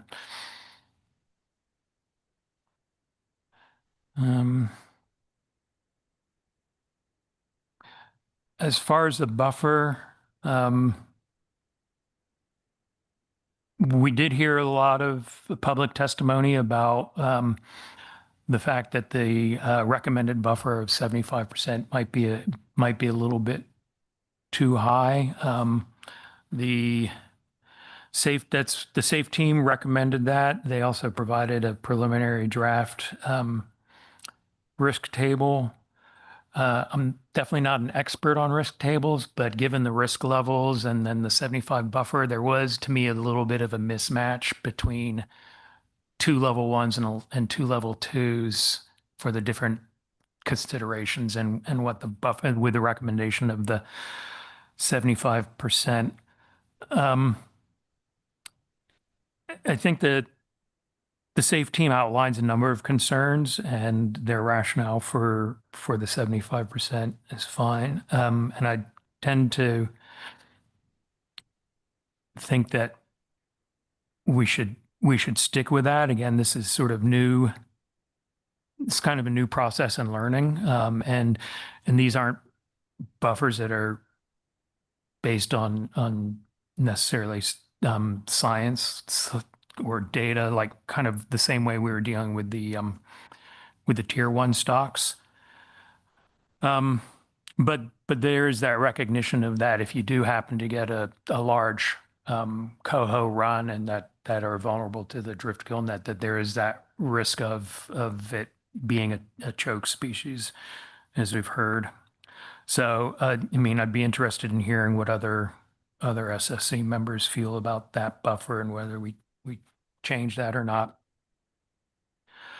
For chum salmon, Just trying to think.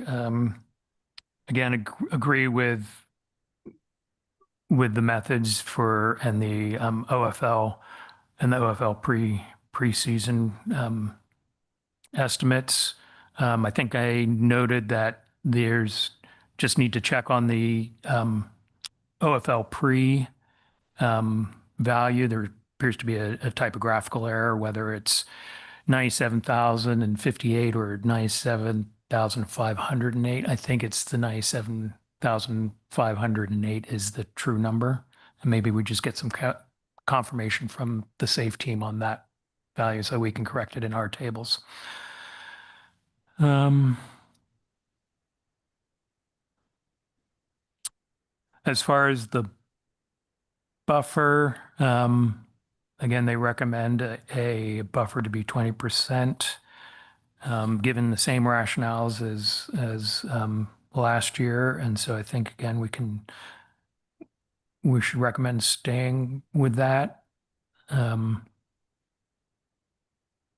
do have a note, and we brought this up, but again, that total harvest in their tables, I think, again, sort of breaking it out, what that total, you have the total harvest and have the EEZ state harvest for the drift gill net, or the state harvest for drift gill net and the EEZ. But I think having the additional information of the sport harvest, all those different components to the total harvest would be useful. And then again, with pink, I don't really have any comments. Again, just agreeing with the methodology in the OFL and preseason OFL. And I think just using the same buffer as recommended of 10%. And I believe that's all I have for tier 3. Hope you kept up, Ian. Thanks, Andrew. That was very comprehensive. Could you just clarify for Chinook, were you proposing supporting the SAFE recommended buffer of 30% there? Yeah, I think so. Yeah. They provide much the same rationale as last year. So. Thanks. Next up, we have Curry. Thank you. I don't have a lot to add. Andrew's review and comments were quite comprehensive. I think the only place we may want to open up additional discussion is with respect to the coho buffer of 75%.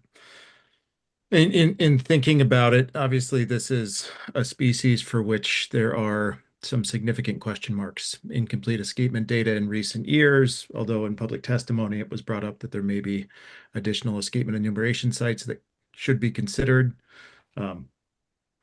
Namely Fish Creek. And I guess this highlights for me the real value in having even a preliminary risk table, because it's a place for the authors to articulate the justification for why that buffer was selected. And the authors have done a great job of that. I guess I wanted to sort of revisit what was listed in there under fishery performance. And so I guess just sort of reading back, some of the obvious concern that arises is that there is potentially overlap or coho are vulnerable to harvest, given the overlap in size and potentially migration timing. And it states here may be directly targeted during some portion of the fishing season. Now, it was pretty clear in public comment to me that most of the harvesters are trying to avoid coho rather than directly targeting them. So to me, that's perhaps not a real concern. The other was that the other point that was brought up is that coho cannot be selectively avoided once encountered in gill nets. And well, this is certainly true, right? Once a fish is in the gill net, it's hard to get him back out alive. I do think that perhaps we're not giving our harvesters enough credit, right? Given at least the perspectives expressed, which is that it seems like folks are trying fairly hard to avoid coho and even advocating for potential earlier season fishing opportunity for greater coho avoidance. You can't selectively avoid coho once they're in the nets, I think harvesters can choose where to fish spatially and probably do have some tools at their disposal to mitigate that risk. If you lay out a set and you end up with more coho than you might desire, you're probably going to pick up and try to fish somewhere else where you may be less likely to encounter coho. So given those points and given the fact that I think we have an imprecise understanding of just how challenged coho stocks in this region might be, it seems like the precautionary buffer of 75% may be a bit extreme. And from my perspective, acknowledging that this really does have the potential to severely limit harvest opportunity for other species. These sort of mixed species salmon management constraints are challenging, right? There's no easy way out of it. But acknowledging that the 75% buffer is based on a justification, but not a hard and fast rule, I would perhaps recommend that we reduce that to, say, 60%. And I'm curious to hear others' thoughts.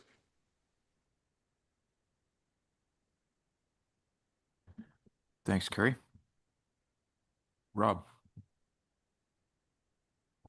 Okay, yeah.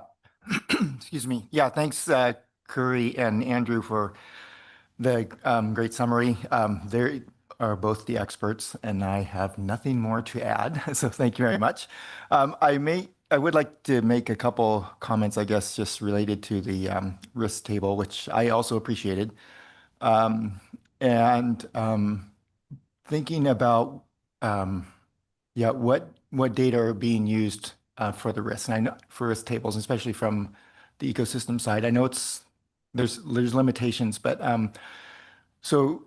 for example, the warm ocean conditions out in the Gulf of Alaska, I mean, that's certainly a concern. And based on our international year of salmon sampling and lots of prior sampling efforts, we have a good idea of where salmon occur during the wintertime, and it's out in that area. There will be some habitat compression with that cooler waters near the coast, and they'll follow that. I guess I struggle a little bit with with putting too much weight on coho stocks in Southeast Alaska, and that had to do with my question to the authors, mostly because we have seen some differences in population, catch trends, and also run sizes and trends and runs between east and west in the Gulf of Alaska, between western and eastern. And I would rely more on indicators from the western for in this particular situation, with the absence of information like we have for coho salmon in Cook Inlet itself. So that was really my question about additional metrics, even harvest metrics, if we don't have escapement metrics for Kodiak and West. And I think, yeah, the ESR does have harvest information, but it's Gulf of Alaska wide, unless I'm missing something. I don't see it by East and West. And also specifically, there's potential to break that up by port also. So I guess with that in mind, I do like the idea of, or it's nice having a risk table, especially for this stock, where there's less information than the others. I'm not advocating for all of them to have risk tables. I'm open to that discussion, but I think it is important for this particular one, and it's, of course, the reason why they started here. And I guess with that too, I am open to also thinking about coho stocks in general being pretty robust, especially relative to Chinook. I'm certainly open for a discussion on buffers, and I can support what Curry is proposing.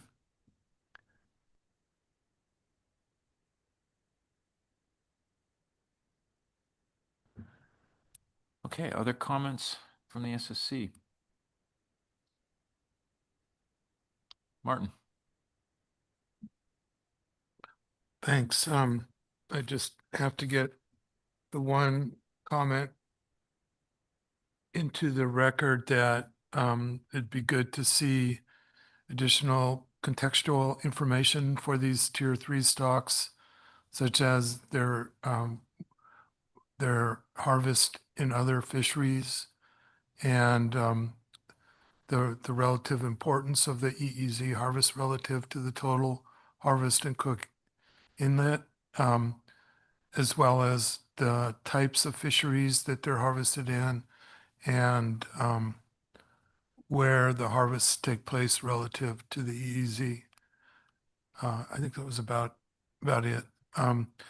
And one additional comment, it seems like there was sort of outstanding request to readjust the buffers as a whole so that 25% was the default, and the rationale for that was that that would have sort of brought it into greater consistency with the tier 6 buffers that are used for ground fish. And so I think they requested to have some additional help in how to calculate that, and just doing a proportionate buffer would seem pretty straightforward. But with the exception of coho, which I think should probably be dealt with as a separate case.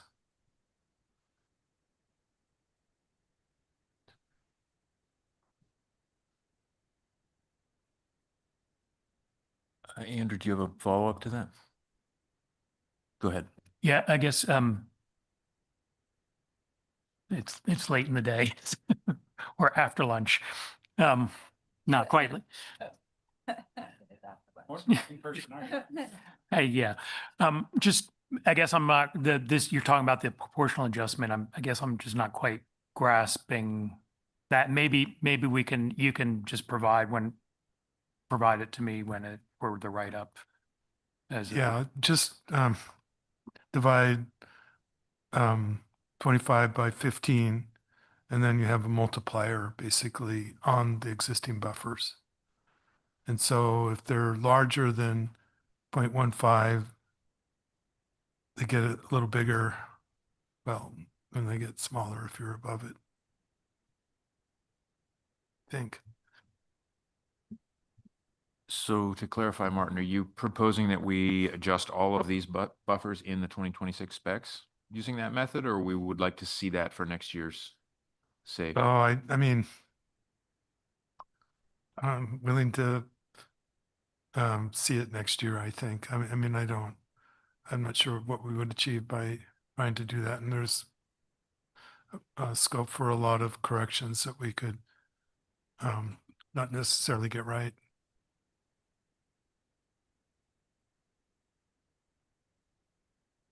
Franz? Yeah, just on that last point, I mean, if I recall discussions from last year, I wasn't really thinking that we would even contemplate adjusting all of the buffers. I mean, we had said we were in favor of a different baseline buffer, but all the buffers were then individually set and justified. So I wasn't thinking about adjusting all the buffers based on some ratio anyway. At least that's the way I had thought about it. Just for going forward, the baseline you start from would be 25%, and you may still land at, the same buffers for most of them anyway.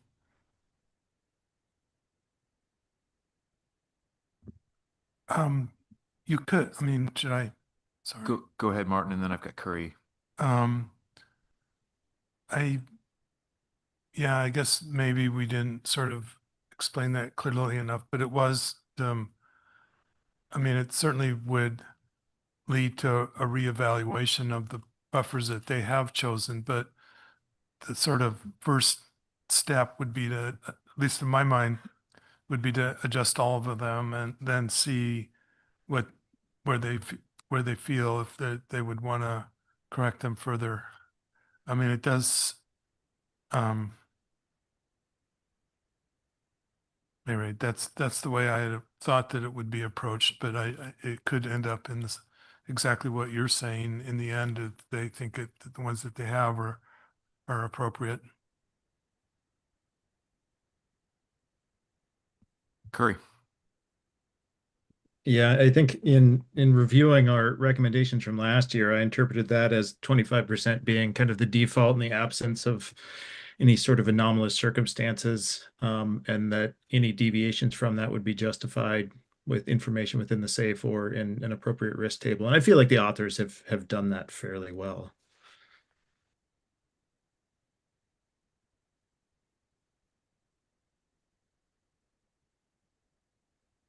Okay. I have one comment to add on the coho risk table myself, which is that I think the fishery performance category wasn't used entirely consistently with how we would treat that for groundfish or crab, in that it was reflecting the potential fishery effects on the stock rather than risks that would be flagged by fishery data that we wouldn't have included somewhere else. So I think we should encourage a revisiting of that category. And that also, by my read, would reduce the risks in that category back to a 1. So I don't know if that's relevant for our discussion about where we're going to land on the buffer for coho. We have a couple of proposals for the buffer. I think we have both 75% and 60% on the table right now. Setting aside this discussion of global readjustment, which I think we've largely overcome, in that we've gone through, if we had a new stock, I think we could go with 25%, but now that we've gone through all these stocks, it seems like we've settled on a rationale that may differ from the default anyway. So would anybody be willing to bring us back to the discussion of the coho buffer and either support 60, 75, or some other proposal? Andrew. Yeah, I mean, I think through our discussion, I think there's some recognition that maybe that 75% may be a little bit too conservative. So I think I'd be willing to accept the proposal for 60%. I mean, just recognizing that we're taking a little extra risk, that we're accepting a little extra risk than what we did last year. So.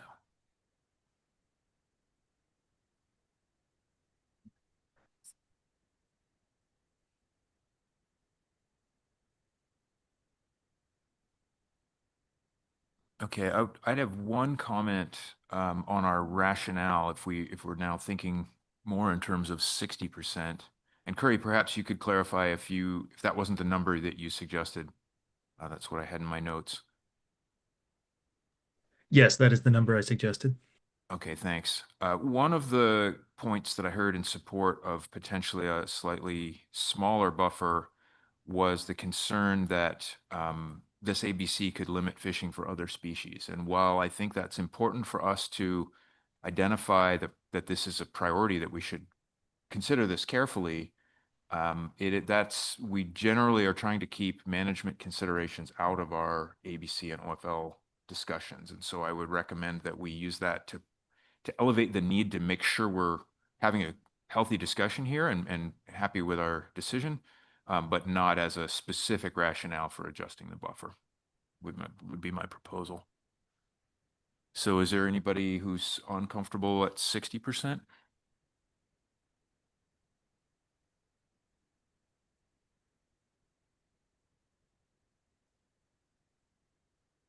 Okay, last call for comments on coho, or on all the tier 3, I guess. Andrew. Yeah, I guess just circling back on a few things that I thought of as the other leads spoke. To Rob's comment about relying upon the Southeast Alaska coho stocks. Again, I'm in agreement with him. I actually went and looked at some of the genetic stock composition data from the International Year of the Salmon surveys. And while they didn't collect a lot of coho salmon in the Gulf of Alaska, what the data do suggest is that the Eastern Gulf tends to be dominated by Southeast and West Coast coho salmon. And as you move as you move further west, it becomes, there's that gradation between Western Alaska, or Western Gulf of Alaska, Coho, which they didn't pull out Cook Inlet specifically, but I can assume that they're in that Western Gulf reporting group. And so I guess I'm just saying, I agree. There's some evidence from winter surveys in the Gulf of Alaska of salmon that support what Rob was suggesting. And I guess the other thing, again, we had heard about in public testimony about other index streams, Jim Creek and Fish Creek, but at the same that are available with consistent escapements that could be used as index, but also sort of really do these northern coho escapement indices, are they really do they really characterize what's going on for Upper Cook Inlet as a whole? And I guess just maybe the recommendation would be from the SSC is for the SAFE team to try to maybe explore, whether these other index streams where we do have consistent escapement goals would be appropriate, and whether there's other information from other stocks, even though we don't have escapement goals, but other stocks from across Cook Inlet, Kenai, and the western side that might also help inform, whether the EEZ harvest is an indication of what's happening with the, an unknown total run of Upper Cook Inlet coho.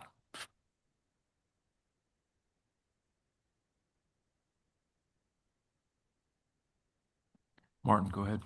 Yeah, just one final point is that there was a recommendation for collecting genetic data for coho, which wasn't on our list of requests, and I think it probably should be. It would really help out to understand the importance of the upper, the Little Susitna region in coho in the EEZ fishery. Allie? Yeah, I just want to make sure that we're clear on for our SSC harvest specification tables.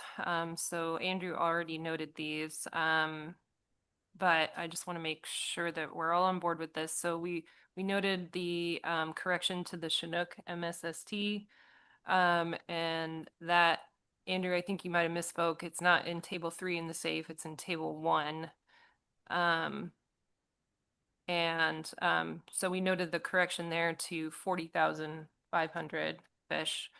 And then noting the error in the chum preseason OFL in table 3, which should be 97,508. And so Andrew was nodding at me. Great. Yes. So our SSC tables will reflect these corrections. So just making sure that we get those numbers correct. Thank you. Thanks. Last call for other comments on tier 3. Okay, I'll summarize, and I'll do it fairly briefly because this one's a little more fresh than our earlier discussion. We'll reiterate our appreciation to the analysts for their work on this part of the SAFE. We'll note the change in methods from previous SAFEs. We'll support the classification of all of these stock complexes as tier 3, support the methods used for status determination. Where appropriate, we will find that based on the preliminary information, overfishing did not occur and no stocks were overfished. Obviously, those don't apply to every one of these stocks, but I won't go through each one individually.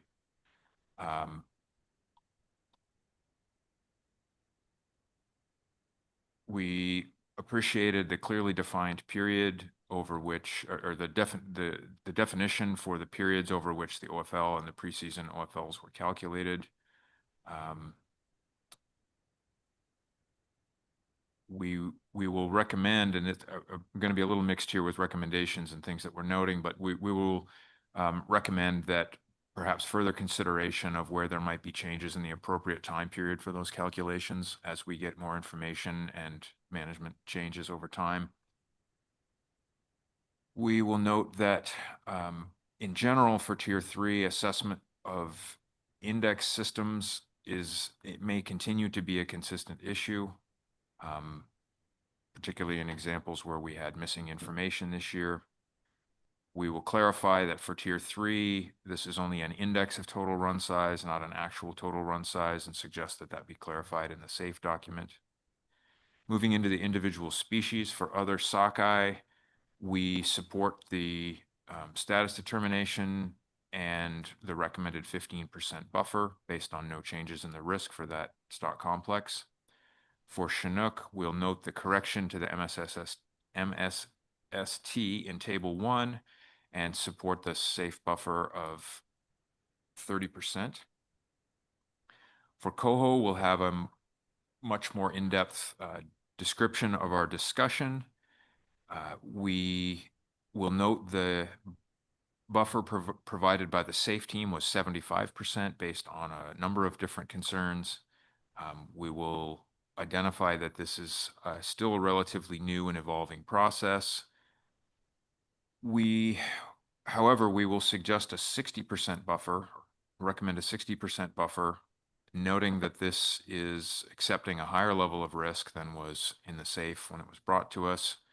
We have a range of different components in our rationale, including incomplete escapement data, potential availability of other index runs, imprecise understanding of how challenged these stocks actually might be.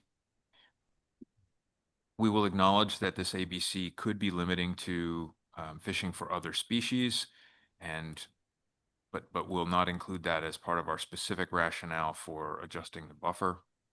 We note that coho may be relatively robust in comparison to Chinook in our consideration of the comparison of the buffers between the two. We will have several recommendations, including more indicators and consideration of Western Gulf coho, where the SAFE is relying more heavily on Eastern Goa coho. We will recommend revisiting the fishery performance risk components and what's included there in the risk table for next year's SAFE document.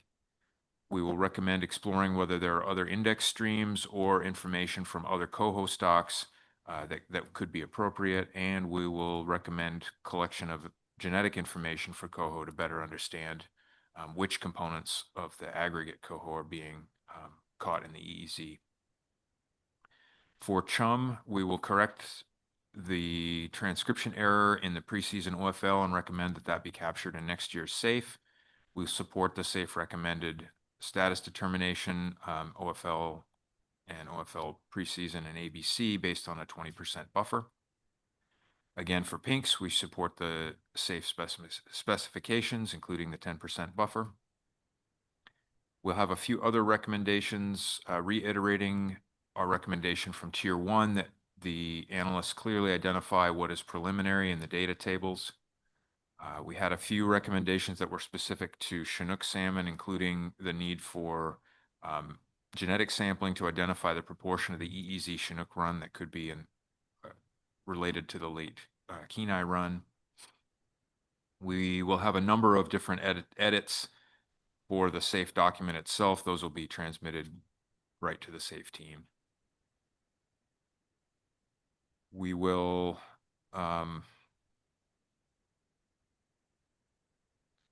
ask for some additional contextual information for these stocks, including harvest in other fisheries in terms of the proportion of the EEZ compared to other fisheries, as well as where that harvest is occurring.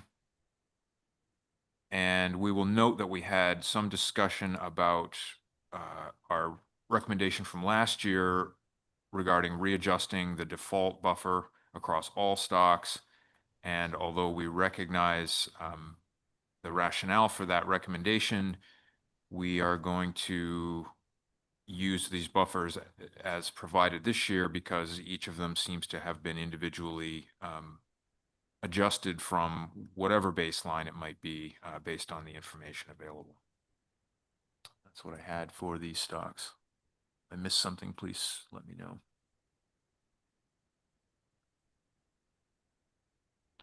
Okay. This seems like a natural break point. So let's take a 15-minute break and then we'll come back and finish the last two components for Cook Inlet salmon. We'll be back at 35 past the hour.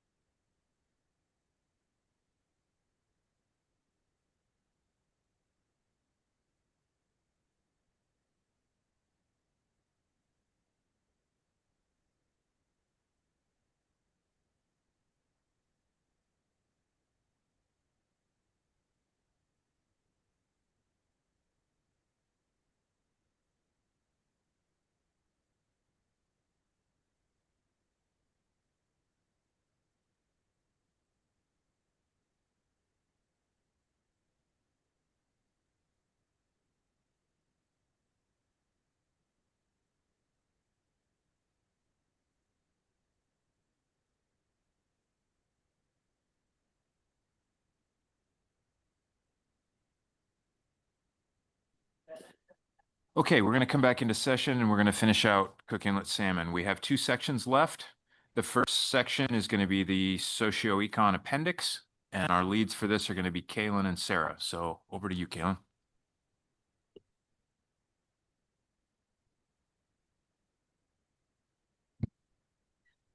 Thanks, Ian. So I think in general, we should support the effort to satisfy the national standards through development, synthesis, and presentation of community and economic data within the SAFE or some sort of associated document. And then just sort of starting off here and for this section, I want to note that some of the discussion, I think, includes metrics that could fall under fishery performance, or Jason was making a comment that earlier about where exactly different measures would go. But I think broadly building out more background information on the fishery itself and some of the implications from a community and economic perspective would be helpful across the board. So I've tried to put together some suggestions here, and I think there was some overlap with what I wrote up here and what others have said in other parts of the discussion. So if the chairs have a suggestion of where things should go or language to use, I'm happy to take those into account. So one other thing before I talk specifically about what some of the suggested or potential future additions. The other thing I want to note is that the community and economic information in the Appendix E appears to come from an EA. And I suggest that we recognize that due to the furlough, there was limited analyst time to compile new information and create new figures. So obviously we appreciate what's included, but that we won't be commenting on the alternatives that are outlined in that appendix because it's beyond the scope of the SAFE review this year, or any language the chairs would like to use.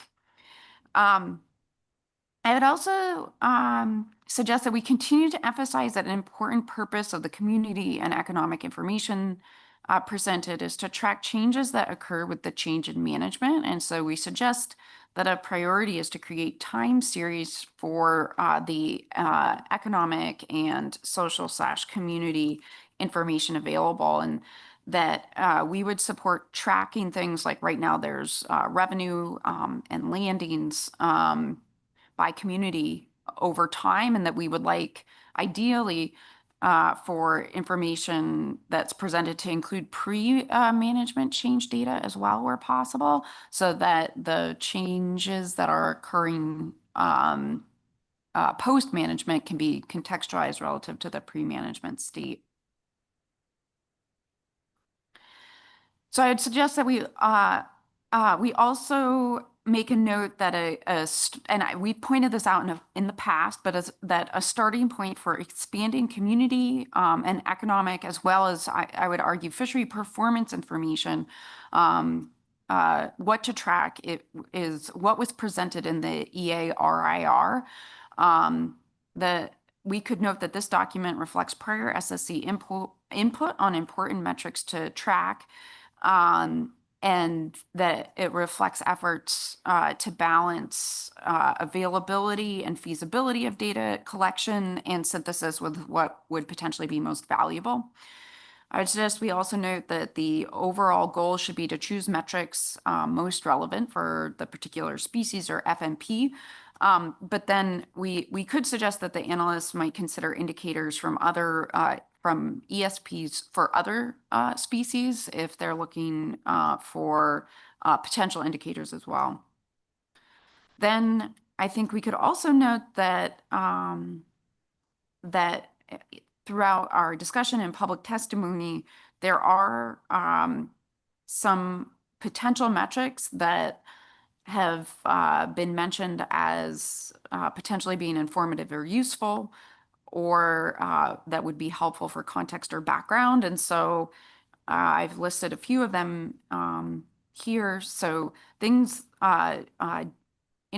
data, information, and or indicators that could help the SSC and potentially the council understand choke species, indicators that would track catch by week, catch relative to TAC, but then I noted, Andrew, you said perhaps we should use utilization more broadly. So some kind of metric though of utilization. We talked about price per pound and how that might vary from species to species, but we don't have any information in front of us. EEZ versus other harvest in the Cook Inlet and catches harvest by region and or port.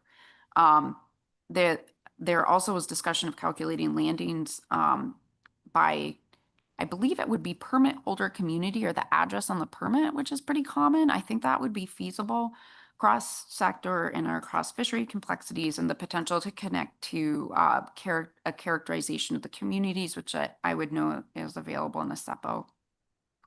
So the other thing that came up that I would suggest we support is tracking the evolving process related to tribal fisheries initiatives. And then this is a little bit in the weeds, but I think it's important. I think we should recommend that the analysts conduct a careful review of this and potentially other documents like the EA to recognize that profit includes both revenue and cost considerations, and that specifically revenue does not include cost considerations. So if there's a discussion of changes in cost, that should fall under a title of profit, not revenue.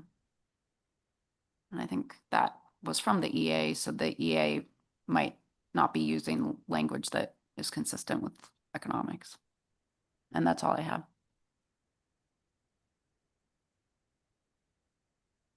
Thanks, Kaylin. Sarah? Thanks. Yeah, I think Kaylin really covered quite a bit of this. I just have a few other things to add, and definitely doubling up on the thanks to the analysts for the overview, especially given the short timeline. So Appendix E seeks to characterize the social and economic considerations, and as part of that, the report examines distribution of impacts to some degree across fisheries and associated support sectors. So from the socioeconomic perspective, the drift gillnut, EEZ drift gillnut fishery was described as a small entity fishery with concentrated economic dependence and focused on 3 metrics or socioeconomic indicators, including fishery value, number of participants, and that included permits and vessels, and community distribution to some degree. So I would, I appreciate the inclusion of these indicators, and I would suggest this is a really perfect opportunity given the transition of the fishery into the EEZ federal management process. And so I'd support the continued efforts and suggest that these data are also critical to addressing National Standard 2 and National Standard 8 in the MSA. I also think that I applaud the efforts to continue collaboration across sectors and also with other user groups to benefit from taking into consideration the limited capacity, and then also to benefit from extensive local and traditional knowledge related to this fishery. So some ideas and around possible other fisheries performance metrics that may be able to be considered. And I think Kaylin did include quite a bit of this already, so I will try not to be redundant. But really focusing on the differential distribution of benefits and how this these change just as we are starting to monitor the fishery. And this could include the support sector as well, including additional data from the processing sector. And this would illuminate some of the fisheries performance indicators under conditions of change. Changes in participation across sectors can track, and this would be across among commercial, recreational, personal use, subsistence, et cetera. And this would help to better understand the evolving fishery as as we um, continue to figure out the best ways to inform management.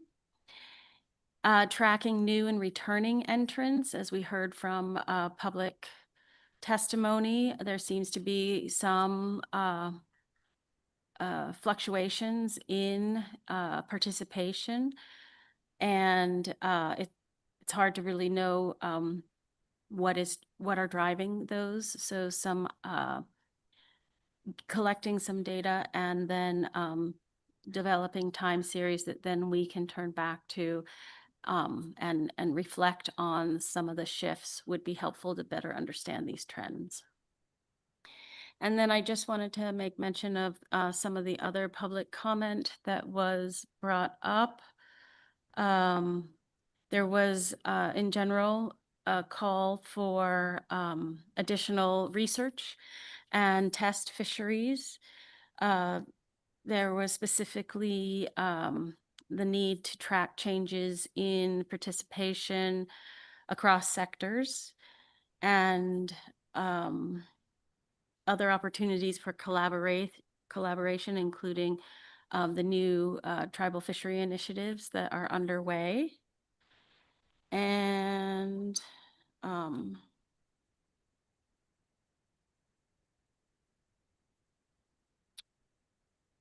I think that's all I had. Yep. Thank you, Sarah. Other comments?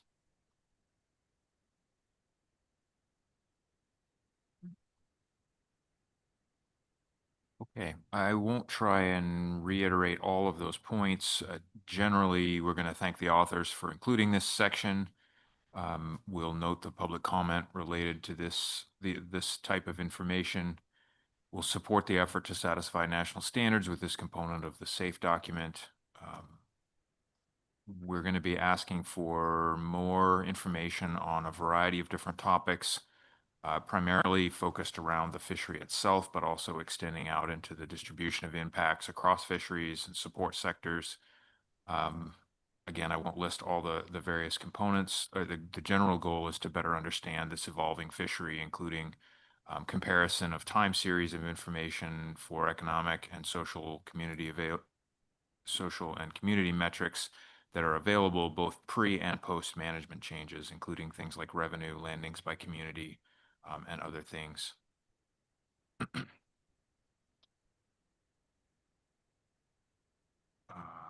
Yeah, again, I think I won't list out all the specific requests, but we'll include those in our minutes. Okay, so the last piece to wrap up our discussion of Cook Inlet salmon was our recap of general process and other topics. And I'll kick it off just by collating a couple of the comments that we had from previous sections to get us started. I think we have two topics perhaps more to address here. The first topic is with regard to risk tables. We had some discussion as we went along about the potential for seeing risk tables for additional species beyond coho.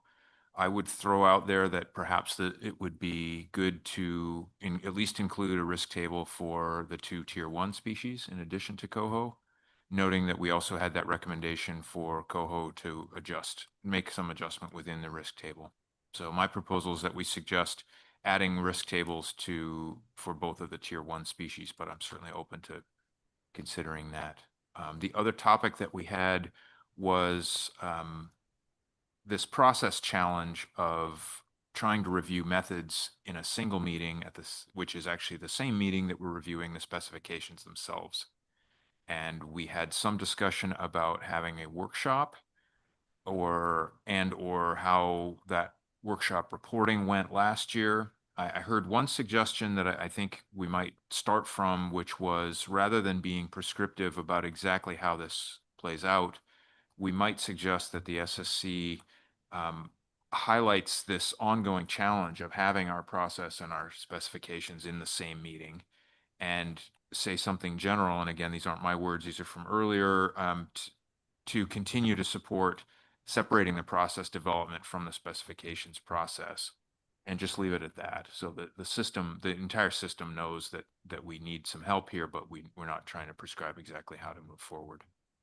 but that's certainly open for full discussion. That's just a recap of the pieces I heard earlier. So anybody that would like to comment on those? Sherry.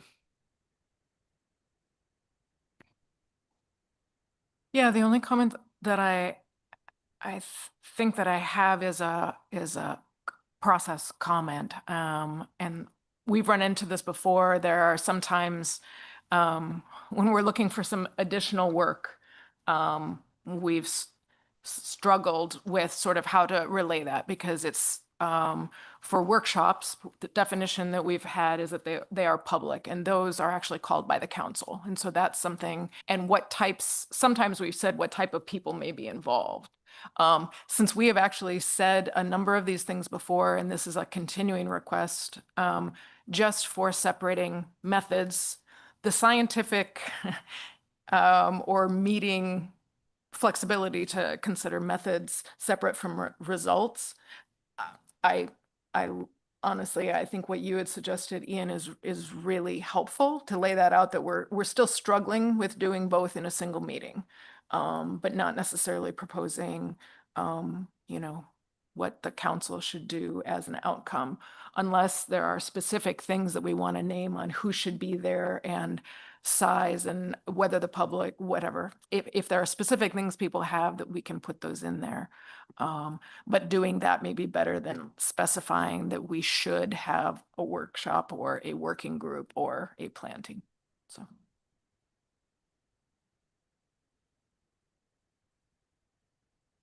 Andrew. Yeah, I guess I think I'll just kind of concur. I think I agree with what you and Sherry said, and yeah, I think just a general statement in our minutes and maybe referring back to our past minutes, which should be sufficient without going into all the details about, like we have the last couple of times in our minutes on this topic. Thanks.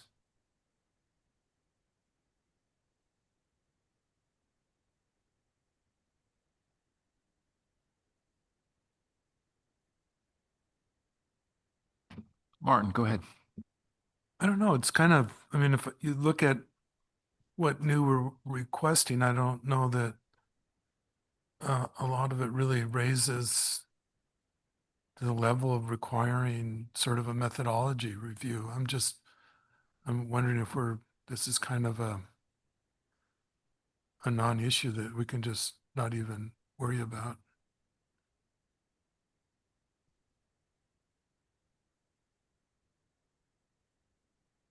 Andrew. Yeah, I mean, I agree. I don't think there's anything that we identified this time around that would, for a specific workshop, that we'd want or anything. So I don't think it's an immediate, need, but maybe in the future. I mean, I think again, sort of reiterating, I think in our minutes, we already talked about, hey, any sort of methodological changes, bringing forward anything that the safety team does that's a change in methodology that they might propose, even if it's without a workshop, that again, bring forward that base model of what we agreed to this year with the new data, and then so we can compare with anything new that they might bring forward and as they're putting the SAFE together for next year.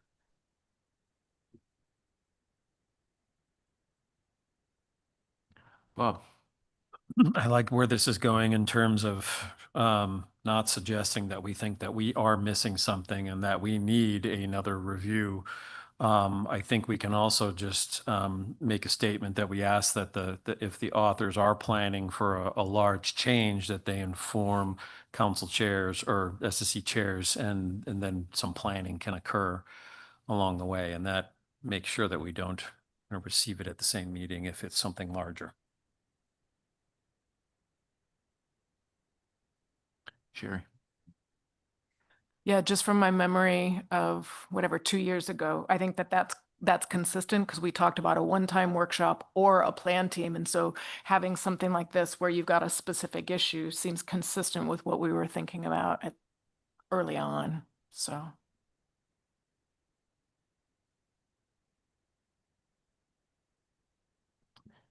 Were there other thoughts on risk tables? Andrew. Yeah, I think I agree with your suggestion. I think you suggested about at least bringing forward some draft tables for the two tier one stocks. I think that would be useful to be able to see a variety of risk tables from at least a little more of a selection of stocks. So we can get a better sense and maybe be a little more helpful in our recommendations moving forward. Thanks.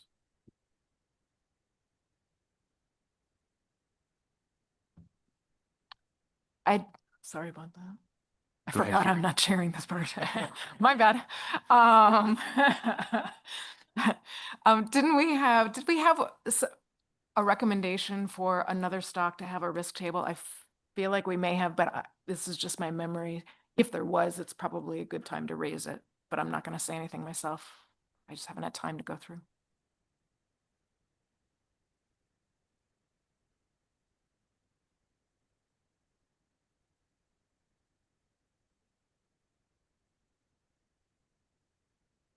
Sorry, Rob. Go ahead. Yeah, thanks, Ian. I guess my main thought on this was just making sure we are clear about why we want the risk table for additional stocks. And to justify just which ones and not others. I mean, I think it's very clear for Coho, but just in the being careful not to add too much extra work that is that may or may not make our decision any different on buffers, et cetera, for stocks where we have more information. Anyways, I just in summary, just being clear, we have a good reason for requesting those specifically.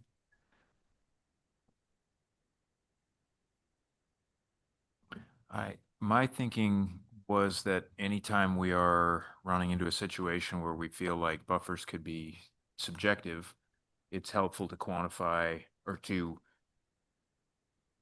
be specific about the various risks. And it's much better for the authors to lay that out than the SSC to try to extract them from various parts of the document. So I find the risk tables helpful just to structure our discussion and to add transparency when we're trying to make a relatively subjective decision. So that would be my rationale for including it for at least those species. I mean, I could support doing it for all species, but this is an evolving process. It might be too much to ask right away. Maybe we just start with the two tier ones. Yeah, okay. If I can follow up. Yeah, if it's an iterative process, that sounds perfectly fine to me. If we're going to ultimately, I guess I'm just making sure if we're going to ultimately have risk tables for every stock, that's great.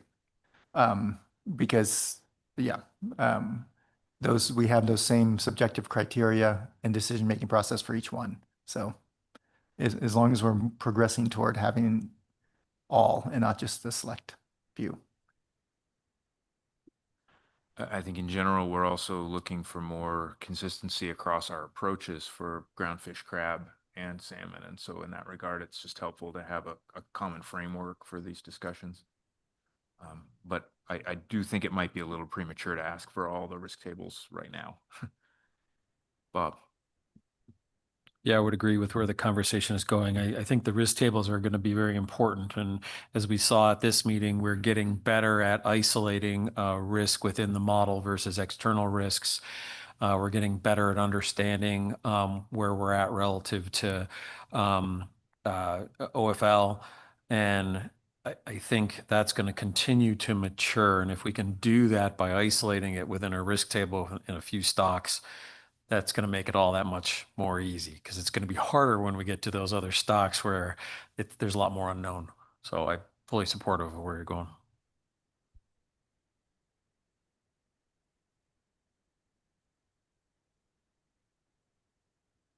Chris. I'm intrigued by this idea of formulating risk tables. I'm left with a sort of question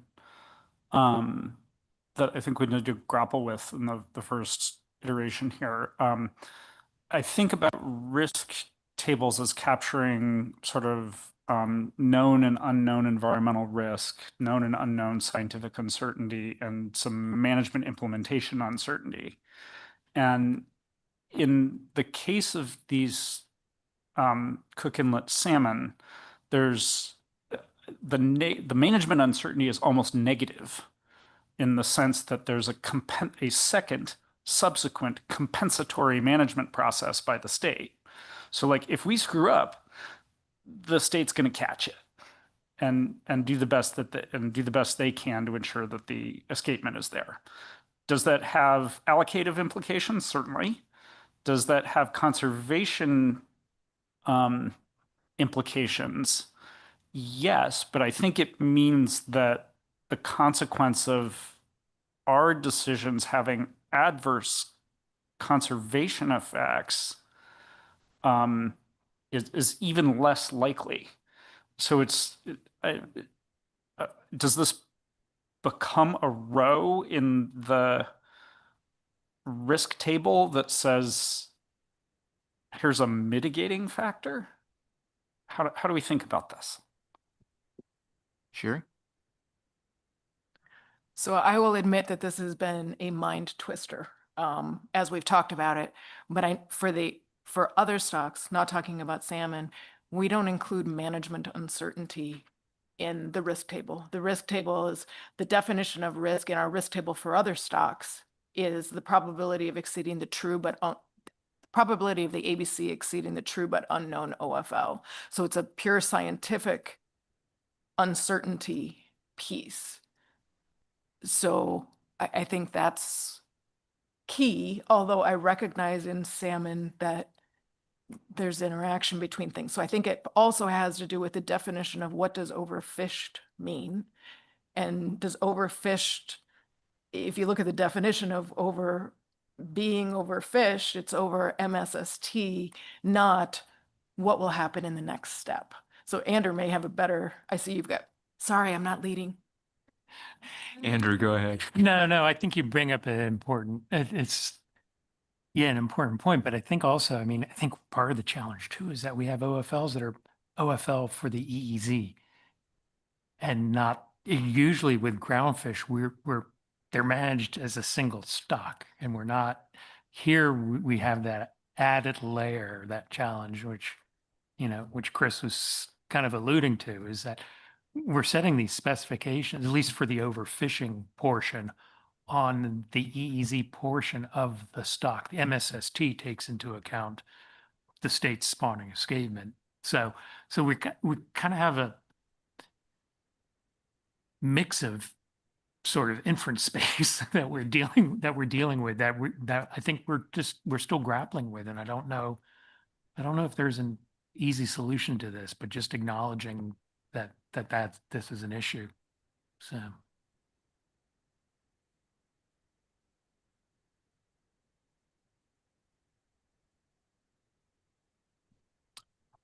Okay. Then I think we've settled on a recommendation to add draft risk tables for the 2 tier 1 stocks. And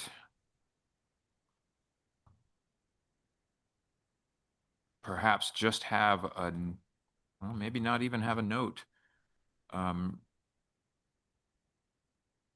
Yes, I think maybe we should have a note that we recognize that this is a different process than we're using when we have plan teams, that we are doing process and specifications at the same time, but at this point, we feel like we can move forward with that process. And one way that we're looking to support that is to make sure that we have the base model methods from last year provided to us in addition to any changes at each new iteration going forward. So we always have that fallback. I think that's a pretty good compromise. Okay, Martin. Yeah, I wouldn't drop your idea about separating methods and outcomes entirely. And I think maybe we just add in a sentence that says if major changes are being contemplated, then we would hope that the council staff and the SAFE teams would sort of strategize in a way to bring that to the SSC's attention and think of an appropriate way to review those, something like that. Perfect. Do you have that written down? Excellent. Okay, so I think we'll have one paragraph that sums up this discussion. And with that, I think I'm going to turn back over to Sherry. On to the next agenda item.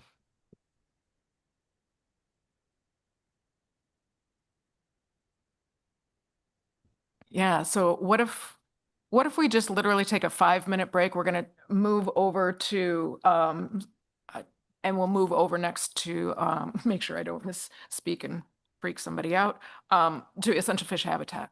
But let's come back. It's 9:07. Let's come back at 3:15.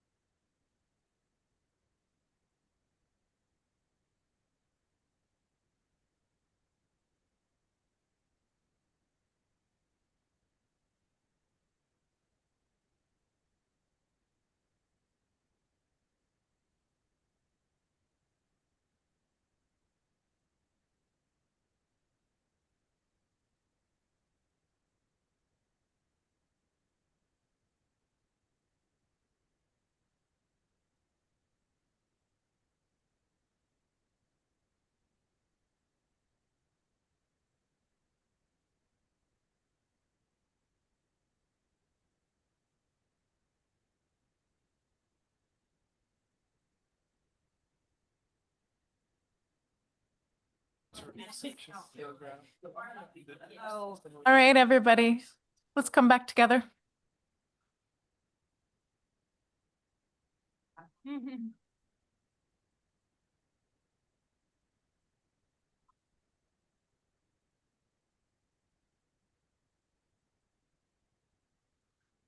All right, we're gonna change gears from specs, and we're gonna next topic is essential fish habitat. So I'm guessing you may have a little bit of an intro, so I may hand it over right away, but welcome. Thank you. Good afternoon, everyone. This will hopefully be a nice change of pace from specs. I know those are always tough. To the chairs and the members of the SSC, for the record, this is Anita Kraska. Whoops. Council staff, I'd like to introduce D3 Essential Fish Habitat 5-year review plan that will be presented by Dr. Jody Pirtle and Molly Zaleski from the Alaska Regional Office, Dr. Scott Smeltz behind me from the FAST Lab, and additionally, we will have Dr. Mallory Yeager and Dr. Mason Smith available online for any additional questions or feedback.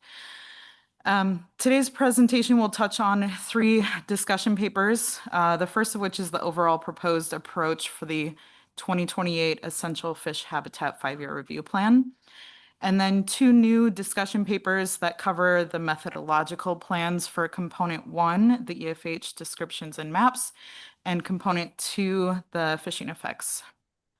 At the December 2025 meeting, the council advanced this overall work plan and agreed that the approach reflects the current priorities of the council and NIMS.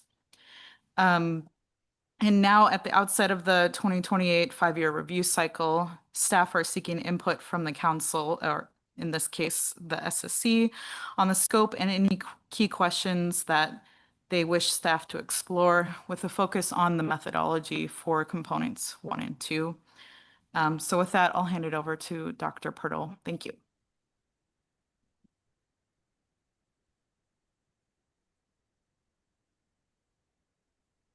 No, must not have come on. There you go. I guess I have a light And, touch. and actually, so that I don't stop you, I think it's probably worth, let's see, we're either going to take questions at the end. Is it better to take them sort of in between your 3 components or at the end? Do you have a recommendation? Thank you for the question through the chair. Well, today you are receiving 3 presentations in one: the overview, the proposed plan and methods for component 1, and the same for component 2.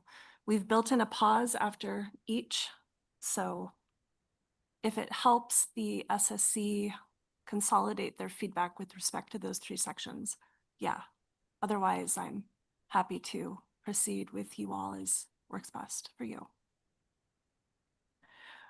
I don't usually do this, but do the leads have a preference on whether or not we break in 3 sections or whether we go wait until the end? I'm guessing it's what we scheduled was like for a 40-minute presentation. So it'll be after 4, but it's within, I mean, it's not going to go overnight. I see Chris has his mic off, but if you don't have I can I'll go either way, Sherry. I think it'll be easier if we take questions for each of the 3 sections because they're sort of distinct, but depending on the other co-leads, I can hold questions till the end. That's fine. Either way is okay if someone has a strong preference. Okay, that sounds great. Let's take a break after each one. And then if we get out of hand, we'll just cut a stop to that and then we'll pick them up at the very end. But let's plan for that. Okay, sounds good. Okay. We have streamlined and planned for 40 minutes of content. Thank you. Alrighty. Thank you, Anita. For the record, although I've already started, Jody Pirtle, NOAA Fisheries Alaska Region.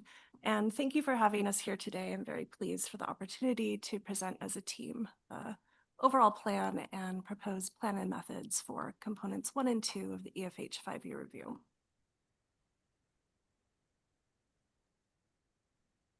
I'm one who gets tripped up by slide advances. This one and this one.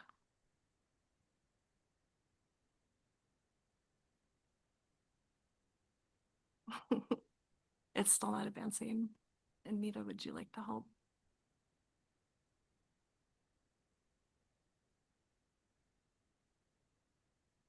Okay, here we go. Did someone say it was near the end of the day? Okay. The proposed plan for the 2028 EFH 5-year review is based on direction received from the council, its bodies and notes from the last review, and the current priorities of the council and notes. Anita shared that it was presented in December. So today we are informing the SSC on the plan and seeking input from you on the specific components prioritized for this review in this first overview section. So I'll start with a brief EFH refresher to ground us in the regulations and the process, and then share the plan. We've provided 2 supporting documents listed here on this slide: the discussion paper for review and the final summary report from the last review for reference. So the Magnuson Act requires that FMPs describe and identify EFH, minimize to the extent practicable adverse effects on EFH caused by fishing, and identify other actions to encourage the conservation and enhancement of EFH. Each of the council's 6 fishery management plans contains all 10 EFH components, some of which may be updated with new information at the conclusion of an EFH review.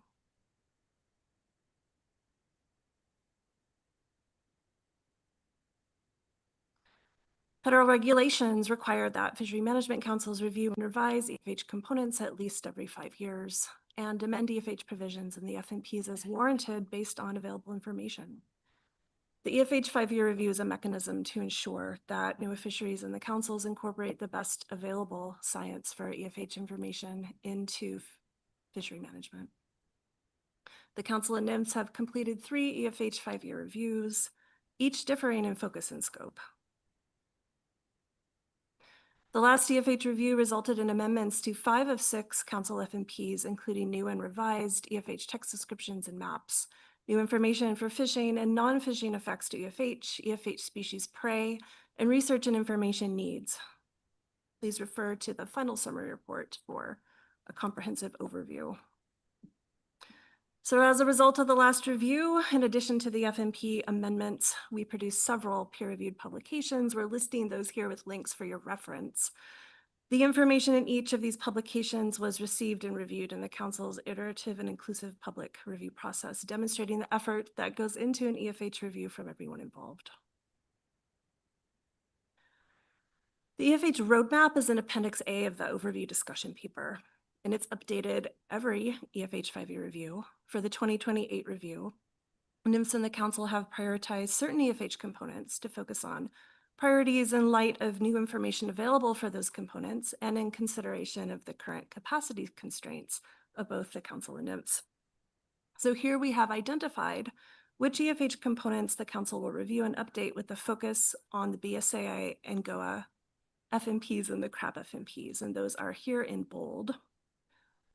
A main focus of the work of this EFH review is Component 1, description and identification of EFH, and Component 2, fishing activities that may adversely affect EFH, and you will hear more about those in detail next. Component 6, FMPs must identify actions to encourage the conservation and enhancement of essential fish habitat, including recommended options to avoid, minimize, or compensate for adverse impacts. The council has taken several actions to minimize potential adverse impacts to EFH from fishing activities, and you can refer to those implemented in the FMPs and the summary report. The plan for the 2028 review with respect to Component 6 is to review the results of the EFH fishing effects evaluation, review existing habitat conservation and enhancement measures, those are in the FMPs, and the council may choose to recommend priorities for additional habitat conservation measures from new information coming out of this review or at any time. Component 7 prey species list, and habitat locations.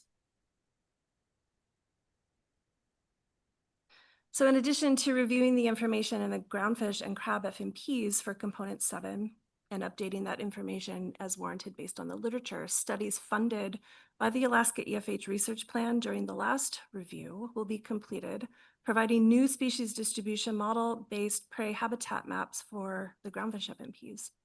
These maps will be available for review at a subsequent meeting and presented in the summary report at the end of the review. This information informs essential fish habitat consultations and other relevant council actions. And this is another example of an EFH component that's providing ecosystem information in the FMPs.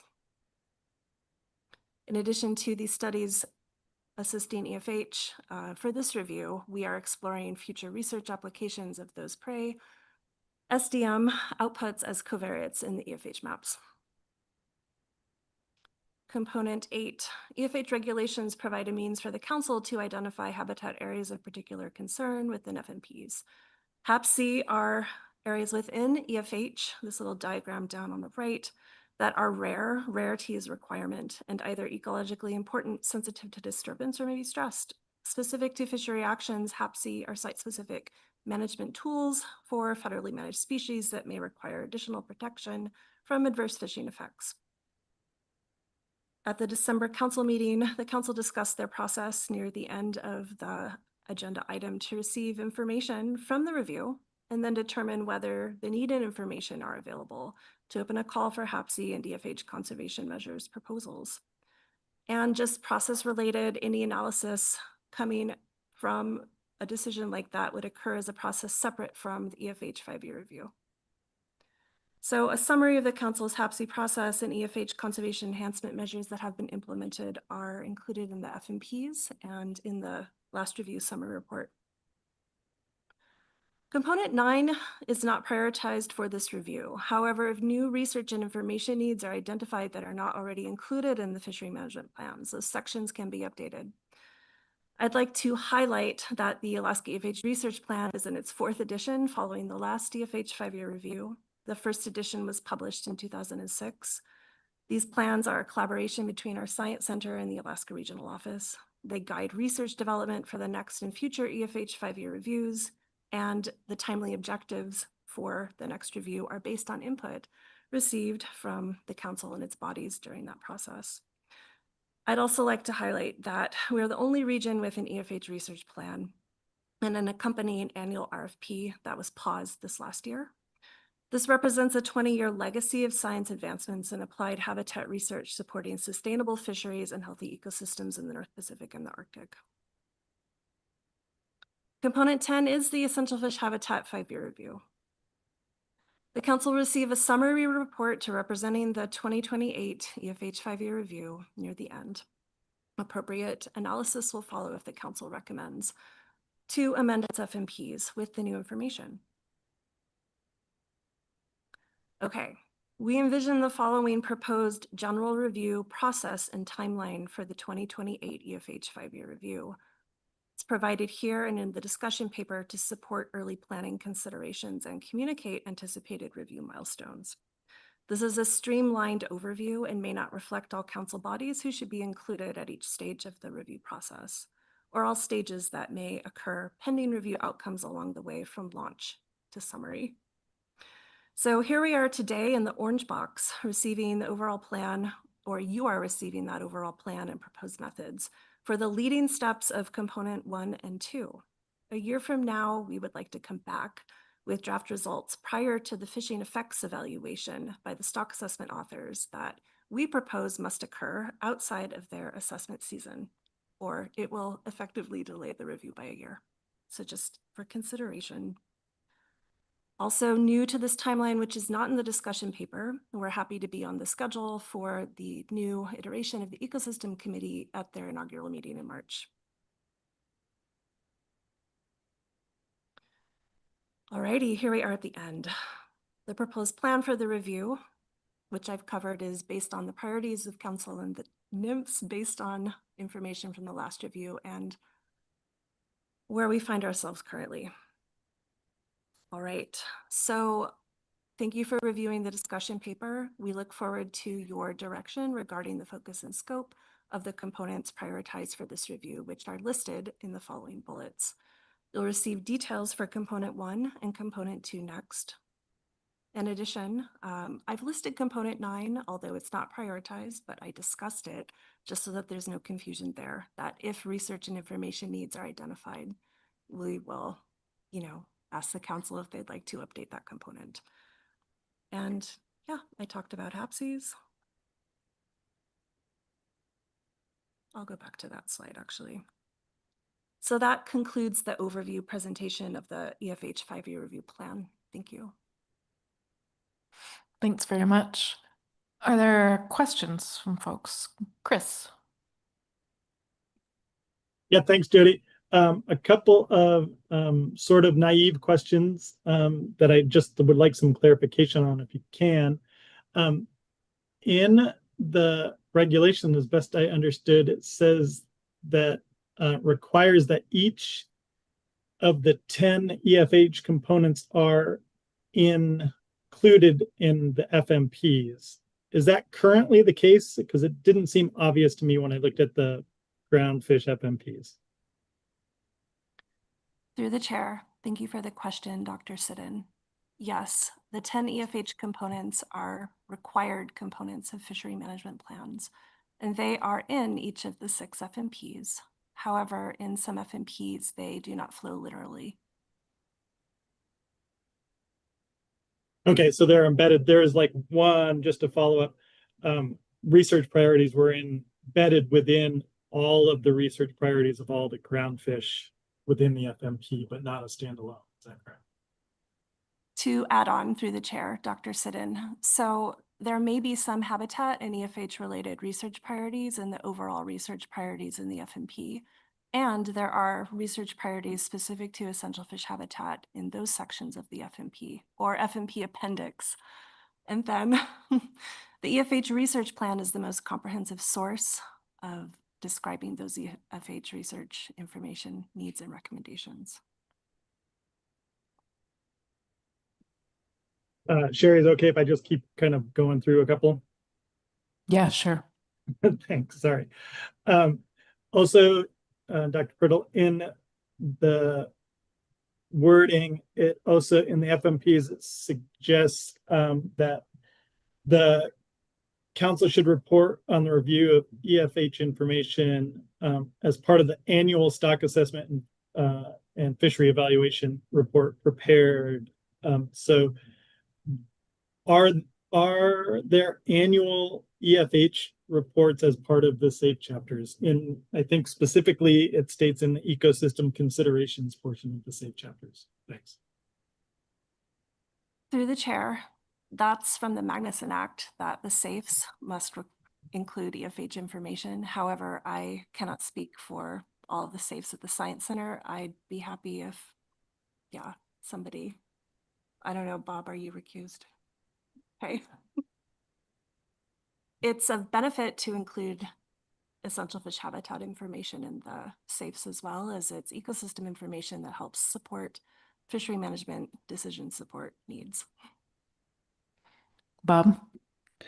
Yeah, Madam Chair, I'm happy to comment, but we all read the SAFEs, every word.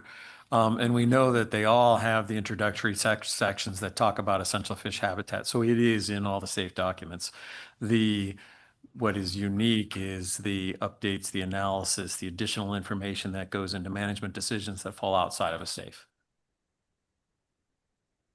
Thank you. Chris, did you have others? Yeah, there's that. I just need to double check because I looked at a couple of the last intros and they don't have any EFH information in the intro chapters of the SAFEs. So anyway, just those are details that can get cleaned up. I just trying to make sure I understand where things are needed to be. Through the chair, can I add on a little bit? Sure, go ahead. We also include a fishing effects indicator in the ecosystem status reports. This has been occurring for several cycles now, And we also include some essential fish habitat-based metrics in the ecosystem and socioeconomic profiles. Thank you.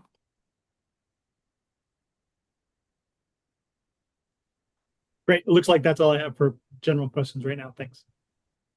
Great. Franz. Yeah, thanks, Jody, for the introduction. So I'm just trying to understand the prioritization process. You highlighted the 5 components that NIMS has prioritized, and I was just wondering if you had sort of a set of criteria for that, if some of the others are covered elsewhere. I think like the cumulative impacts analysis, you comment on that somewhere that's sort of covered, and maybe some others that where there hasn't been much development, or what was that prioritization based on? Through the chair, Dr. Muter, thank you for the question. I'm bumping back up to the slide that shows all of the components, so I can answer your question most comprehensively. Here we are, slide 8. The prioritization process starts with NIMS recommending to the council which components we anticipate or know will have new information available that we propose is warranted to update the FMPs. So A, do we know or anticipate new information will be ready? Because we start several studies in the last review and have a cycle when we update this work. We know that some will be ready, such as component 1, component 2. Every essential fish habitat 5-year review covers component 6, and component 8 is at the council's discretion, but we review all items with respect to those implemented under component 6 and 8. Component 5, cumulative impacts analysis. There is some cumulative impacts analysis that occurs in evaluating fishing effects to EFH, and component 4, non-fishing effects to EFH, are regularly occurring essential fish habitat consultations where conservation recommendations are updated routinely every time we do one of those. It is not possible with the current capacity of notes to develop a cumulative impacts analysis beyond that which was done for the 2005 EFH EIS. At this time, however, who knows what the future holds? Did that answer your prioritization question? Yeah, thanks. Okay. Bob. Thanks, Madam Chair. Thanks, Dr. Pirtle. Could you go back a couple of slides to, where you walked through, you mentioned something about stock assessment authors. Yes. That one. I think it's the timeline. Yep. So yeah, exactly. So second orange box to the right on the bottom. okay, I won't guess which one's orange. Oh, green. No, you're all good. You're all good. Oh. The second green box to the right on the bottom. no, that's good. I'm sharper in the morning. Question is, so you mentioned hoping that they had time off cycle to work on this. Is this expected to be part of plan team discussions, given that the plan teams are where all the stock assessment authors bring their information? Are you thinking offline? And maybe I'll follow up with the comment. If, as you're going on with this presentation, if you could be clear about who's collecting the information that's going into these updates, that would be great. That was a question that I've got like 6 or 7 times throughout the document. So I just want to make sure if I understand, is it the stock assessment authors pulling some of this information together, and where the new updates are coming from, given that you've explicitly said the stock assessment authors have a role here? Through the chair, Dr. Foy, thank you for that question. I'm glad that I have more time via your question to talk about this. So when we come back a year from now, based on how long it's going to take certain aspects of the process, we'll provide you with the draft results for the component 1 maps and the component 2 fishing effects analysis, where we overlay the fishing effects model runs with the EFH core EFH areas. We will also present to you the proposed fishing effects evaluation methods. So up until then, it's all EFH analysts providing information. And then, just like the last 5-year review, we're proposing to hold a stock assessment author workshop. Like we did last time, it was plan jointly between, I think, Dr. Shotwell and myself and others involved, where we launched the stock assessment authors fishing effects evaluation process. So it's intended to be collaborative and inform them of the proposed process based on your guidance that we'll receive in February and March, perhaps. And then they'll set off and have a handful of months, we propose, to conduct their fishing effects evaluation. So at that time of the EFH information development process, we will hand the stock assessment authors a little package of the new EFH maps, their fishing effects analysis results, and other EFH information from this review that's at their disposal for the fishing effects evaluation. They will conduct that, and then we're proposing that the plan teams review that information, and then in that plan team cycle, when they come back to you all and provide the report, that we also have an opportunity to provide commentary on their report. At the October meeting, yes. All very tentative at this time, of course. All right.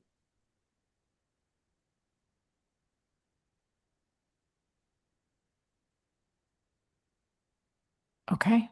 I think we're set on questions. We're ready for the next section. Hold on, Sherry. No problem. I'm sorry. We have a question from Chris. Thank you. Dr. Brittle, on your timeline again, do you know at this point in time or have any indication of what you have the timeline, but is there a deadline for when that product needs to be completed for either the council or for NOAA to get it published and out the door? Thanks. Thank you for the question, Dr. Siddon, through the chair. So in general, we aim to have this process take about 5 years. We've scheduled for the council tentatively to receive a summary report sometime in 2028 or 2029. This is an iterative process. It happens every 5 years or so. It is effective if we keep on task and stay on timeline and march through the process to keep the information fresh. And did I answer your question? I think so. There's no explicit deadline. Is that right? There's no explicit deadline. It would be strange, though, and it hasn't ever happened before, to my knowledge, that we have had an EFH 5-year review in our region, and we've paused it for several years in between and then came back to it. So that's fine. I'm just trying to make sure it's like, it doesn't need to be done by June meeting, council meeting 2028 or 8, right? I'm trying to work backwards of all the things that need to happen between then and some anchor point at the end. Thank you. Through the chair. Perhaps a good way to summarize this response is it's done when the council deems it's done and they're ready to receive our summary report.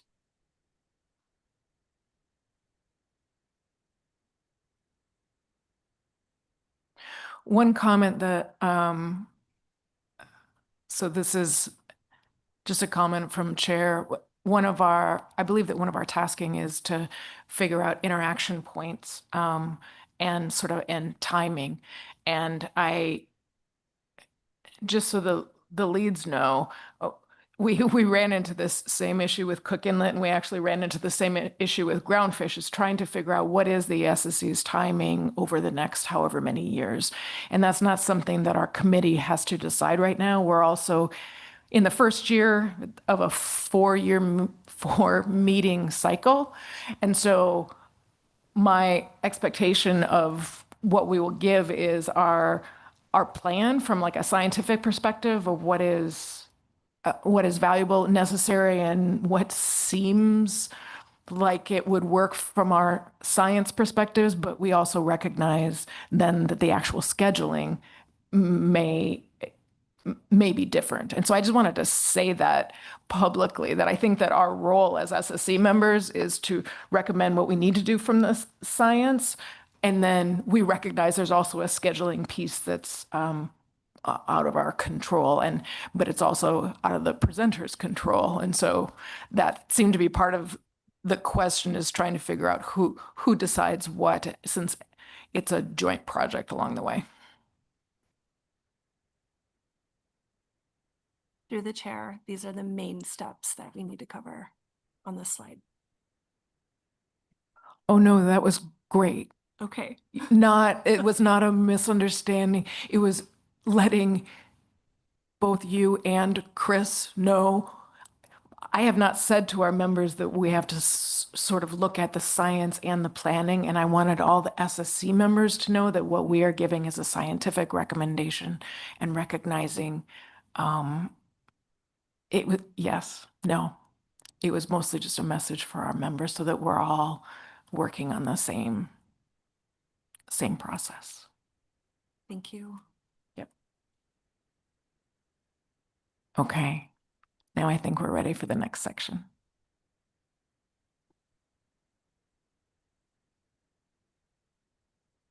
All right. In person, I will be presenting Component 1 EFH descriptions and identifications, the overall plan and proposed methods. I'd like to begin by acknowledging Drs. Mallory Yeager and Mason Smith, Dr. Mason Smith. They are at the Alaska Regional Office. They are EFH analysts, and they are the leads for this Component 1 analytical work.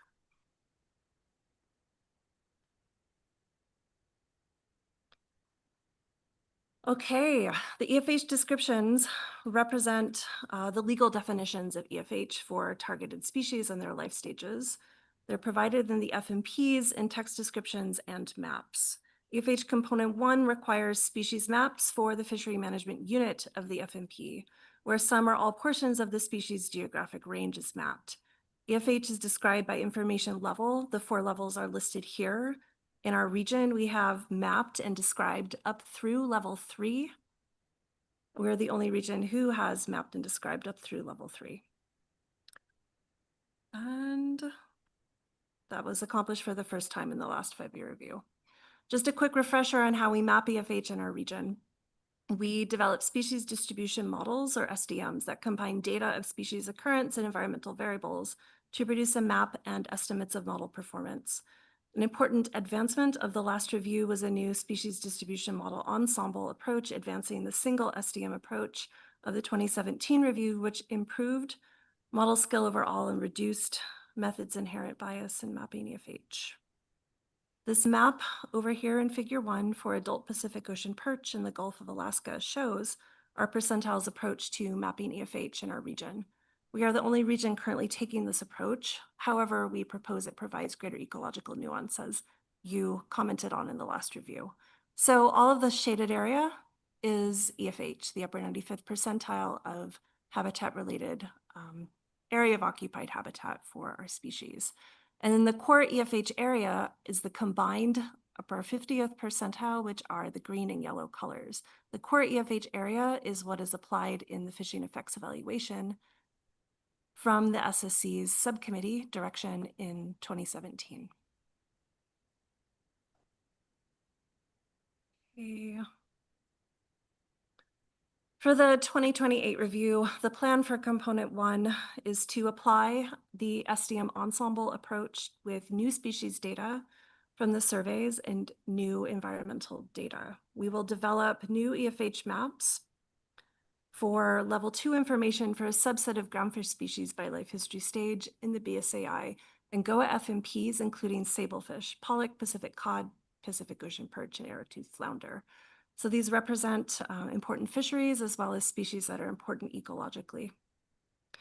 And for the crab FMP, we are including all 5 crab species and proposing to map those by sex and maturity stage, a recommendation from the last review, and the first time that will have been done for the crab FMP in our region. We'll also develop new and revised level 3 EFH maps for species with temperature-dependent vital rates, which we established in the last review.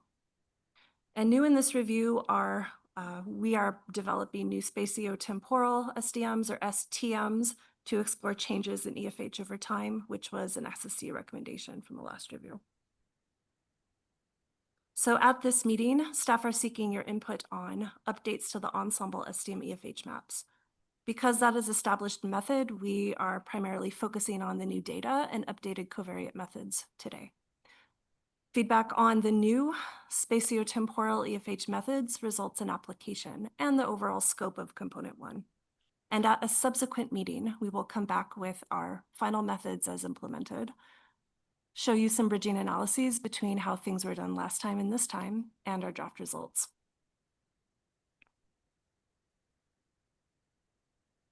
This slide outlines the structure of our presentation for component 1, covering our methods and draft results, methods and some early draft results examples, I should say.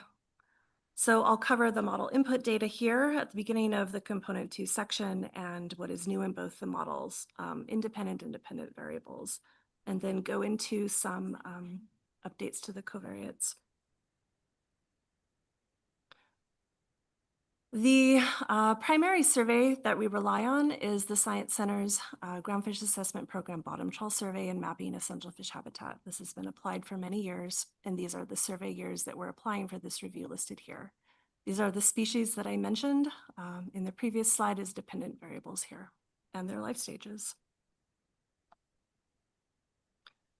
Independent variables include geographic and physical, location, terrain, seafloor substrate, and oceanographic variables. New in this review, we're including summer bottom temperature and bottom currents and the cold pool extent from new MOM6 NEP products, and we have some to demonstrate for you here. We also apply a tidal model to incorporate hydrodynamics, and also updated in this review are new structure forming invertebrate species distribution models to include biogenic habitat forming taxa in our EFH mapping. Such a comprehensive set of covariates allows us to take an ecosystem approach to how EFH is mapped, and updating those covariates at each 5-year review based on best available information allows us to keep that information current for the ecosystem. So updated maps with best available ecosystem information at the time are included in the fishing effects evaluation, which is the most current information for fishing at the time. Moving through the covariates, bathymetry. We have worked with the Science Center, Dr. Sean Rohan in the RACEGAP program primarily, who has been updating bathymetry for Alaska. We will provide that as a covariate in this review. We have conducted some bridging analysis, which is described in the discussion paper for component 1. Overall, the new bathymetry shows improved accuracy across all regions and almost all depth profiles, and there's more information on that in the discussion paper. Regarding structure forming invertebrates, we are updating this approach using a combined gear species distribution model, which is a new analytical method. In the past reviews, it has used bycatch from the bottom trawl survey data only to make these SDMs of corals, sponges, and sea whips. However, in this review, we are providing and applying camera data from the recently completed Alaska Coral and Sponge initiative that is funded by our Habitat Conservation Division's parent office at Headquarters Office of Habitat Conservation. So the team, mostly at the Science Center with other collaborators, is providing many new camera presence and absence locations for all of the regions off of Alaska for these SFI. And the biggest methodological change this time is going from a single survey or single gear GAM approach to a combined gear approach. And Valerie Mason can tell you more about that. In fact, this handy slide can as well. Here's our model. We're using gear as a fixed factor, covariates as smooth terms. Here is an example of where we're at with developing an updated MOM6 based bottom temperature covariate. This will also serve as the basis for updating the bottom current covariates, as well as the cold pool extent. And the cold pool, I'll clarify, is only applied to the spatiotemporal, the new STM models. This describes the bridging analysis with bottom temperature. You can look at the differences over on the right, and more information on this is included in the discussion paper. Moving on to the modeling methods for model development and into some results examples for the ensemble SDMs and the new STM method. This is an overview slide of the ensemble species distribution modeling approach that was applied during the 2023 EFH 5-year review. Just quickly as an overview, this includes 5 models. They are at the top. They are selected through a ensemble weighting process. However, the 2 on the left, the Poisson GAM and the negative binomial GAM, only 1 out of those 2 is selected. We step through a cross-validation process. There's a weighting process. We identify the constituents that are applied to the final ensemble, and then we run a final skill test with root mean square error, row AUC, and percent deviance explained. And we have our code up on GitHub. Moving into the new spatiotemporal models, led by Mason and Mallory and my group at the regional office. These are new for the 2028 EFH 5-year review. As we know, our species are moving around in space and time as the environment changes and with other factors. We're excited to introduce these in this 5-year review. They are supplemental spatiotemporal maps to the long-term average EFH maps that are run through the fishing effects evaluation. These are not run through the fishing effects evaluation. They are supplemental to that evaluation to further inform that process. And then this is the model here. Here's an example for adult Pacific cod in the Eastern Bering Sea. You're seeing quite a bit of movement over time in the GIF in the middle and the graph over on the right. This is an example of some early results application. Mason is on the line to describe more about this. The cold pool here being the covariate applied that is likely having the most influence, and that's all I'll say about that. Okay, at this meeting, again, staff are seeking input from you on updates to the ensemble SDM EFH maps, the new data and updated covariates, the new STM EFH methods, results and application, and the overall scope for component 1 in the 5-year review. And that concludes the component 1 presentation.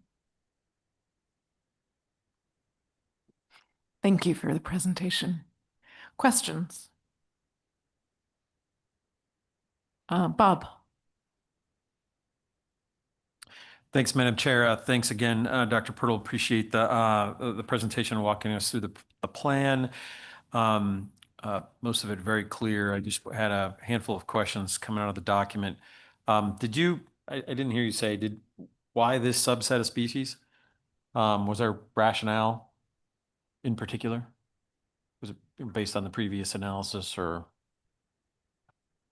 Through the chair, why did we choose this subset of species? They represent major fisheries in the regions off of Alaska or are ecologically important. And they're the set that we're rolling out with. Given the current constraints of NIMS and the council, we propose to focus on this set for this 5-year review. The last 5-year review was a comprehensive update of new information for the species and the fishery management plans for the Arctic, both groundfish FMPs and the crab FMP. Thank you. And I'll make a comment. Thank you. Yes. If I may, Madam Chair. I meant thank you for the smaller list. Sorry, I'm trying to organize my questions because there's things in the document that weren't necessarily in the presentation. Just so the SSC knows, you can gather your thoughts while I'm saying this. Yeah, there we go. We specified the time for this presentation due to our timing in the meeting. So the authors adjusted for us, and they may very well have had this in their original presentation, but they're working with us. Yeah, I'll just go ahead and ask some of these. So there's some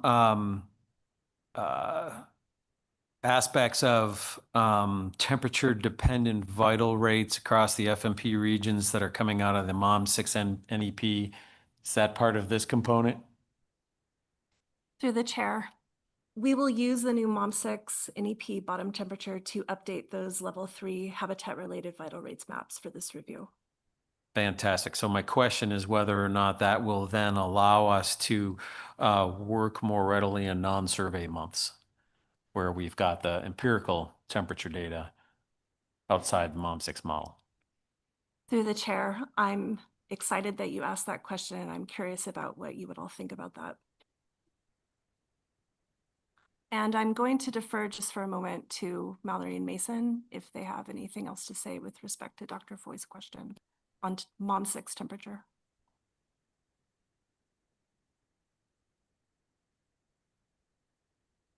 Hi, Dr. Foy. This is Mallory. Thank you for the question through the chair. Yeah, I thank you for bringing that up because that's one of the parts within our bridging analysis as the 2023 EFH review focused it on survey interpolated data for bottom temperature throughout the bottom trawl survey. And so one of the hopeful benefits of moving to the model derived MOM6 bottom temperature is that we are in fact getting summer months from June to August throughout the whole season. So especially when we had intermittent sampling, specifically in the Northern Bering Sea, or like you mentioned, like I'll be able to capture what we hope to be a more seasonal representative view of temperature in informing EFH, both just within the ensemble STM, the STMs, as well as what you mentioned with the vital rates. Thank you for the question. Great. Thank you very much. If I may, a couple more questions. Appreciate that explanation. That's great to hear. A couple of crab specific questions. So I see that the plan is to add crab species by sex and maturity stage for the first time.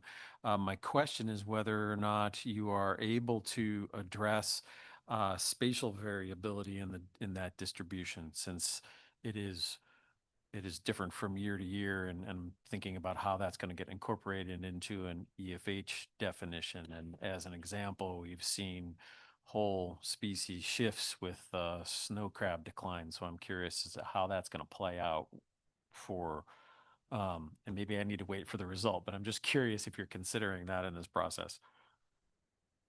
Through the chair, with respect to mapping crab EFH by sex and maturity stage in this 5-year review, how will we incorporate spatial variation through time? So the EFH maps for those crabs will be based on the 20-year plus time series, as are the groundfish EFH maps. However, because we are introducing the spatiotemporal EFH maps as supplemental EFH mapping information, that will be available for those crabs as well.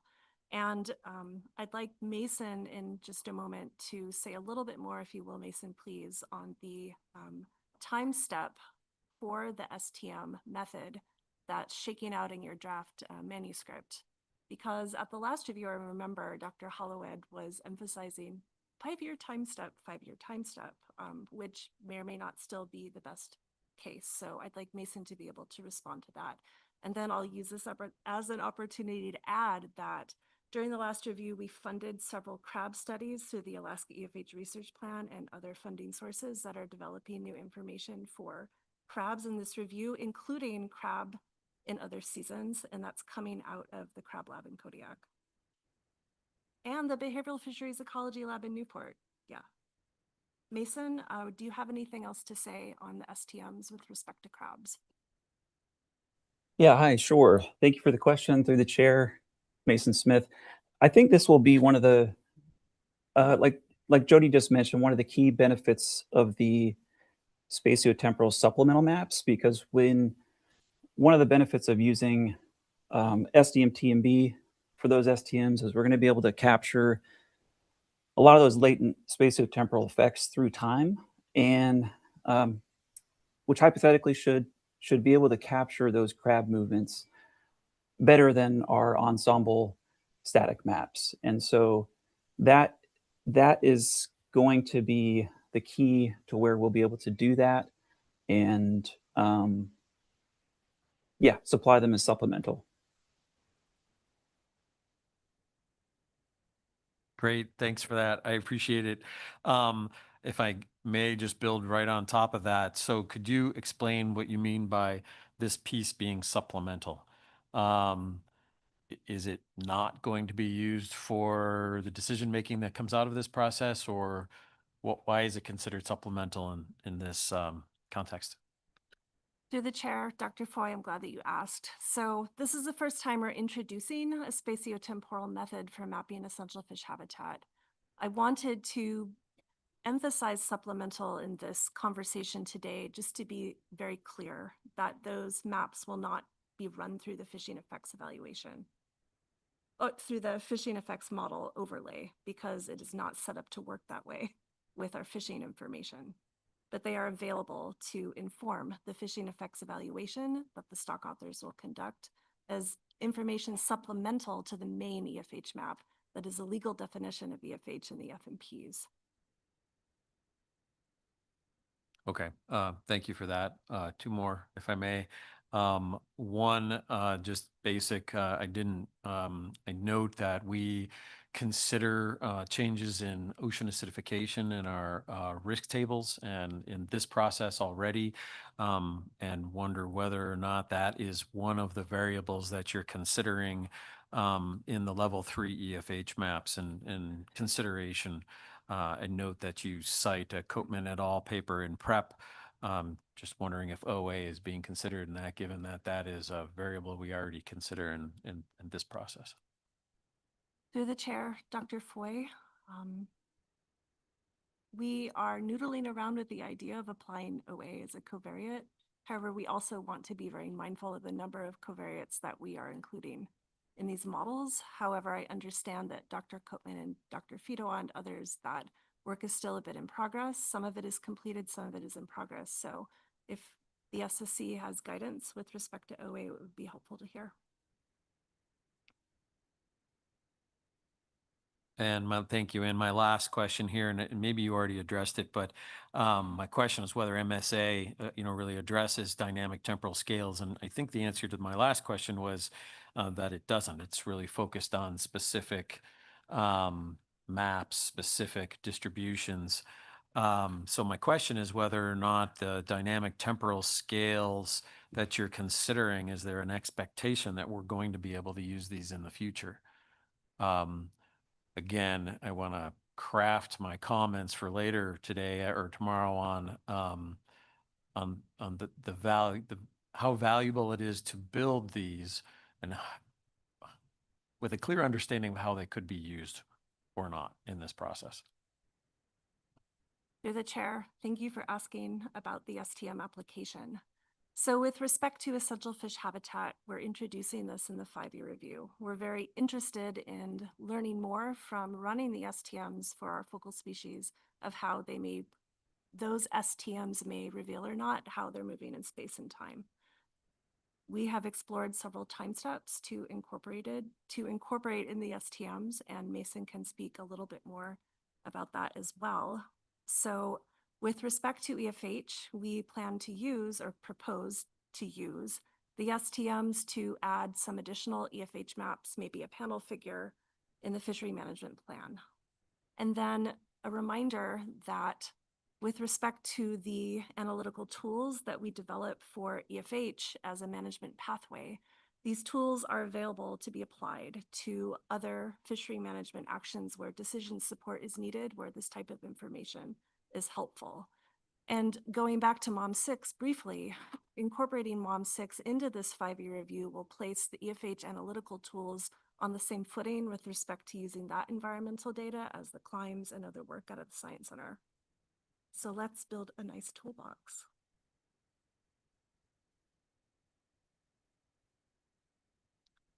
Franz.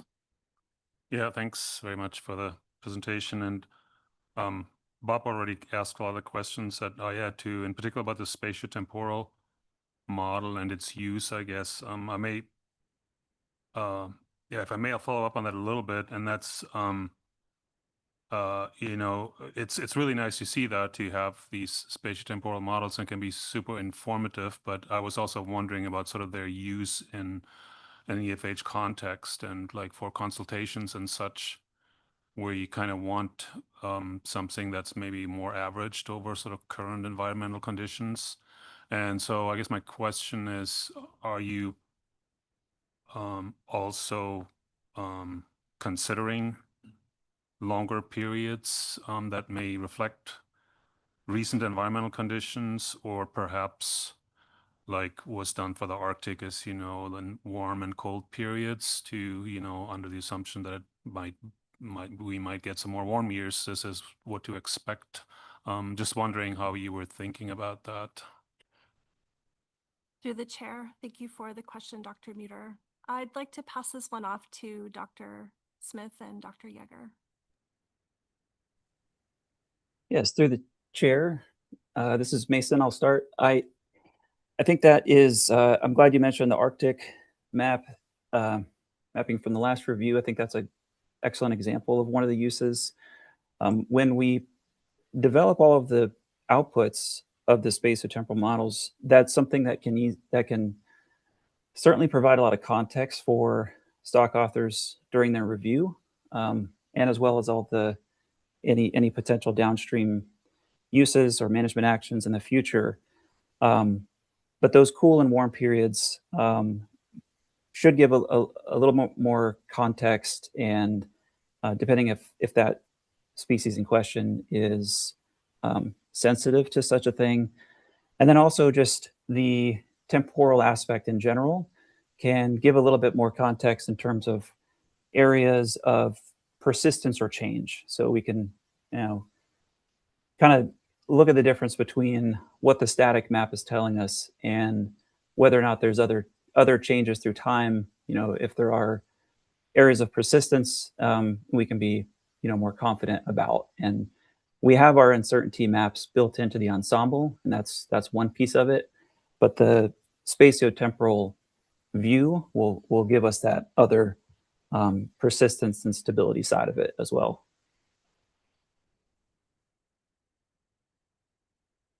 So maybe just to really follow up, are you planning on then producing something like the, under warmer and cold conditions, or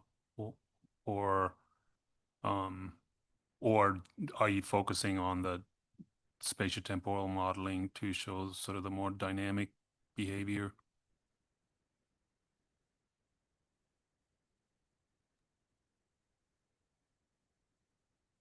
Through the chair. Oh, go ahead, Mason. Oh, I'm sorry, Jody. There's with the audio delay here. If I think that we could do either or a combination of all of the above, and would look for you all for that guidance as well. But it would be something that we could easily provide to stock authors a list of each, a series of temporal plots, and also do some aggregations, cool and warm periods, or any other sort of aggregation that might make sense to the stock in question. Yeah, thanks for that. I mean, I don't know. We can maybe discuss it later on, the value of that versus STMs. I mean, understanding capacity limitations and all that, and also the volume of output produced. I do have other questions, if I may. And this kind of goes back to our earlier comments from I guess mostly from February 23.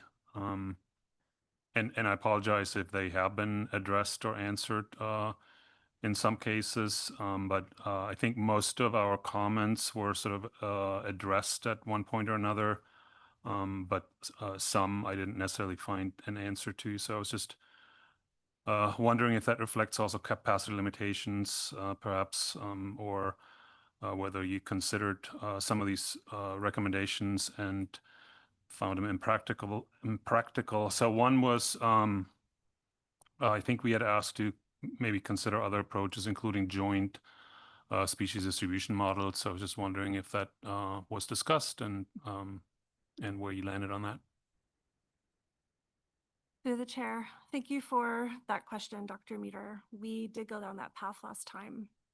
We started a process working with the Sablefish Stock Assessment Group at the Science Center to develop some combined gear SDMs using longline survey data and bottom trawl survey data using sablefish as a case study. That has been paused due to capacity constraints. So that being one form of a joint SDM. Then with respect to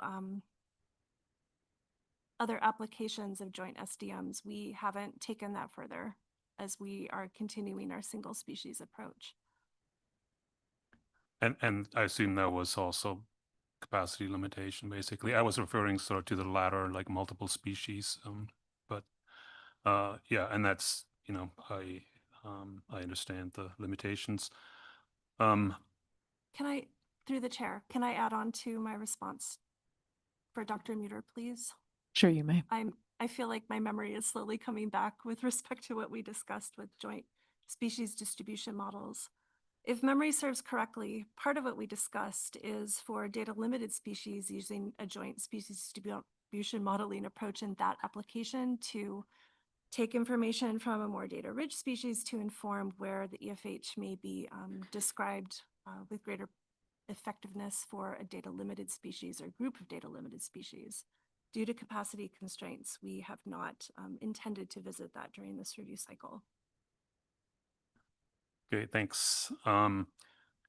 My next question relates to other variables. So I was pleased to see you know, some other variables being considered, like the summer bottom temperature and the structure forming inverts. We had, I think, made a couple suggestions to consider perhaps frontal structures or measures of stratification.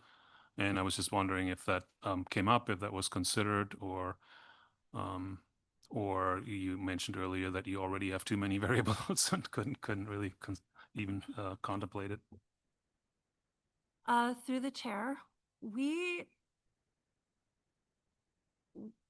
including bottom currents, but that probably doesn't cover frontal structures. We have modeled tidal speed, which is particularly helpful out in the Aleutian passes, but frontal structures, no. It would be interesting to hear any guidance the SSC has on that type of covariate. And Mallory, do you have anything else to say with respect to consideration and possible application of those types of oceanographic covariates in the set that you're developing, in particular from the new MOM6 NEP? And it's okay if not. Yeah, through the chair, nothing is coming off the top of my head. Thank you for the question, Dr. Muter. But yeah, basically what Jody has summarized is what I was imagining for oceanographic processes. But yeah, definitely, if you have any feedback or suggestions for exploring others, you know, interacting with the CEFI portal and MOM6, it seems like there are a large number of covariates that we could consider, and it's mostly me trying to wrap my head around what's even available. So if there is a specific covariate that you would imagine could, you know, inform EFH or fish or groundfish or crab SDMs, we are all ears. Thank you. Thanks. I do have a couple other sort of big picture, but I think I'm not sure if they fit here. I think I'll hold off on that. Maybe you'll address those. That's all I have for now. Thanks. Thanks. Curry. Yeah, thank you very much, Dr. Pirtle, for the presentation. This is an exciting body of work, as always, to see move forward. I guess I have a couple specific questions. One has to do with the spatiotemporal models that you're planning on developing. I noted that there wasn't any sort of year effect included, and I was wondering if that was by design or not. And if there was a year effect, whether or not that would be autoregressive, AR1 or otherwise. Through the chair, thank you for your question, Dr. Cunningham. I'm going to pass that off to Mallory and Mason, and I have the STM slide up number 34 with the model. Thank you. Hi, through the chair, this is Mason. Yes, we did not we did not include it as a fixed factor here, primarily because we have it through the spatiotemporal effects. It is something we could explore and see how it may change the results. We are still very early on, so we would be open to doing that and to see if it changes anything. If you have a strong recommendation why that might be beneficial, but as of right now, we have not included it and done any sort of testing. Okay, thank you. And I guess my second question relates to the cross-validation approach that you used for the static model ensemble. Is that just random tenfold cross-validation, or have you discussed kind of exploring either a spatially blocked or spatiotemporally blocked cross-validation approach? Or yeah, I'm just wondering if you could give a little more detail.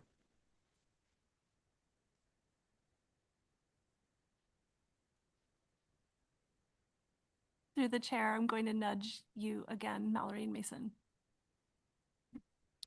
Yes, Mallory Mason, if you haven't, I'm sorry, say that one more time.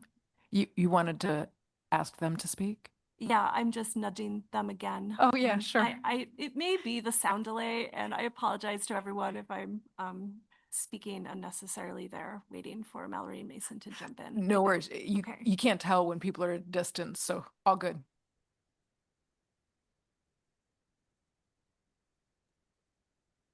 Hi, through the chair, this is Mason. I can try to answer so far as the can try to bring the ensemble code up to get a definite answer here, but I believe it's just a standard random cross-validation within the folds, so that out of the 10% are chosen in each fold of the validation. Okay, thank you very much.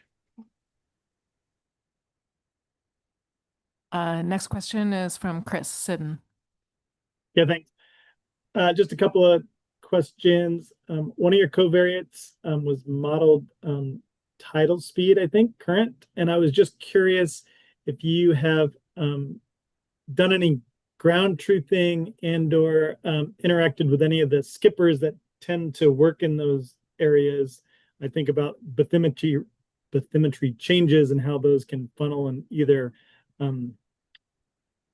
accelerate or decelerate kind of an average kind of modeled tidal exchange. So just curious of any ground truthing of that covariate. Thanks.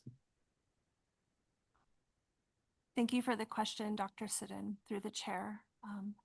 Mallory, would you like to respond to that question? Through the chair, thank you for the question, Dr. Sidden. Just to clarify, are you referring to the maximum tidal speed or the MOM6 currents? Because they're two different covariates. I was speaking about the maximum tidal speed is what I remember. Okay, great. Yeah, that covariate is actually one of two that are not being updated, and it's basically I'm also learning about it, being somewhat new to this role. But so basically, it takes one lunar year, and it applies basically physics to try to understand when we have like full moons and full cycles, how that influences tidal speeds, and then I believe we have both the mean and the max, and they're collinear. So the maximum tidal speed was selected, I want to say in the 2017 EFH review, and it has persisted since. There are folks, I know I've doing digging on understanding how this covariate was calculated. There are, I believe it was oceanographers at OSU that were past collaborators, and that's how we received the model. But because it's actually just one annual lunar cycle interacting with ocean physics, it's not temporally updated. And so it's a spatial field essentially of maximum tidal speed. I don't have any information on how or if they have validated that. But that, I believe, was from many years ago, like 1997. Yeah, thank you. Yes. My next question, I know some time ago during an EFH discussion, we talked about non-trawl data as data being used for some of these maps, explicit, especially for things like in the Aleutians or the Gulf, where terrain is such that there's untrawlable habitat and/or trawls are not necessarily the most effective. And while it may not be a huge issue for overall habitat, it may be super important for your core EFH. And so I'm just curious if there's any further discussion of alternate indices for abundance. Thanks.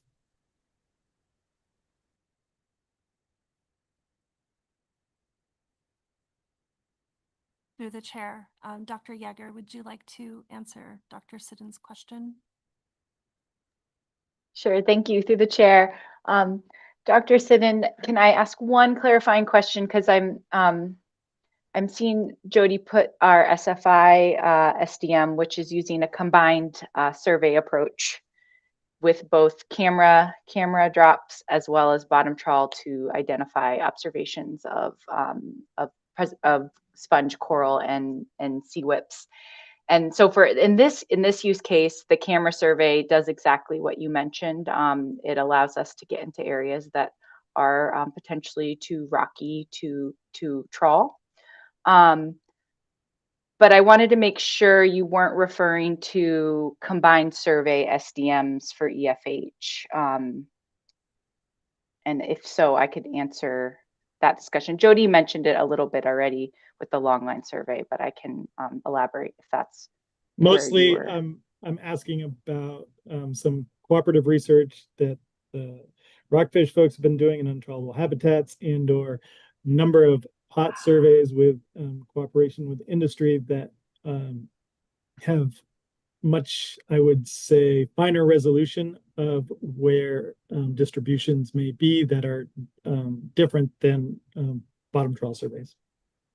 Yes. Okay, great. Thank you for the question.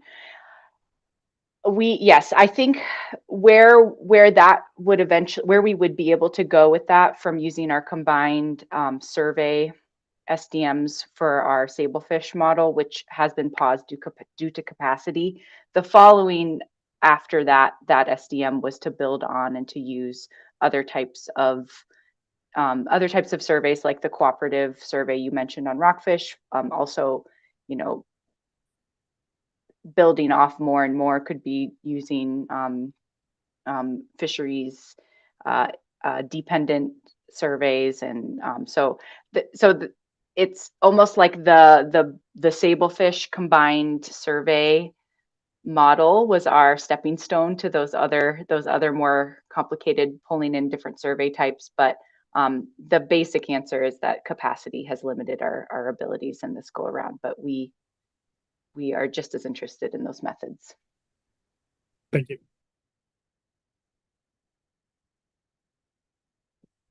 Okay, it looks like we have a break in questions, so let's go back to your presentation for the last part. Thank you, Madam Chair. We will keep going with component 2. And I am going to prep the slide location and then pass it over to Molly, Scott, and Anita. Thank you. All right. Thank you. Through the chair, this is Molly Zaleski. Can you guys hear me?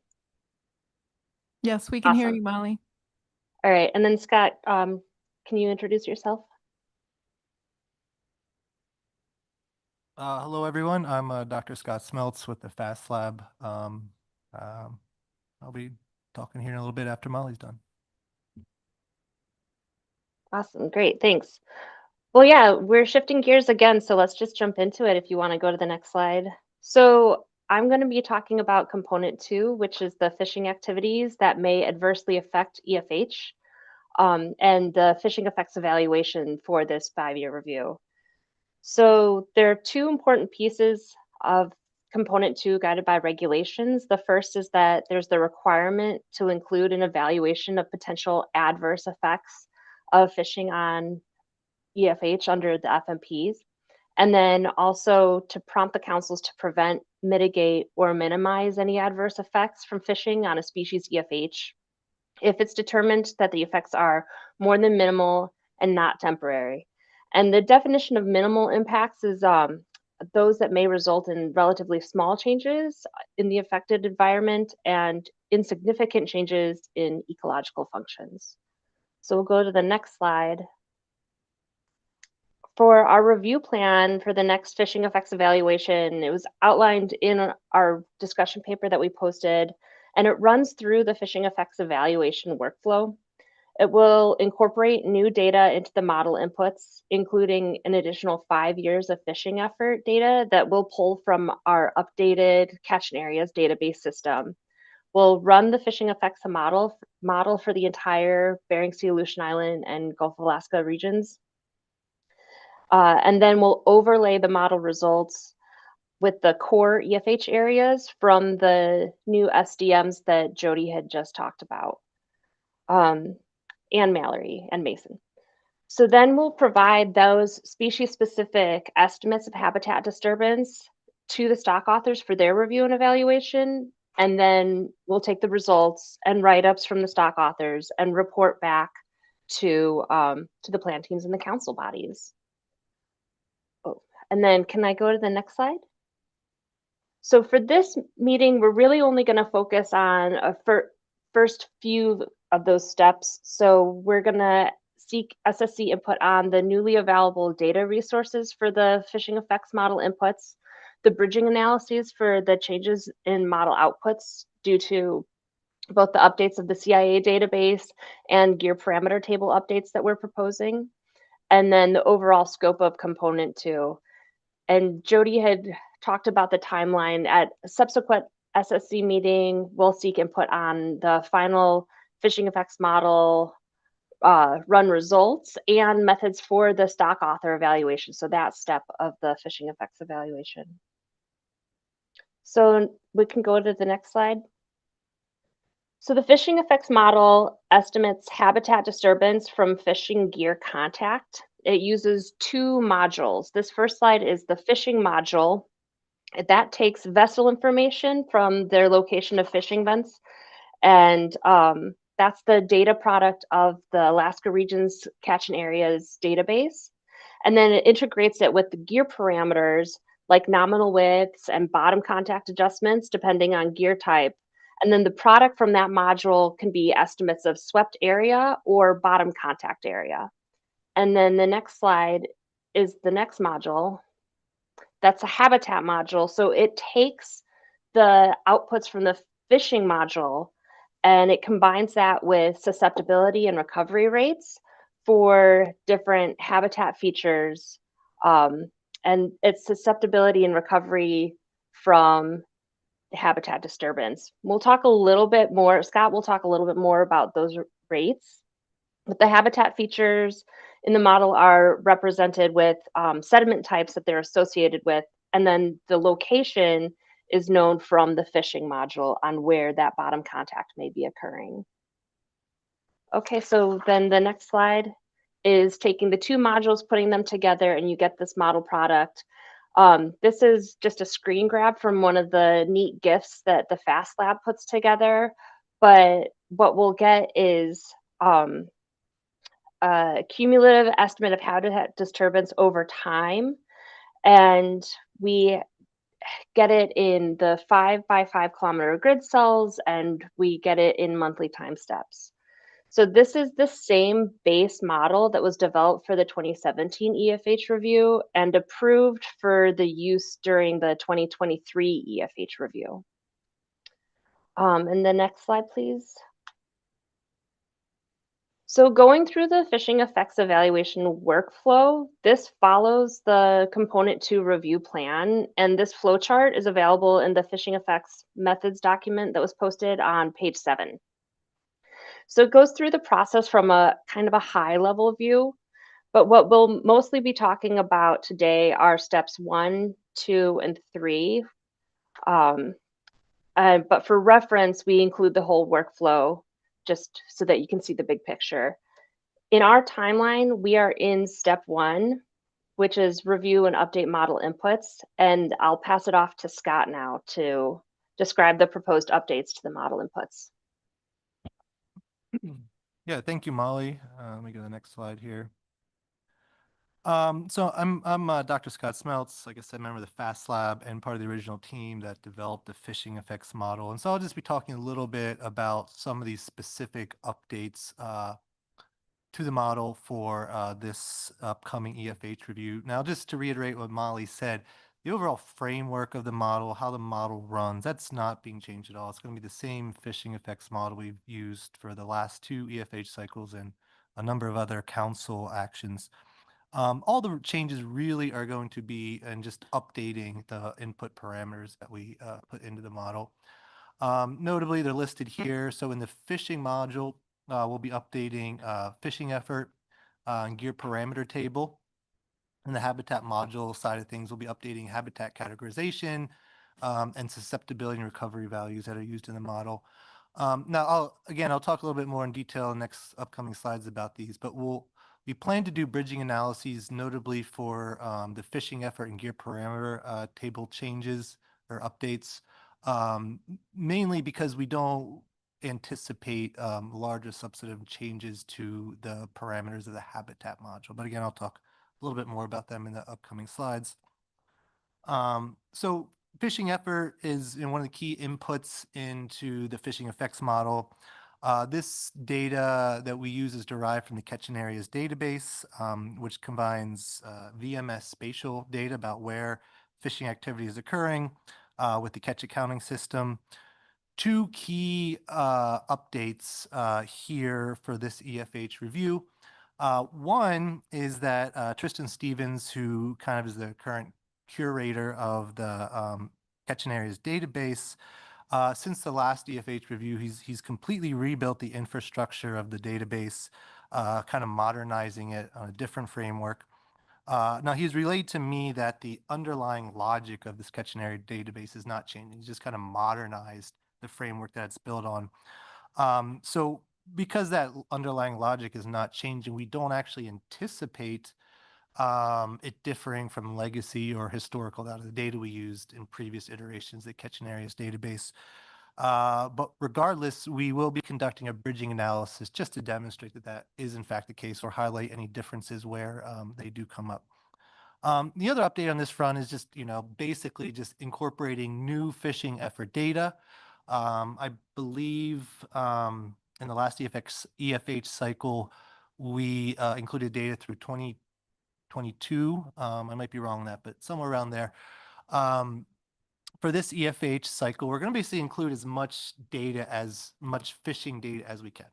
We can basically promise that we'll have data included through December 2025. That is currently available in this new catching areas database. We hope to include more recent data as long as the availability of that data and the timing of our analyses kind of align well. So we'll be including as much recent data as we can. So again, the big changes here are that the underlying infrastructure of this catching areas database has changed, and we'll be incorporating new years of phishing effort data. On the other side of the phishing module, the thing that relates phishing tracks to kind of areas comes from what we call the gear parameter table. And notably, this includes parameters of nominal width, which is basically the total size or width of a gear. In the case of a trawl, it's like the door-to-door width. And contact adjustment, which is basically a measure of along that width, how much of that gear is actually in contact with the seafloor. So just for a little, history on this, the geared parameter table that has been in use was initially developed in 2016 or 2015 by Craig Rose and used expert knowledge about these gears. Updates for this cycle are actually going to come from a parallel project, the Gear Innovation Initiative, led by Dr. Harris of the FAST Lab and the SSC. Now, what this update, what that gear initiative is going to allow us to do is to come up with nominal width measurements and contact adjustment parameters based on much more sophisticated and empirical based sources. Okay, so using things like net designs, gear simulations, stuff like that to better parameterize the parameters of these gears. As that data becomes available, we will be incorporating that into the gear parameter table. And the next time we see you guys, we will certainly let you know of any changes that have been made as a result of that. Now, so that the fishing module combines where fishing is happening with information about the gears. Then part of the fishing effects module is running it. The fishing effects model is running it through the habitat module, okay, which really brings in information about habitats and the recovery and susceptibility rates of these different habitat features or organisms found in these different habitats. So the way the fishing effects model runs is it uses a sediment-based classification for to define habitat. Our plan for this upcoming cycle is to, basically look and see if there's any new information, notably from this DB seabed database. Basically, are there any new observations of the seafloor out in the North Pacific that would warrant us, making modifications or changes to these underlying sediment maps? We don't really anticipate major changes, but of course, if we do, if the new data suggests that we should modify some of these maps, we will make the SSC aware of any of those changes to the underlying sediment maps.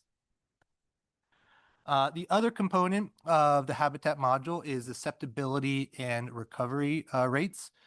Now, these are assigned to different, what we call habitat features that are associated with the different sediment types. Or the different habitat types, if you will. Susceptibility is basically translates bottom contact into measures of impact. Basically, how susceptible is a habitat feature to being impacted by fishing gear. And recovery is basically the rate at which habitat recovers or transitions from the way we frame it in the fishing effects model, transitions from a disturbed to an undisturbed state. Again, kind of like the sediment data, we will be, scouring the literature to see if there's any new studies out there, any new research that's, suggests that we should update some of these parameters. Notably, we will be able to leverage this newly compiled database called the Fishing Gear Effects on Marine Habitats database. It's a database of all sorts of projects and studies on fishing gear and recovery and susceptibility and their impacts to seafloor habitats. That was an initiative by, I believe, the Mid-Atlantic Council who put this together. So it's a nice resource we can go to and see all the newest and relevant information when it comes to recovery and susceptibility. Again, we've been pretty much using the same susceptibility and recovery rates for the last 2 EFH cycles. Nothing in the literature that I'm aware of has made us really think that these parameters need any substantial changes to them. So again, we'll be reviewing the literature, seeing if changes are warranted, and letting you guys know if there are any changes made to those recovery susceptibility tables. Now, we're going to combine all this new information and then ultimately basically produce these data products from the fishing effects model that are the standard kind of data products we again have used for the last 2 EFH cycles and for other council actions. These will be estimates of habitat disturbance across the North Pacific at large on 5 by 5 kilometer grid cells on monthly time steps. These then, I'll pass the podium over back to Molly, and she'll discuss how these then will get used in further downstream analyses. Great, thanks. Yeah, so then step 3 is the next step. So once the model is run for that whole North Pacific region, then we'll take those model results and we'll overlay them on the species core EFH areas. And I popped up this Pacific Ocean perch map again, just to remind you, the core EFH area is represented on that map by the yellow and green polygons. So it's that area was chosen by the SSC subcommittee in 2016 as the area to do the fishing effects evaluation. They said it was to avoid the likelihood that important areas are excluded. Like if you were using a smaller EFH hotspots area, so just the yellow polygon, but also to avoid statistically minimizing the amount of habitat reduction by using the larger full EFH area. So once we get that overlay of the fishing effects model results on the different species core EFH areas from the species that are going to have the new species distribution models for this EFH 5-year review, then we move on to that next step, which we talked about before, which is the stock assessment author review and evaluation. But yeah, from that, the map, so we'll get a map of the habitat, estimates of habitat disturbance, as well as the time series of those monthly timestamps that we can then give to the stock assessment authors for their evaluation. And I think that's it for what we're presenting on component 2. Yeah, so I would like to pass it back to Jody or Anita.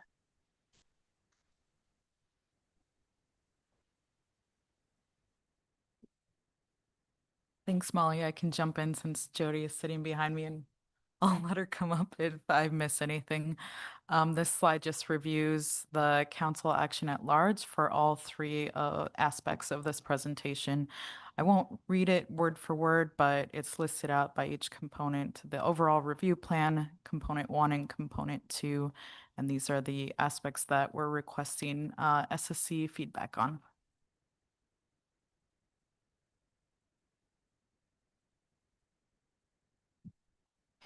Great. Thank you very much for your presentations, everybody, and answers to questions. Let's go ahead. Do we have additional questions from the SSC? I saw Bob first, then we'll go to Martin. Thanks, Madam Chair. Thanks for the additional presentation. 3 quick questions. So updated gear parameters that you discussed being pulled together, and the SSC will be updated. Will there be an opportunity for review of what the changes are, how they were derived, et cetera, before they're just used in that final piece, which is to redefine them within the coding that then leads to the fishing effect calculations? Yeah, through the chair, we absolutely plan to present any changes to this body to get your feedback and support that those are, appropriate for future use. I think I failed to mention, but we also, anticipating some change in there, we intend to do bridging analyses that demonstrate not just how the gears, old gear values change to new gear values, but how that is manifest through the fishing effects model itself. Fantastic. Thank you. I appreciate that and look forward to it. A second question on some of the recovery estimates. In the presentation, I think you suggested that the literature review, there wouldn't be much change. In the text. There was a statement about a pilot empirical recovery estimates. I may have just read that wrong. Are there data being collected to reconsider recovery estimates? Through the chair, I would have to see the phrase in context there. It doesn't ring a bell. I will just say that, the recovery and susceptibility parameter estimates that we use were originally 2 EFH cycles ago derived from this meta-analysis.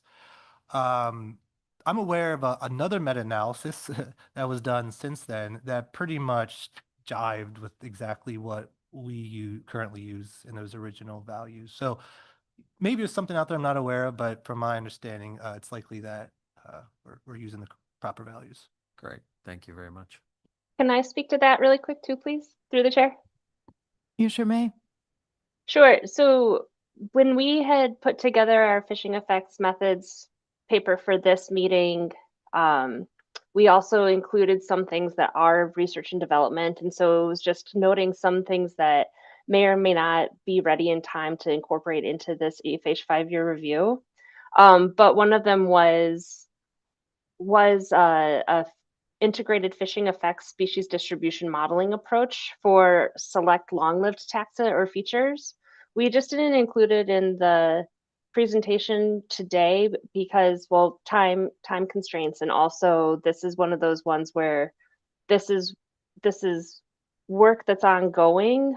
This fishing effects model is always, being worked on, but we weren't sure about like what we can accomplish specifically for the 2028 5-year review. So I think that's what, Bob, maybe you were reading. Thank you, Madam Chair, and thanks very much for that answer. That is what I was talking about, so appreciate it. Through the chair, can I jump in really quick? I wasn't fast enough to insert myself to answer your first question about council process and receiving updates for the Gear Innovation Initiative. That's an ongoing action right now. That will be seen in the council process in June. 4 different groups will be providing updates through the umbrella action of the pelagic trawl gear innovation. So wherever that work progress is, you will see those updates. As well, we have hosted project description updates on the council website, and I'm happy to point you to that link. It's under our library, so you can see that, and project leads are able to provide updates via that platform as well. Go ahead, Scott. Yeah, through the chair, could I just add a little bit of context to what Molly said and what I was reminded of by Jody back here about some of this research and development, because I think it's really cool and I just kind of forgot to say something about it. We are looking at, a kind of new way of running this fishing effects model. It's not going to be live for this cycle, but rather than kind of treat the fishing effects model, it's a deterministic model. We input a bunch of parameters and we get output out of it. One of the avenues we're exploring is using observations of the seafloor, basically as response variables in this machinery that is the fishing effects model, where we allow things like recovery and susceptibility to be actually parameters that we estimate within the model rather than just filling them in from, separate research. So that actually is a pretty large development that's kind of ongoing. Hopefully in future EFH cycles, we will be able to incorporate that type of information into the process. Thank you. Franz. Yeah, thanks, Bob. Stole most of my thunder again, but that was one of my questions too. And it's really cool to see that. I mean, I realize that's probably a long-term proposition, but it'd be great if that works with the available data. So I have a couple of questions. One I probably could have asked Jason, but for the bridging analyses from the old to the new catch and area system, do you actually have 1 or more years with overlapping data under the the legacy data and the new data? Through the chair, yeah. So the whole catch and areas database, going all the way back from I think 2003, has been updated into this new, from my understanding, into this new framework. Same logic, but new framework. So we have the catch and areas database we used back in the last CFH. We have this new one, and it should be as simple as just comparing all the existing years that were in the previous one that are now in the new one under the new framework. So yes, short answer is yes.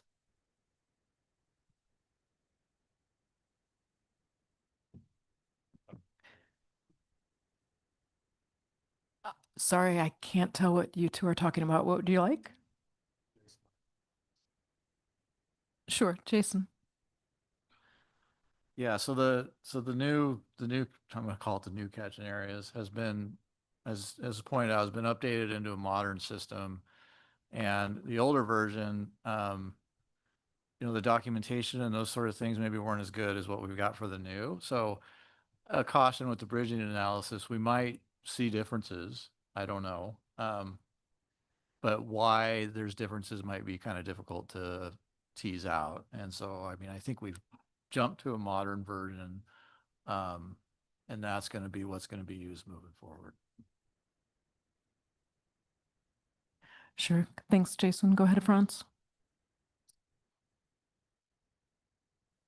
Is that a follow-up on the same topic? Let's go to Franz. Okay. Okay. Just one other question, and I think I kind of know the answer, but as I understand it, the fishing effects model will, you'll sort of evaluate comprehensively for all gear types, the combined. And as you know, for a lot of the analyses, there's an interest in having sort of gear-specific estimates. So my question is really more, and it's a little tangential, but it's more about like, I know you're working with like Sean Harden, for example, to provide some of that information for particular gear types. And I'm just wondering about the timelines for that, like for a researcher who might be interested, or for the council if they want gear specific or fleet specific or seasonal kind of information. Is that a lengthy developmental process, or is that pretty quick to produce, and if and when it's needed? Through the chair, I don't want to overpromise, but it should be relatively straightforward. I mean, it's just a matter of pulling individual gears out and running the model with that. Certainly, if it's the request of the SSC, we could include that type of stuff in this EFH cycle. Now I will say, there's some nuances to think about. I mean, if two separate gears are occupying the same location, who gets allocated or credited for the impacts there. It's just some things to think about when doing it. But as far as running analysis, it's a relatively straightforward modification to the existing process. Yeah, thanks. That's all the question I had. Dana. Yeah, thank you. I was excited to hear that the CIA database is being modernized. It's an awesome spatial data set. I guess my question is, I saw in the document that there's going to be an attempt to do fishery-dependent data with crabs. Can we merge component 2 and 1 and do fishery-dependent data for groundfish? I know that was something we talked about a lot 5 years ago for seasonal kind of distributions. That may not be for you. Thanks. Yeah, well, through the chair, I'll comment on one side of it. Correct me if I'm wrong, but in the discussion paper, we did allude to potentially bringing in some state fishing effort data into the mix. That is an avenue we're going down. The reality hit us, though, since we put that discussion paper out, that the timing probably just will not be available for this current EFH review. But that is an active area of bolstering the fishing effort data.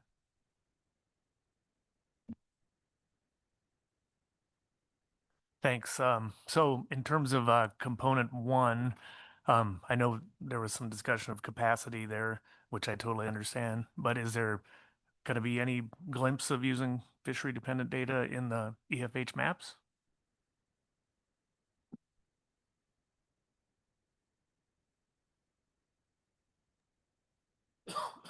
Sorry, through the chair, can you repeat the question again, Dina? Yeah, Molly, I know when we reviewed this in 2021 or whatever that was, we had a lot in the minutes about trying to incorporate fishery dependent data to look at seasonal changes in EFH. And I was just wondering if there's a chance we might get a little of that during this review. Thanks. And I'll step in for just a moment. I know you can't see anything, Mallory, that's going on here. So you and Jody may both have comments. I'll leave it to you how you decide to go forward. Through the chair, was that Molly or Mallory who started speaking?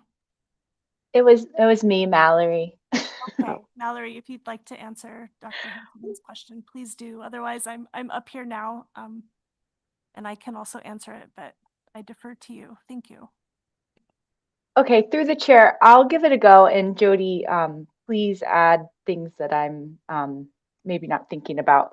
So thank you, Dr. Hanselman, for the question.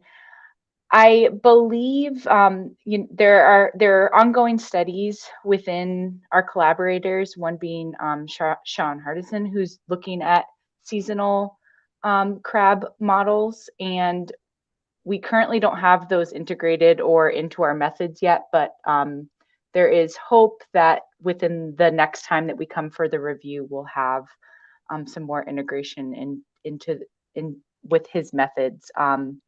But currently, no, there's no seasonal SDMs on the ensemble approach. But Jody, maybe you could answer better.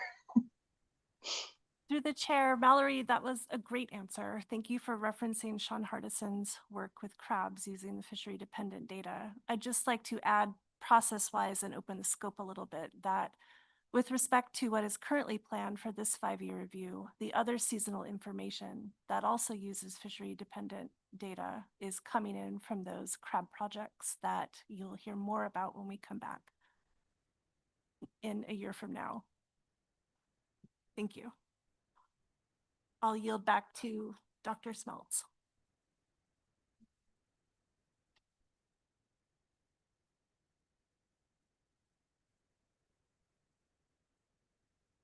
Did you have an additional answer to this, Scott, or was that just coming to the table? Okay. I'll just come to the table. Okay.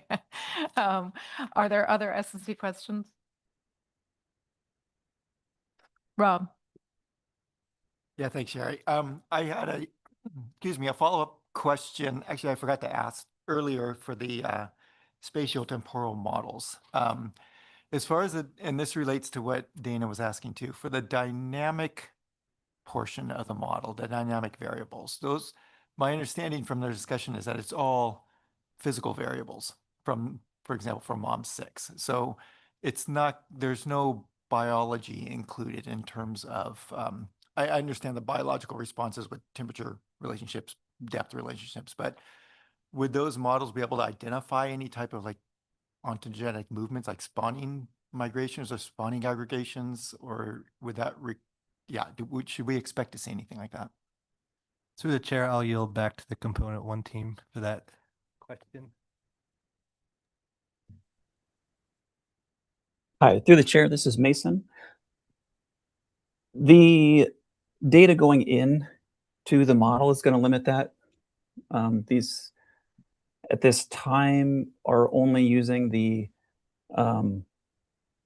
summer bottom trawl survey data. So it's really, although we're doing the STMs at an annual time step, the data going in is still going to be summer snapshot data. And so in the future, if we can expand and use all the data sets that have been talked about recently through the last few questions, I think that there's a lot more opportunities to do things where you could potentially see things like spawning aggregations. But if those things don't align with the bottom trawl survey, the spatiotemporal outputs will still be, should still be considered a summer view at an annual time step. I hope that answers the question. That does, thank you.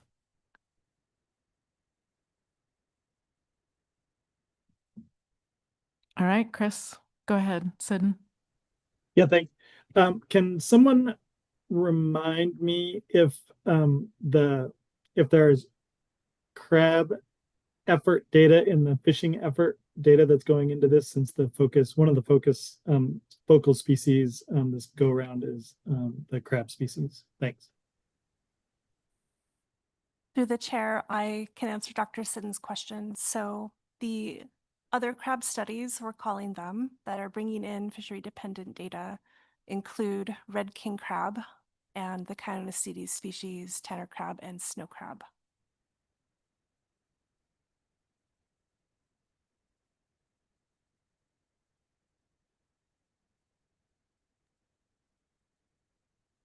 Do you have another question, Chris?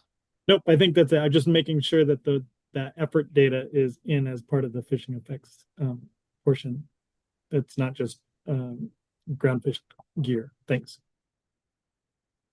Can I make a comment on that? Through the chair, Dr. Sin, are you talking about the fishing effort data? Correct.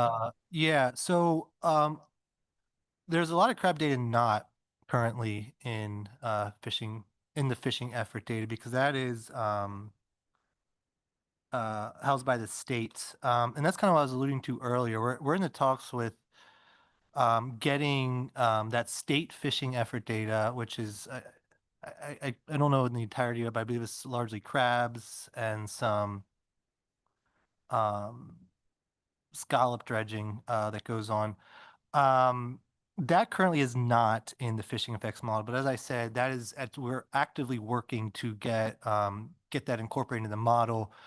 We just realized recently that it probably is not going to happen for this EFH review cycle. Thank you. Yeah, and can I add, please, through the chair? Sure can. So one thing that's nice though is that we do have that in our sites, and so moving forward outside of the EFH 5-year review, there is effort to do these advancements that we could potentially offer for other council decisions. And so, yeah, like incorporating state data that could be helpful for our EFH 5-year review if that had been possible to do in our timeline, but it is also something that we're thinking about for future council actions anyway, to be able to bring, you know, really well-informed discussions to the table.